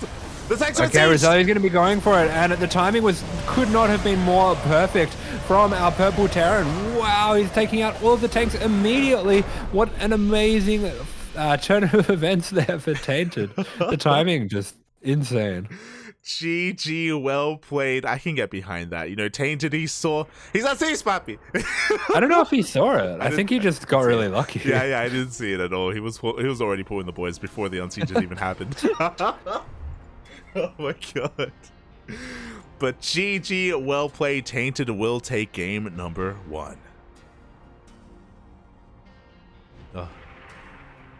Yeah, that was really nicely done by Tainted. He kind of just did all the right things there. All the counterattacks that he was setting up and holding those counterattacks back until Roselia committed to the attack. I think Roselia had the right idea, but just needed to be a little bit more diligent about sending Marine spotters out. Yeah, whether it's Marines, whether it's sensor towers, whatever you want to go for, he needed to have a better idea of where the army exactly was, especially on a larger map like Ancient Cistern. And that's just going to be that much even more important here, as Game 2 is going to be taking place on altitude. Yeah, it's kind of like a TVP when you're playing the big, strong army that needs to be all together against the extremely mobile, high DPS army. You definitely need to have a little bit more map control than that. But yeah, both players looking really strong. This is more of an evenly matched TVT than I thought it would be. So that's really exciting. Oh yeah, here we go. There's a reason why Tainted was able to bring it all back into the upper bracket match. Again, I agree, you know, Roselia, in my eyes, comes in as the favorite to take the entire tournament. That's what happened last time. That's what happened in Rice Cup number 2. But here in number 3, it seems like Tainted has found a bit of a weakness, or is maybe looking to be a little bit stronger here, looking to take that championship for himself. We'll see as we get into game number 2. Game numero dos here on altitude. So, we might be in for a bit of a long one as okay, never mind. Spawning here in the top right-hand corner of the map. For no swarm hosts, this is Tainted. This is the build map. This is what he did on Gressmon. It's spawning in the bottom left-hand corner of altitude. We have the South Korean Terran player representing all of the weebs in the world. Get louder for Roselia.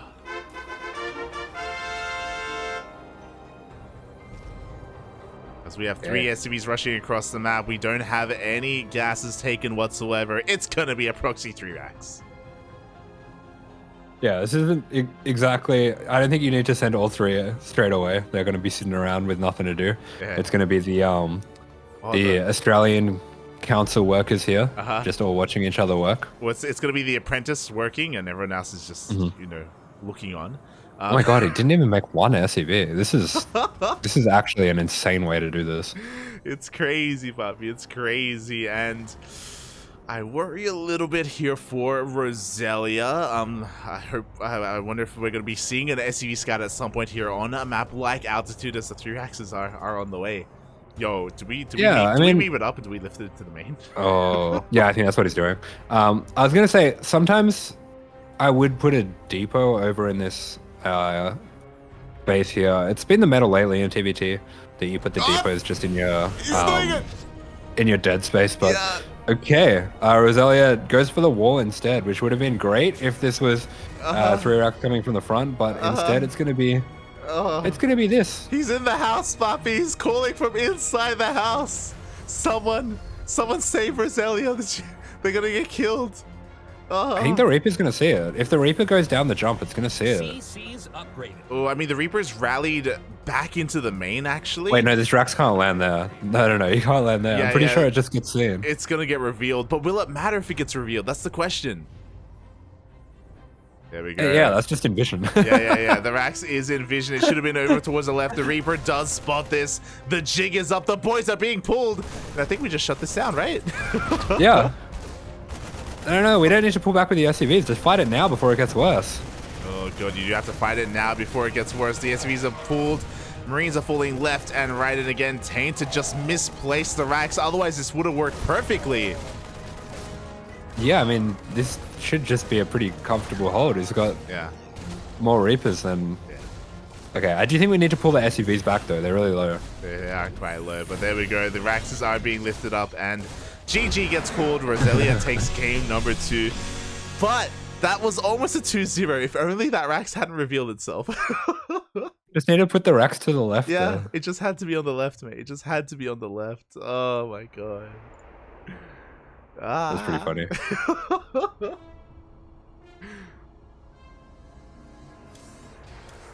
Just like that. Well, some wild stuff there. Yeah. And now we're tied up 1-1. We're tied up 1-1. We're going to the ace match, and the ace match is going to be taking place on Gressmon.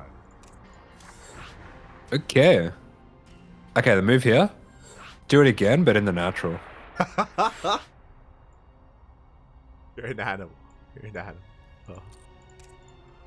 I'll play Zerg.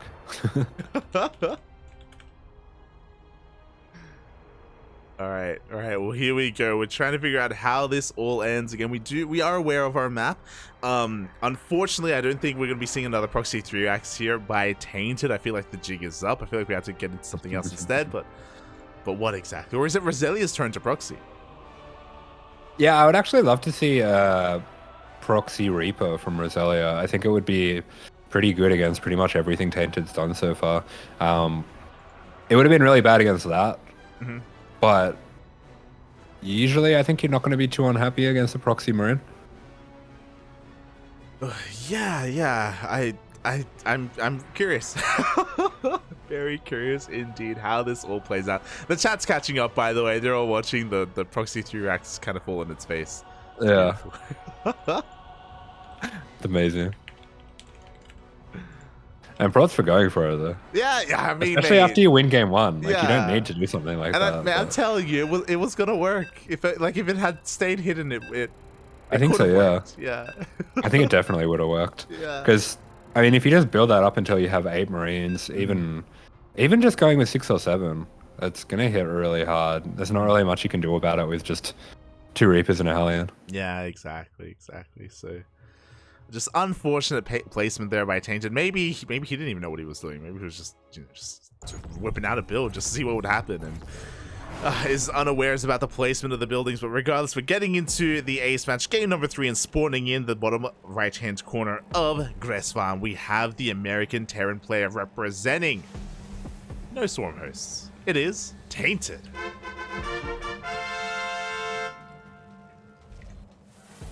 And the top left-hand corner of the map, representing Louder, this is Roselia. Ooh. Opening up with the gas first. Okay, we do have a gas first opener here from Roselia, so already we're going to be spicing things up. Meanwhile, important to take note, Tainted keeps his racks at home. Let's go. Yeah, Tainted playing a standard build so far. Both players going to be sending out very early SCV scouts as well. So neither of them wanting to get caught off guard by proxies. Yeah, exactly. SCVs are moving, and I don't blame them just because of how the series has been progressing, and even the last series as well that they played out, as this was the map that Tainted did proxy 3 racks on, as Tainted is going for a 2 racks opener back at home. Okay. Yeah, one gas. Yeah. Yeah, no, the second gas doesn't come down till now. Oh. That's fine. Yeah, don't worry about it. As are we gonna get? I'm curious. Yeah, we're gonna be okay. Thank you. We're gonna be getting into Reaper production across the map. We do see Roselia getting into a more 1-1-1 opener with the additional gases. I imagine. Yeah, a little bit of a mistake there, unfortunately. It gets the depot before the factory, so the point of this build is to get the faster factory, but if you get the depot, then it's not faster anymore. So maybe just got a bit distracted while he was doing this build, or hasn't practiced it a lot. Yeah, I mean, maybe he was just distracted scouting, because he did confirm both Raxes across the map, and as we can see, we already have a reactor on the way, as well as a tech lab. Yeah, okay, so just going to be making, I think it was only the 1 Reaper and going into a 2-on-1. Yeah. Definitely like this. We have been seeing Maru and Beyond going for, I think, 5 Reaper, 2 Hellion into 2-on-1. Sometimes just 3 Reaper into 2-on-1 in some of the other matchups. So nice little variation of that same idea. I'm still not convinced that it's not going to be a 3rd Rax after this. Okay, I'm just... But we'll see, just because of what we've been seeing from Tainted today. Across the map, we're just going to be getting into our CC on the high ground here for Roselia. Soon, I imagine we're going to be moving out with our Reapers Reapers as well. And, we're actually going to be proxying the starport. Oh, this is going to be a tank Viking push. Okay, interesting stuff. As the tech lab is now on the factory, we should be seeing the tank come out momentarily here for Roselia. There we go, the tank is now on the way, and how is this gonna compare here to Mass Marine? I think it should be okay, except that it's... Oh, it's a tech lab. Okay. I don't think he has enough gas for this. I guess we're going into Banshee? Question mark? Proxy Banshie? Is this gonna get We're scattered? going into nothing because we can't afford anything. But yeah, I suppose it's going to be a Banshee. This push is going to be moving out already, so it's just going to be no medevacs, no marauders, nothing extra, just a very offbeat stim timing. Ooh, but the tank has been revealed, the high ground CC as well. These Marines won't be able to do too much here because it's a tank, but I guess because the entrance to Gressfan is so large, you can try and sneak out behind the mineral line and try and do some damage. The 3 Reapers should be able to do some pretty good damage to these Marines with good micro. Oh, actually, I guess there's stim. I didn't really think about that. Oh, we can't fight that. No one stim's active. Yeah. As Tainted is forced back again, just flew too close to the sun, took a massive tank shot to the face, and this early Marine timing doesn't really come to fruition. Meanwhile, Banshees are on the way. I have to wonder if maybe Roselia did this to Tainted earlier in the day, and that's why Tainted was so, if you remember, in game 1, was very like hyper paranoid about like turret placement and Woodmine placement. Yeah, I don't think those turrets really made sense necessarily for Banshees, but I think that maybe you're right. As for Roselia, I think this is a response as well to what he scouted. Against 2-on-1s and against 3-Raxes specifically, Cloak Banshee is really good just because the Ravens and Cyclones are extremely delayed and sometimes just not even made at all if it's going to be a double drop. Yeah, and we can kind of see that here and now. Like, we're muling quite heavily. We don't really have a lot of energy for scans. We're actually proxying the Raven as well because why not make use of this starport anyway? It's gonna be risky here as Tainted moves out, and I can't imagine Tainted is gonna be checking, right?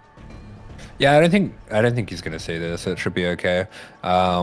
This is going to get really weird. These Banshees are going to get a huge amount of damage, but this push from Tainted is really strong as well. Looks like, yeah, because we've been committing so much gas to the Banshees and the build wasn't quite ironed out to allow for that, we had a big delay on the second tank.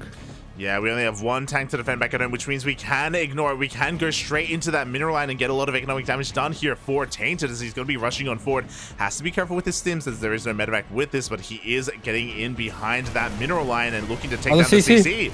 Oh, not again. Ah! No. Ah! Roselia. Ah! No, not again. But it's okay, Poppy. He's doing damage. It's okay. We don't need where we're going. It's fine. Look. We do have the cloak. We have the stim. So one of those is going to be going down, and Roselia really needed this to work. He is in a world of trouble now. The range was, okay, God. The scan does run out, and Roselia is going to try and get out. Looks like he will barely get out of scan range. Yeah, okay. It's going to be bringing everything back, which I would say might be a little bit of a mistake here, but considering that we took down the natural, I'm fine with it. Yeah, I mean, we may have a little spine time here, but we have mining, and that's what is important as we still don't have another scan. This one Banshee getting 14 at 15 SCVs, an entire mineral line, and lost mining time as well. Both players are hurting in their own ways. Okay, we do finally get that scan, and I do feel like Tainted is really far ahead here. Roselia's probably going to have to go all in here. Yeah, I mean, we are moving out across the map. What do we have here? Looking at the units tab, we have an equal tank count. Roselia does have the Ravens. The Ravens are going to play a crucial role here with their disables, with their spells, to help try and break the defensive line here of Tainted. Roselia can make some magic happen here. Yeah, this is going to get wild. Boy, here we go. The Reapers are dipping in towards the main base, and this may just distract Tainted entirely. We do see the armies moving out, though. Oh my god, no! Oh, the tanks! Oh, the tanks get disabled and they move command on in. The Marines as well, they move commanding. No, not like this! No! Buffy! Oh my... What? What just happened? The army was move commanded across the map, Buffy. No!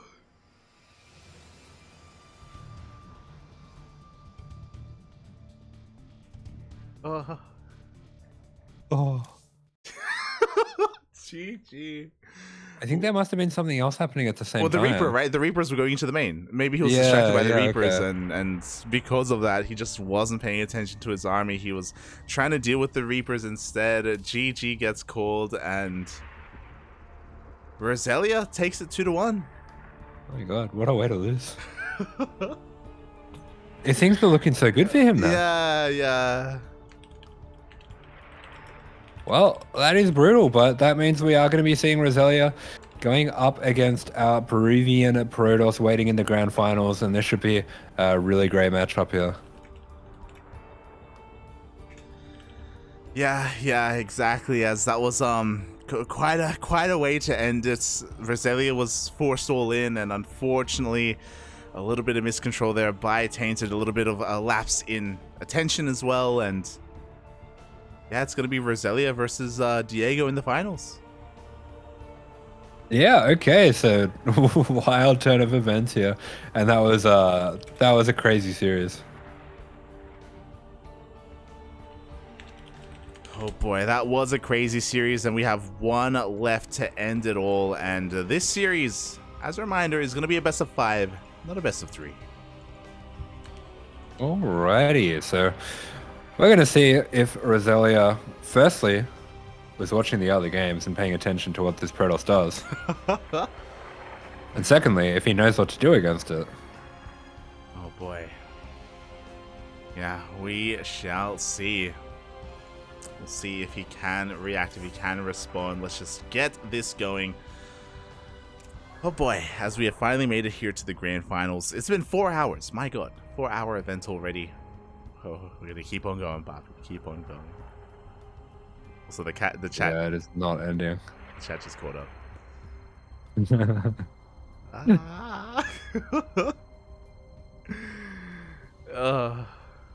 Not like this, Papi. Not like this.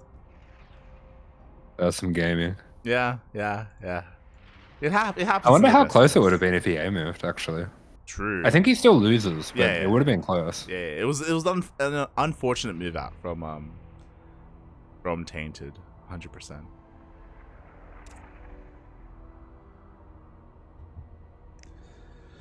Oh boy. But yeah, from here we're just gonna be getting ready. Hopefully dEiGo is around, as I do believe they are. They are AFK Oh, for the no. time being. Peru internet, it's over. Did he fall asleep? It's really late in Peru, actually. Hold on, let's see. We need we need Smiles Llama to go over and wake him up. True. Oh boy. Yeah, as I'm just checking, it's 5:40 a.m. in Peru. 5:40 a.m. Oh. Yeah. Okay. These are the Peruvians that signed up for this tournament. They are the most degen. A DJ. Yeah. Oh, and it would be very unfortunate if dEiGo did fall asleep at his desk. Plus degens. Gah. Ah. Oh god. Oh, yo, we got some fun facts from Kamikaze. Oh. Ah. I see. Apparently Roselia is a So virtual. Is it his clan? It's possible. I mean, I don't know if there are any other people on ladder. Like, it could. I saw Knock Knock was on it for a Oh, bit. true. Yeah. Knock. Yeah. Okay. I'm gonna look it up. See if I can find it. Go for it. Louder. It's 2 members. The other one is called Reiko. Ah, there you go. 4-6 Terran. Nice. Oh boy. Well, I have confirmation. He's here. dEiGo is awake. He is here. He is ready to go. He is ready to rumble in the grand finals. Oh no. Oh. He's got the Dave Tester portrait. Oh no. I'm not ready. You're getting flashbacks. You're getting some PTSD flashbacks, man. We're gonna be seeing cannon rushes and void race. And DTs. We're gonna see a player contained to 2 bases for 40 minutes. 41 minutes. We have to play on Stargazers. Oh no, not like this. Do it. Do it.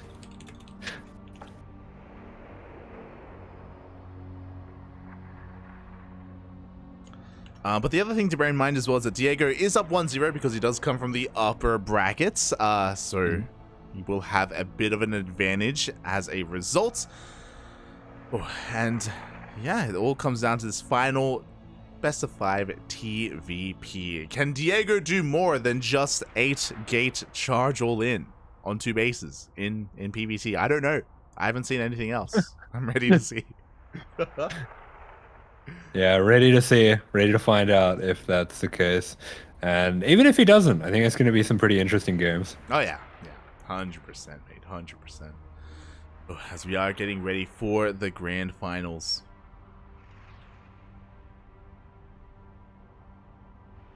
Oh, there's a lot of waifu talk in the chat. Oh no, Weeb's out. Oh. Banned. We need to have a weeb day together, Papi. We need to. we already said this. Yeah, you agreed to. What do you mean? We need to watch. Didn't? What do you mean? Yeah, we need to watch Food Wars together. We need to watch the latest season of Food Wars. Oh, I don't know. I think I'm busy that day. Yeah, you're busy with me. Nah, I'm busy with important work things.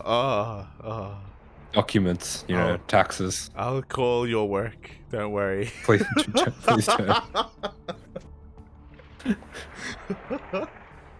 Aye.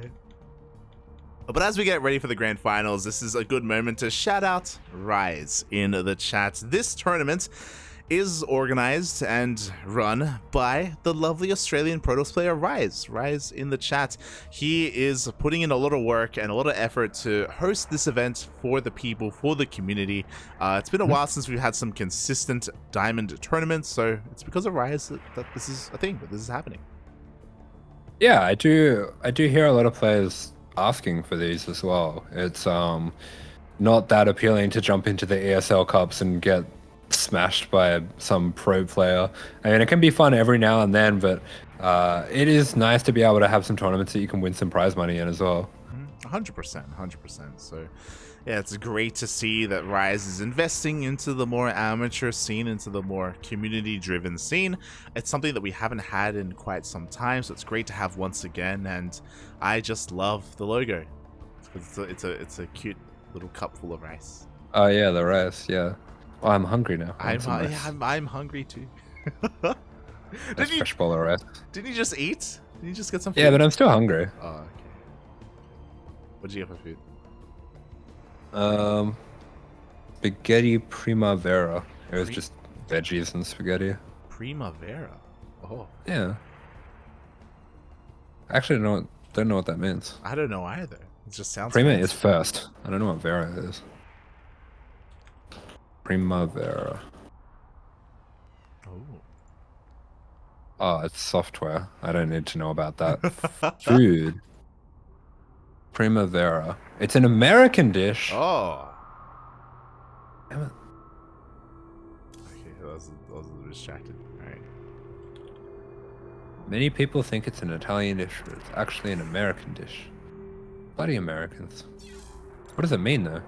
It's just chicken broth, parmesan, cream, salt. Oh, that's not what I had at all.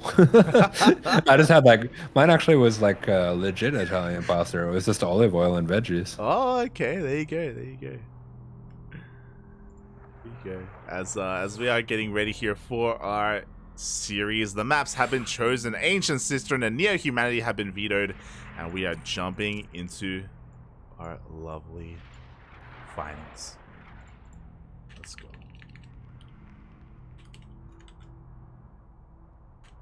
Alrighty, we're going to be kicking things off on Royal Blood. So a bit of a smaller map. Against a cheesier Protoss, probably not going to matter too much. As, yeah, okay, here we go. We're going to be kicking things off right away. Yeah, just diving on in.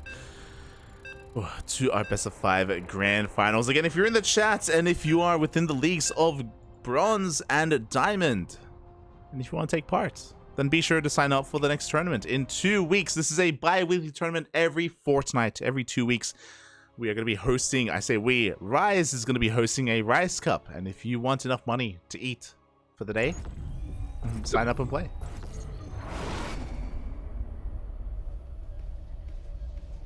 You probably could buy some rice. As spawning in the bottom left-hand corner of the map, a bright orange Protoss for the Latam Alliance. This is Don Diego. And spawning in the top right-hand corner of Royal Blood, we have as opponent, we have the South Korean Terran player representing the Louders out there. The Weeps, the VTuber vocalist. It is Roselia.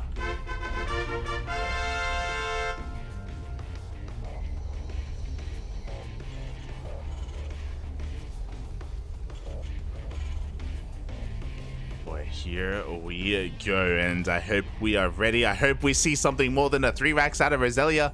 I'd appreciate it. Well, already probably not going to be seeing a 3x because he throws down double gas. So looks like he is going to be going for a fast factory here. Is being thrown off a lot actually by this first probe. Missed an SEV for a while there. Yeah, the first probe is going to be wreaking a little bit of havoc here in the main base. But as you were saying, it is going to be that 2 gas opener. I believe Diego was... No, Oh, he lost the probe. Oh yeah, the probe actually went down, and I believe only one of the gases were scattered as well. That's really rough. Losing this first probe means he's completely in the dark as to what's going on, and Roselia could definitely be doing an all-in here. Okay, it's going to be...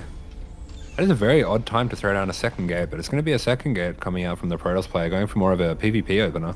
Yeah, interesting 2-gate opener here from Diego. Yeah, from here we are going to be getting into an expansion, but yeah, it's going to have an abundance of gateways, and it's going to be able to get into some earlier, maybe even adept play to try and harass across the map, or maybe even try and get some more scouting information as well. Yeah, we'll see. Yeah, as Roselia is going to be pulling completely off gas here, so it looks like he's not going to be going all in. Now we have pulled out in time. You'd love to see it. No kids will be had. Nice. And that does mean that he can throw down a CC on the low ground as well if he does want to. Looks like he might want to prioritize... Okay, I guess he's prioritizing the Hellion. Oh no, there we go. Okay. Yeah, it's just going to be a little bit of a save for a CC on the high ground here from Roselia, as we are actually going to be going straight into a reactor. Oh, I thought it was a tech lab. I was going to say if it was a tech lab, we're doing a Dolan build, but... double reactor. Okay, this is very weird. Yeah, so from here, I guess we're getting into... Oh my god, 2 more Raxes as well. We're going to get into mass marine play. Marine Widowmine?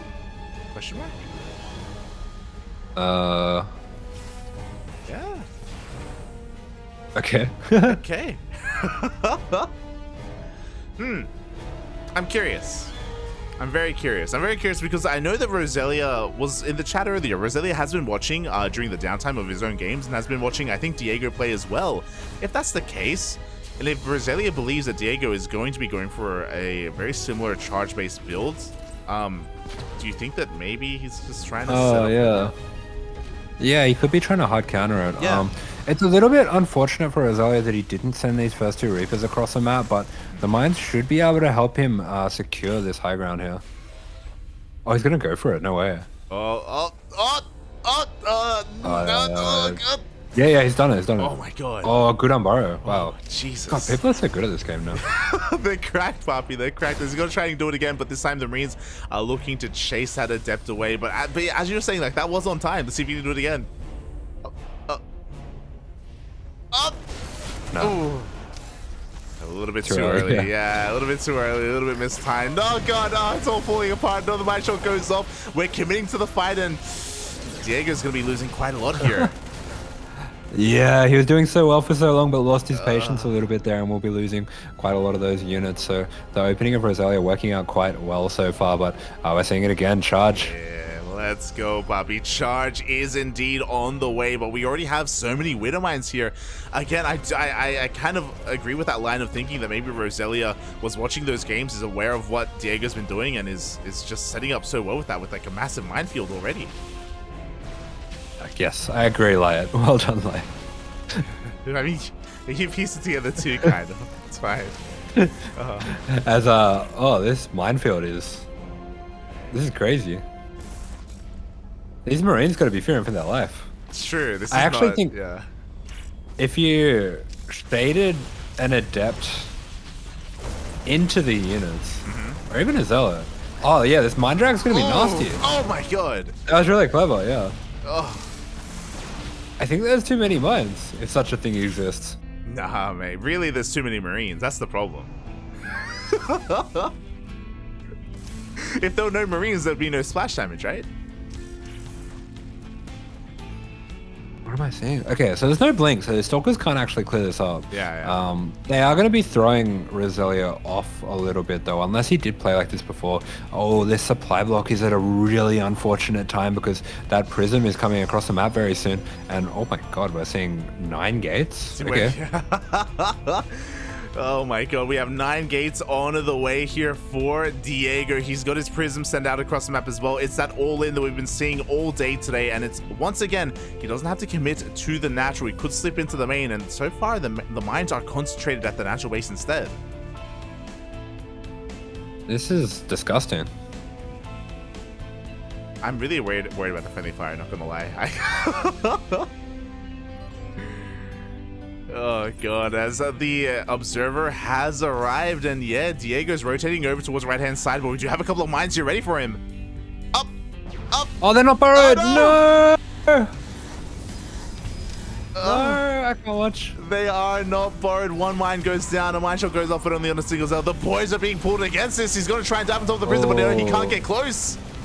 Yeah, he's going to be dropping back to some really nice SimCity though, and actually he's trading quite well with these zealots. Oh no, but he stopped microing and the zealots are getting on top of the Marines. There's just too many of them going down, and I think he's going to be overrun by the next warp-in. Yeah, the next warp-in is going to be too much. The entire Marine Mortar army has gone down. We have a minefield here, but it wasn't coming into play. GG gets called, and dEiGo takes game 1, taking a 2-0 lead. That's just gross. Oh. I'm sad now. Are you ready to watch it again? Why?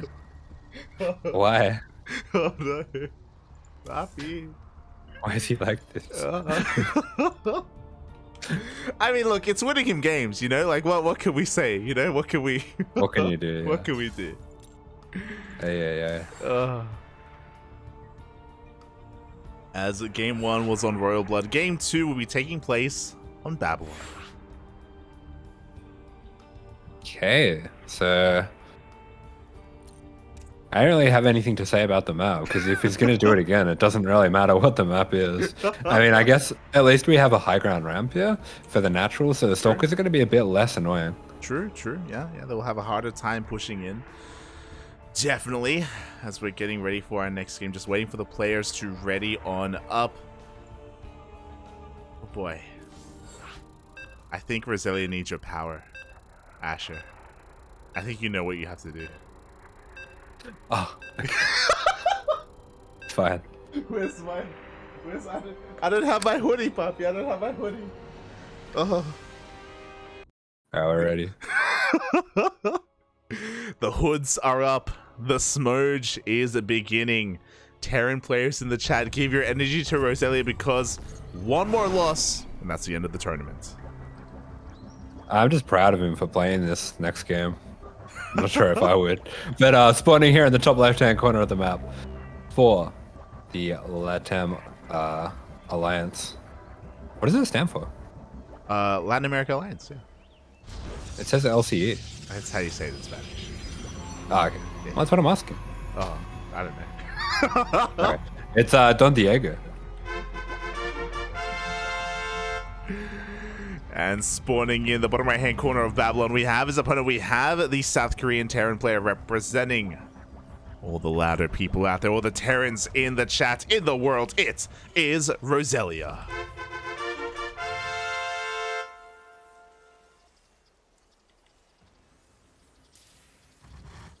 All right. Asher, talk to me. Talk to me, Papi. You're on the ladder, right? You're in diamonds. This is a year ago. Maybe a year and a half. You're facing a Protoss player that you know is going to 2-base all in you with 8 Raxes. What do you do? What did I do back then? I probably would 3 racks. Yeah? But I'd get a bunker in the main Oh. and a bunker at the natural and a wall off. Mm-hmm. I think that's all you really need to do. I didn't like the mines. I don't think that's actually the way you want to go with this. I think you actually do just want to go mass bio. You could even do a 3 racks into a 5 racks and then SEV pool to finish the game off. Well, we're getting something different, to be fair.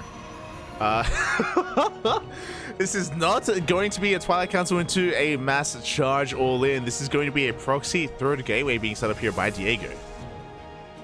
Yeah, okay. This is interesting. He's actually skipping all of his gateway units to get this done. And we don't have a battery in the main, so this is pretty adventurous. Oh, actually, I guess this would be out in time for a Reaper. Oh boy. Yeah, this is gonna get crazy real quick. Yeah, the Reaper is staying at home for Roselia. We are actually banking up for additional Reapers as well. CC is here on the high ground as it was a double gas opener. And yeah, we're about to have a lot of units real quick. And what is Roselia going to have at home to defend, if much at all? Oh. It does feel a bit counterintuitive, probably for Roselia, that you want to send these Reapers across the map rather than keeping them at home against an aggressive player. But it is really important to firstly get the scouting, but also secondly, force him to keep a unit or 2 back home. The Reapers aren't going to do that much defensively. You're more relying on the Marines and Mines to be able to defend this and maybe get a bunker up. But either way, we are going to be seeing the first few units come down, and yeah, Roselia are going to be skirmishing back and forth with these Reapers. Boy, here we go. The mine shot hasn't gone off yet. We do see once again dEiGo. He wants to try to bait it out. Up! It's up! Up! Oh, that was really close. Oh. Casito, papi, casito. He's gonna do it again. I do think if he's going to go double soon, gas like this too soon. Roselia, it's too soon, yeah. He should just make the 2 mines and then go into a tech lab and try to get a tank out. A tank's going to solve a lot of your problems here, but once again, dEiGo going to be losing his patience coming up the ramp and not taking good trades at all. Yeah, exactly. Lost a Stalker, lost an Adept as well. Another mine shot's gonna go off. Ooh. Oh, the matchup does go off on the lower health Stalker, but these last 2 mines, they are going to be regenerating their health now, and I do worry a little bit for Roselia. He could have been getting a bunker in this time, but I guess he doesn't really know what's going on here necessarily. Yeah. He does try to target the higher health one. That was cute, but not going to be paying off quite. Yeah, and again, what is dEiGo really accomplishing here? Like, we've been losing. We've been throwing away units. Look at the units lost tab here. We have lost 3 Stalkers and an Adept for nothing. Okay, and we're seeing a Banshee coming out for Roselia. I think this does make a lot of sense. I wouldn't mind seeing him get Cloak with that as well. It's going to be very hard for there to be defense for this back at home for the Protoss player. It's because he's sending everything across the map. He doesn't have the tech for any detection either. Yeah, exactly. We are getting into a Twilight Council, but no Reverend, no Stargate, no nothing. This Banshee can work wonders. No, he cancelled it. Oh, he's actually going for a Raven. No. Oh, he cancelled it when it was almost finished. Oh, that's so rough. Oh, no. Oh, my God.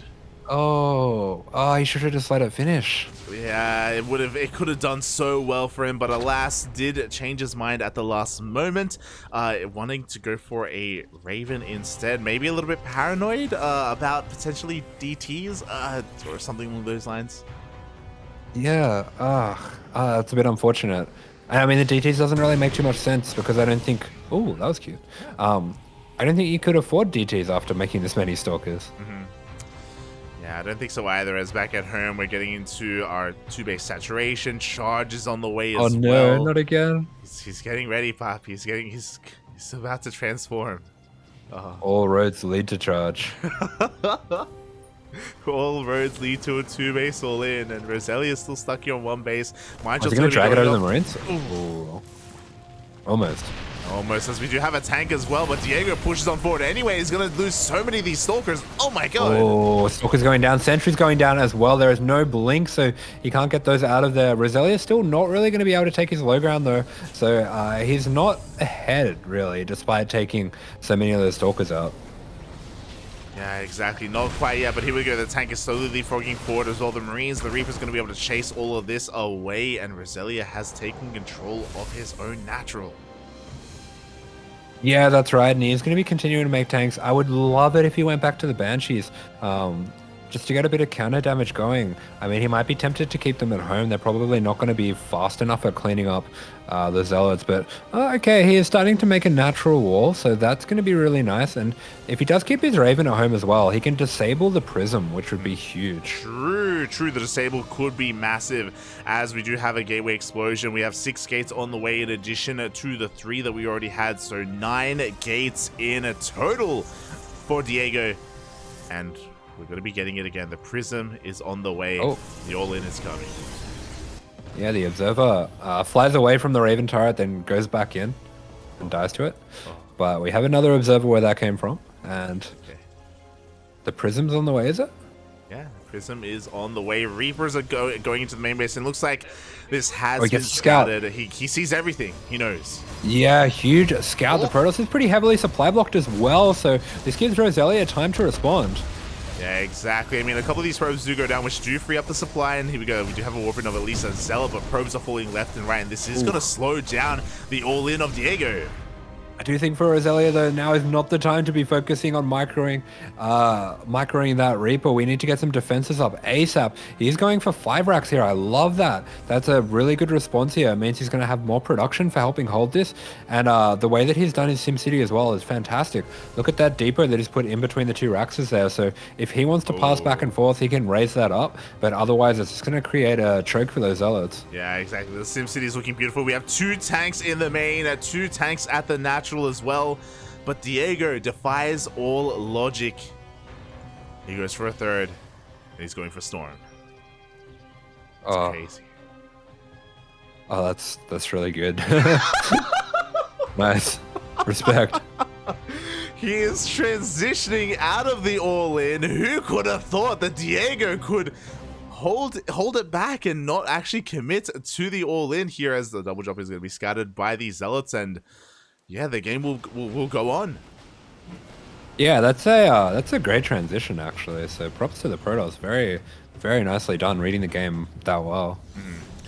Yeah, exactly. Meanwhile, we do have this double drop, though, still threatening the army at least, or even the Prism is going to be going for that gateway, going to be looking to depower it. dEiGo is aware and is going to be looking to try and shut this down.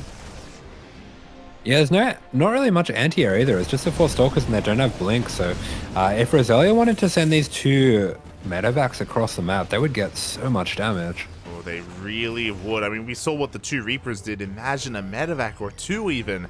But for the time being, Roselia is staying here on 2 bases. We have a Ghost Academy. Ghosts are on the way, which will help out not just against the Chargers, but also against the Archons and the High Templar as well. Okay, Roselia's actually macroed up a huge army here, so I think he should... Yeah, I definitely think he needs to move out here, or maybe send a drop across the map.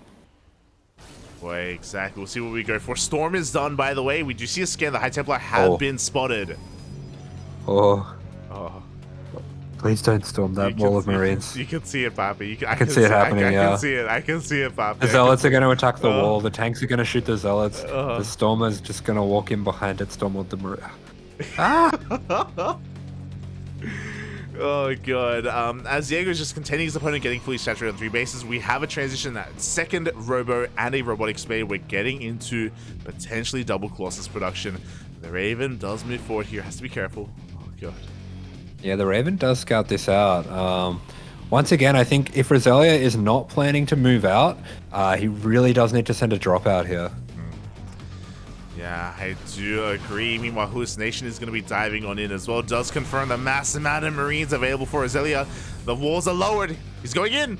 Up. DMP. He's going to get the High Templar. Up, Snap it. Up. Nice. Oh my God. Wait, that works like that? That's... the counter feedback, Buffy. That's...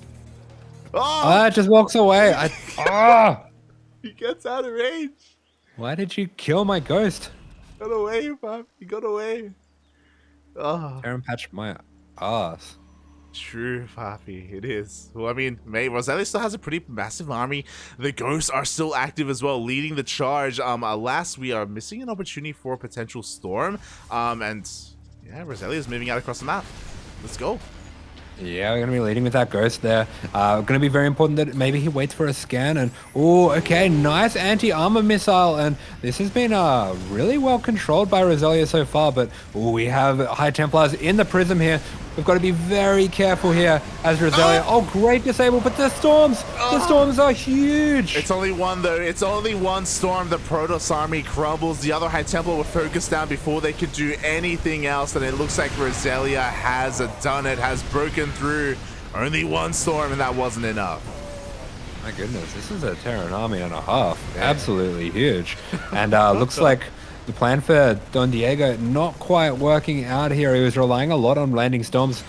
Maybe would have been better off making a few more High Templar than that. And, you know, you'd be Sephiron at that point. True.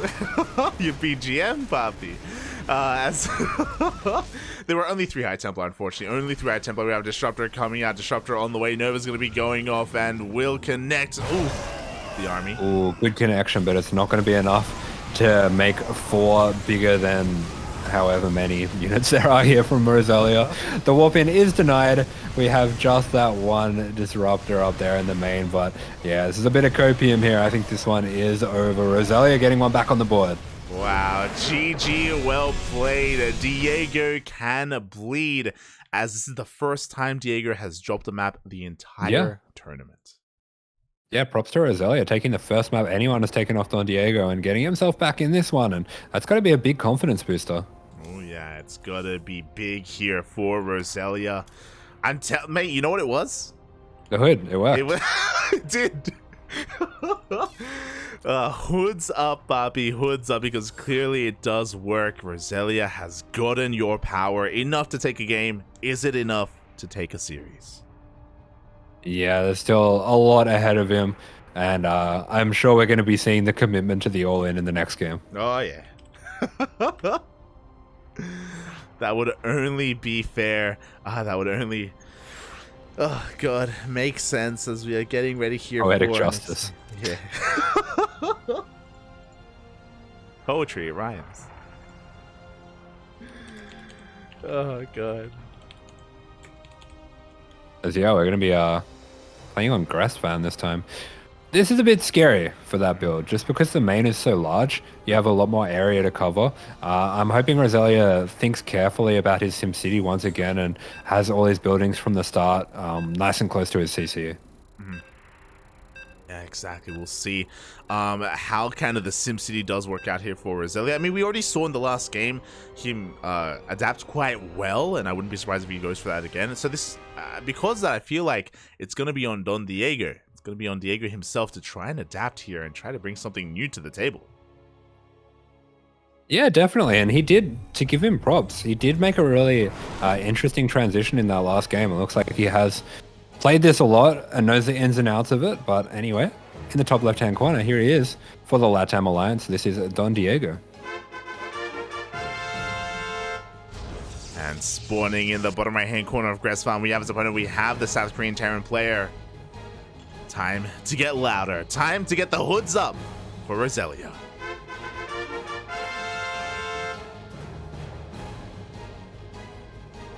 All right, we see the chat calling for reverse sweep. Oh. Could be, could be. Could be, Papi, could be. I'm still on the fence about that. I've seen Diego take down many a strong Terran player today. And, yeah, it's a terrifying thing to go up against something like a reverse naked chokehold and not know what's happening. Yeah, I kind of want to play against this sell it all in because I think I'd die to it, to be honest. Oh, God. Is there not too much more to refine the all-in, do you think? Other than, of course, the early game where Diego has been aping a little bit into mines, but... Yeah, the build could be better, but it's still pretty scary. Fair enough, Papi, fair enough. Oh god, and so we are getting into the swing of things here. Once again, double gas opener here from Roselia. This time, dEiGo not going to be going for a 2-gate opener. Yeah, nice. He is just going to be dropping down that faster Nexus here. I think it's a good adaptation to what Roselia's been doing since Roselia's been taking such a defensive stance and been defending really well with the mines as well. So I think this time around, we're going to be able to see what Roselia has planned for their early game. Yeah, we'll see what they do have planned. We'll see what they can get themselves into here as we are getting into our reactor. Actually, reactor first build here from Roselia as well, so gonna be just laying and holding on. Going Marine first. Yeah, I think this makes sense, especially if he's expecting the same thing to be coming his... Yeah, okay, he's just blind countering what happened last time. Yeah. And he's not doing it. That's actually wild. Wow, the mind games. dEiGo, he is living rent-free in the mind of Roselia, forcing a big reaction. A reaction to something that is not coming. Yeah, Roselia is 100% just blind countering what's been happening in the last few games. He's even delaying his CC to get this faster bunker. Yeah, exactly. And the CC is now on the way. The bunker's about to finish up as well. dEiGo should be able to get eyes on this with the shade of this adept. And there we go. Does confirm the mine, does confirm the bunker as well. Yeah, so this is great by dEiGo. Very well done. And throwing down a very early Twilight Council as well. Going to be only making the 2 gateway units, sending them both across the map, and then throwing down this Twilight. So a little bit unfortunate for Roselia. I think if at any point in these games he had just sent his Reaper straight away across the map, he would have got a lot of damage here. Yeah, alas, unfortunately, he is maybe stricken by fear here against his opponents. And I don't blame him, just because one more slip up and he's gone. He's out of this tournament. It does all end. So we'll see how he's able to keep up, as once again, charge is on the way, because of course it is. Yeah, we are going to be seeing the same sort of build here. Very early robo, very early charge. So all that tech going to be finishing up in the near future. And there we go, the extra gateways coming down already. Yeah, gateways are on the way. These constant shades are just going to be looking and checking here to see what is going on and have a look at the army count. A second bunker is being thrown down here at the Reaper Cliff as well. Interesting. Yeah, that is definitely interesting. I feel like this map, because there's so much space to the side, more towards the gas here, it's not going to be a huge factor because the Prism can just move away from there. It does mean that he has a little bit less area to worry about, but I don't think it's going to be too much of a factor, to be honest. Yeah, I agree. I feel like I don't know how impactful this bunker is going to be. Behind this, I believe we are getting into our 8 gates as well. We have 5 here, 6 in the main. We have 2 more here at the natural, and the Prism is on the way as he throws down even more gates. Oh my god, that's 10. Yeah. Not really necessary, but it looks funny. It looks good, you know? It's like, yeah, style points. Yeah, definitely. I don't think he's ever going to be able to warp in 10 zealots at a time. No. But it looks cool. Yeah. As Roselia, yeah, I do like that he's cancelled this bunker that was on the high ground, so it's just the one at the ledge here, so I like it a little bit more now. We don't have a wall started at the natural yet, which could be a problem. It is going to be a problem. Oh my god. Yeah, baited a little bit there. Yeah, the Observer is going to survive. We pick up here into the Prism as well. We are looking to actually dive into the main base. Because of that turret, now we don't have energy for a disable. We can't disable the Prism. The Zealot Warp in does complete. The tanks are rerouting here in towards the main base, but at the same time, Zealots are going towards the natural. Oh, we do bring those doors up, but I mean, there's going to be so many Zealots here soon. The wall, the quick wall, really nice there from Roselia. I love this. Yeah, is able to fully wall off here and protect these tanks. The Zealots will have to go the long way around here if they want to go toe-to-toe with this, and there are also mines protecting those tanks as well. Oh, but they can just go the long way around. Yeah, they can, and they will. Oh, this surround. Oh my goodness. Oh, this is just over. Yeah. This is disgusting. The Zealot army swallows up the mines, the tanks, the marines, everything in sight, and we have more Zealots where that came from. The boys are being pulled, but alas, it looks like the hoodie buff only lasts for 1 game. GG, they're on dEiGo. Gonna be taking it down. The Zealot man. He's done it. GG. Oh, I pressed the wrong button. Hold on. GG, well played. Don dEiGo himself has done it. Is going to be taking the series 3-1, and he'll be this edition's Rice Cups champion. Yeah, GG, well played by all the players, and congratulations there to Don dEiGo for that victory. Congratulations as well to Roselia coming in second place. Yeah, Roselia, I was really concerned that Roselia wouldn't be able to reprise his role in the finals just because he got knocked down very early on by Tainted, if you recall. So I was very concerned that that would happen. But in the end, Roselia was able to fight all the way back, all the way through the lower brackets, and didn't get first place like last time, but did get a very respectable second place here against dEiGo, and even was the only player to take a map off of him. Yeah, it's a sick run to be able to make it back to the grand finals. Definitely something to be proud of. A little bit sad to be falling short right at the end, but I'm sure he'll be happy with his performance today. Yeah, exactly. And I mean, there's just so much that happened. This tournament was so chaotic as well. Bringing it back a little bit. If you remember, we may not even have had Roselia in the finals. That last game versus Tainted, like, I don't know. Yeah, true, like actually. Yeah. Probably shouldn't have had him in the final.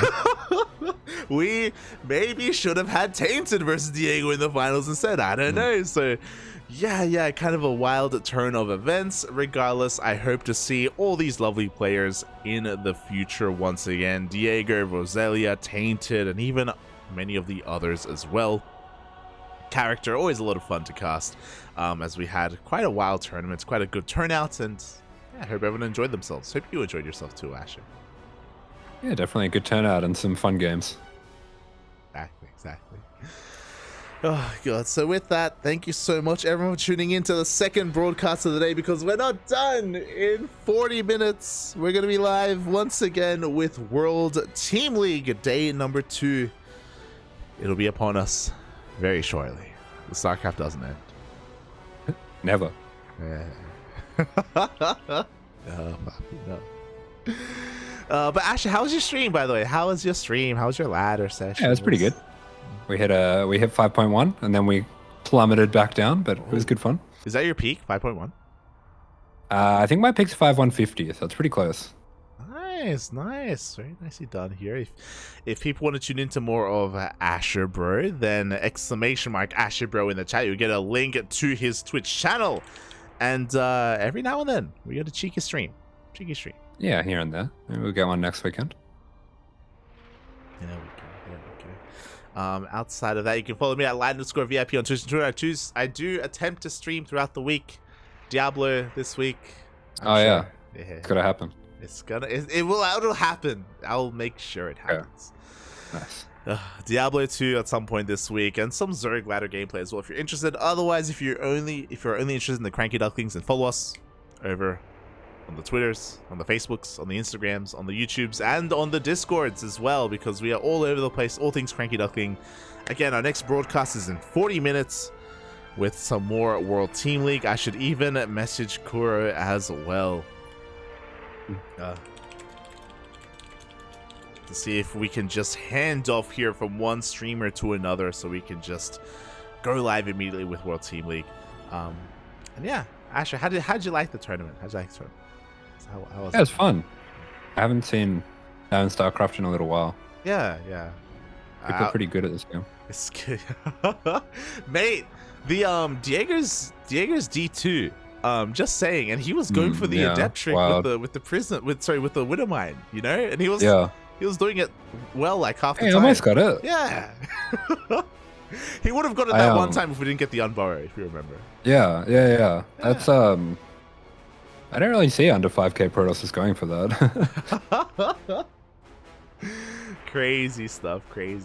So, oh god, GG, well played. Yeah, we're going to be heading off here for the night. We're going to be back shortly as well. Ash, do you have anything you want to say before we head off for the evening? No. I'm going to go smudge about the Zealots. I'm sad now.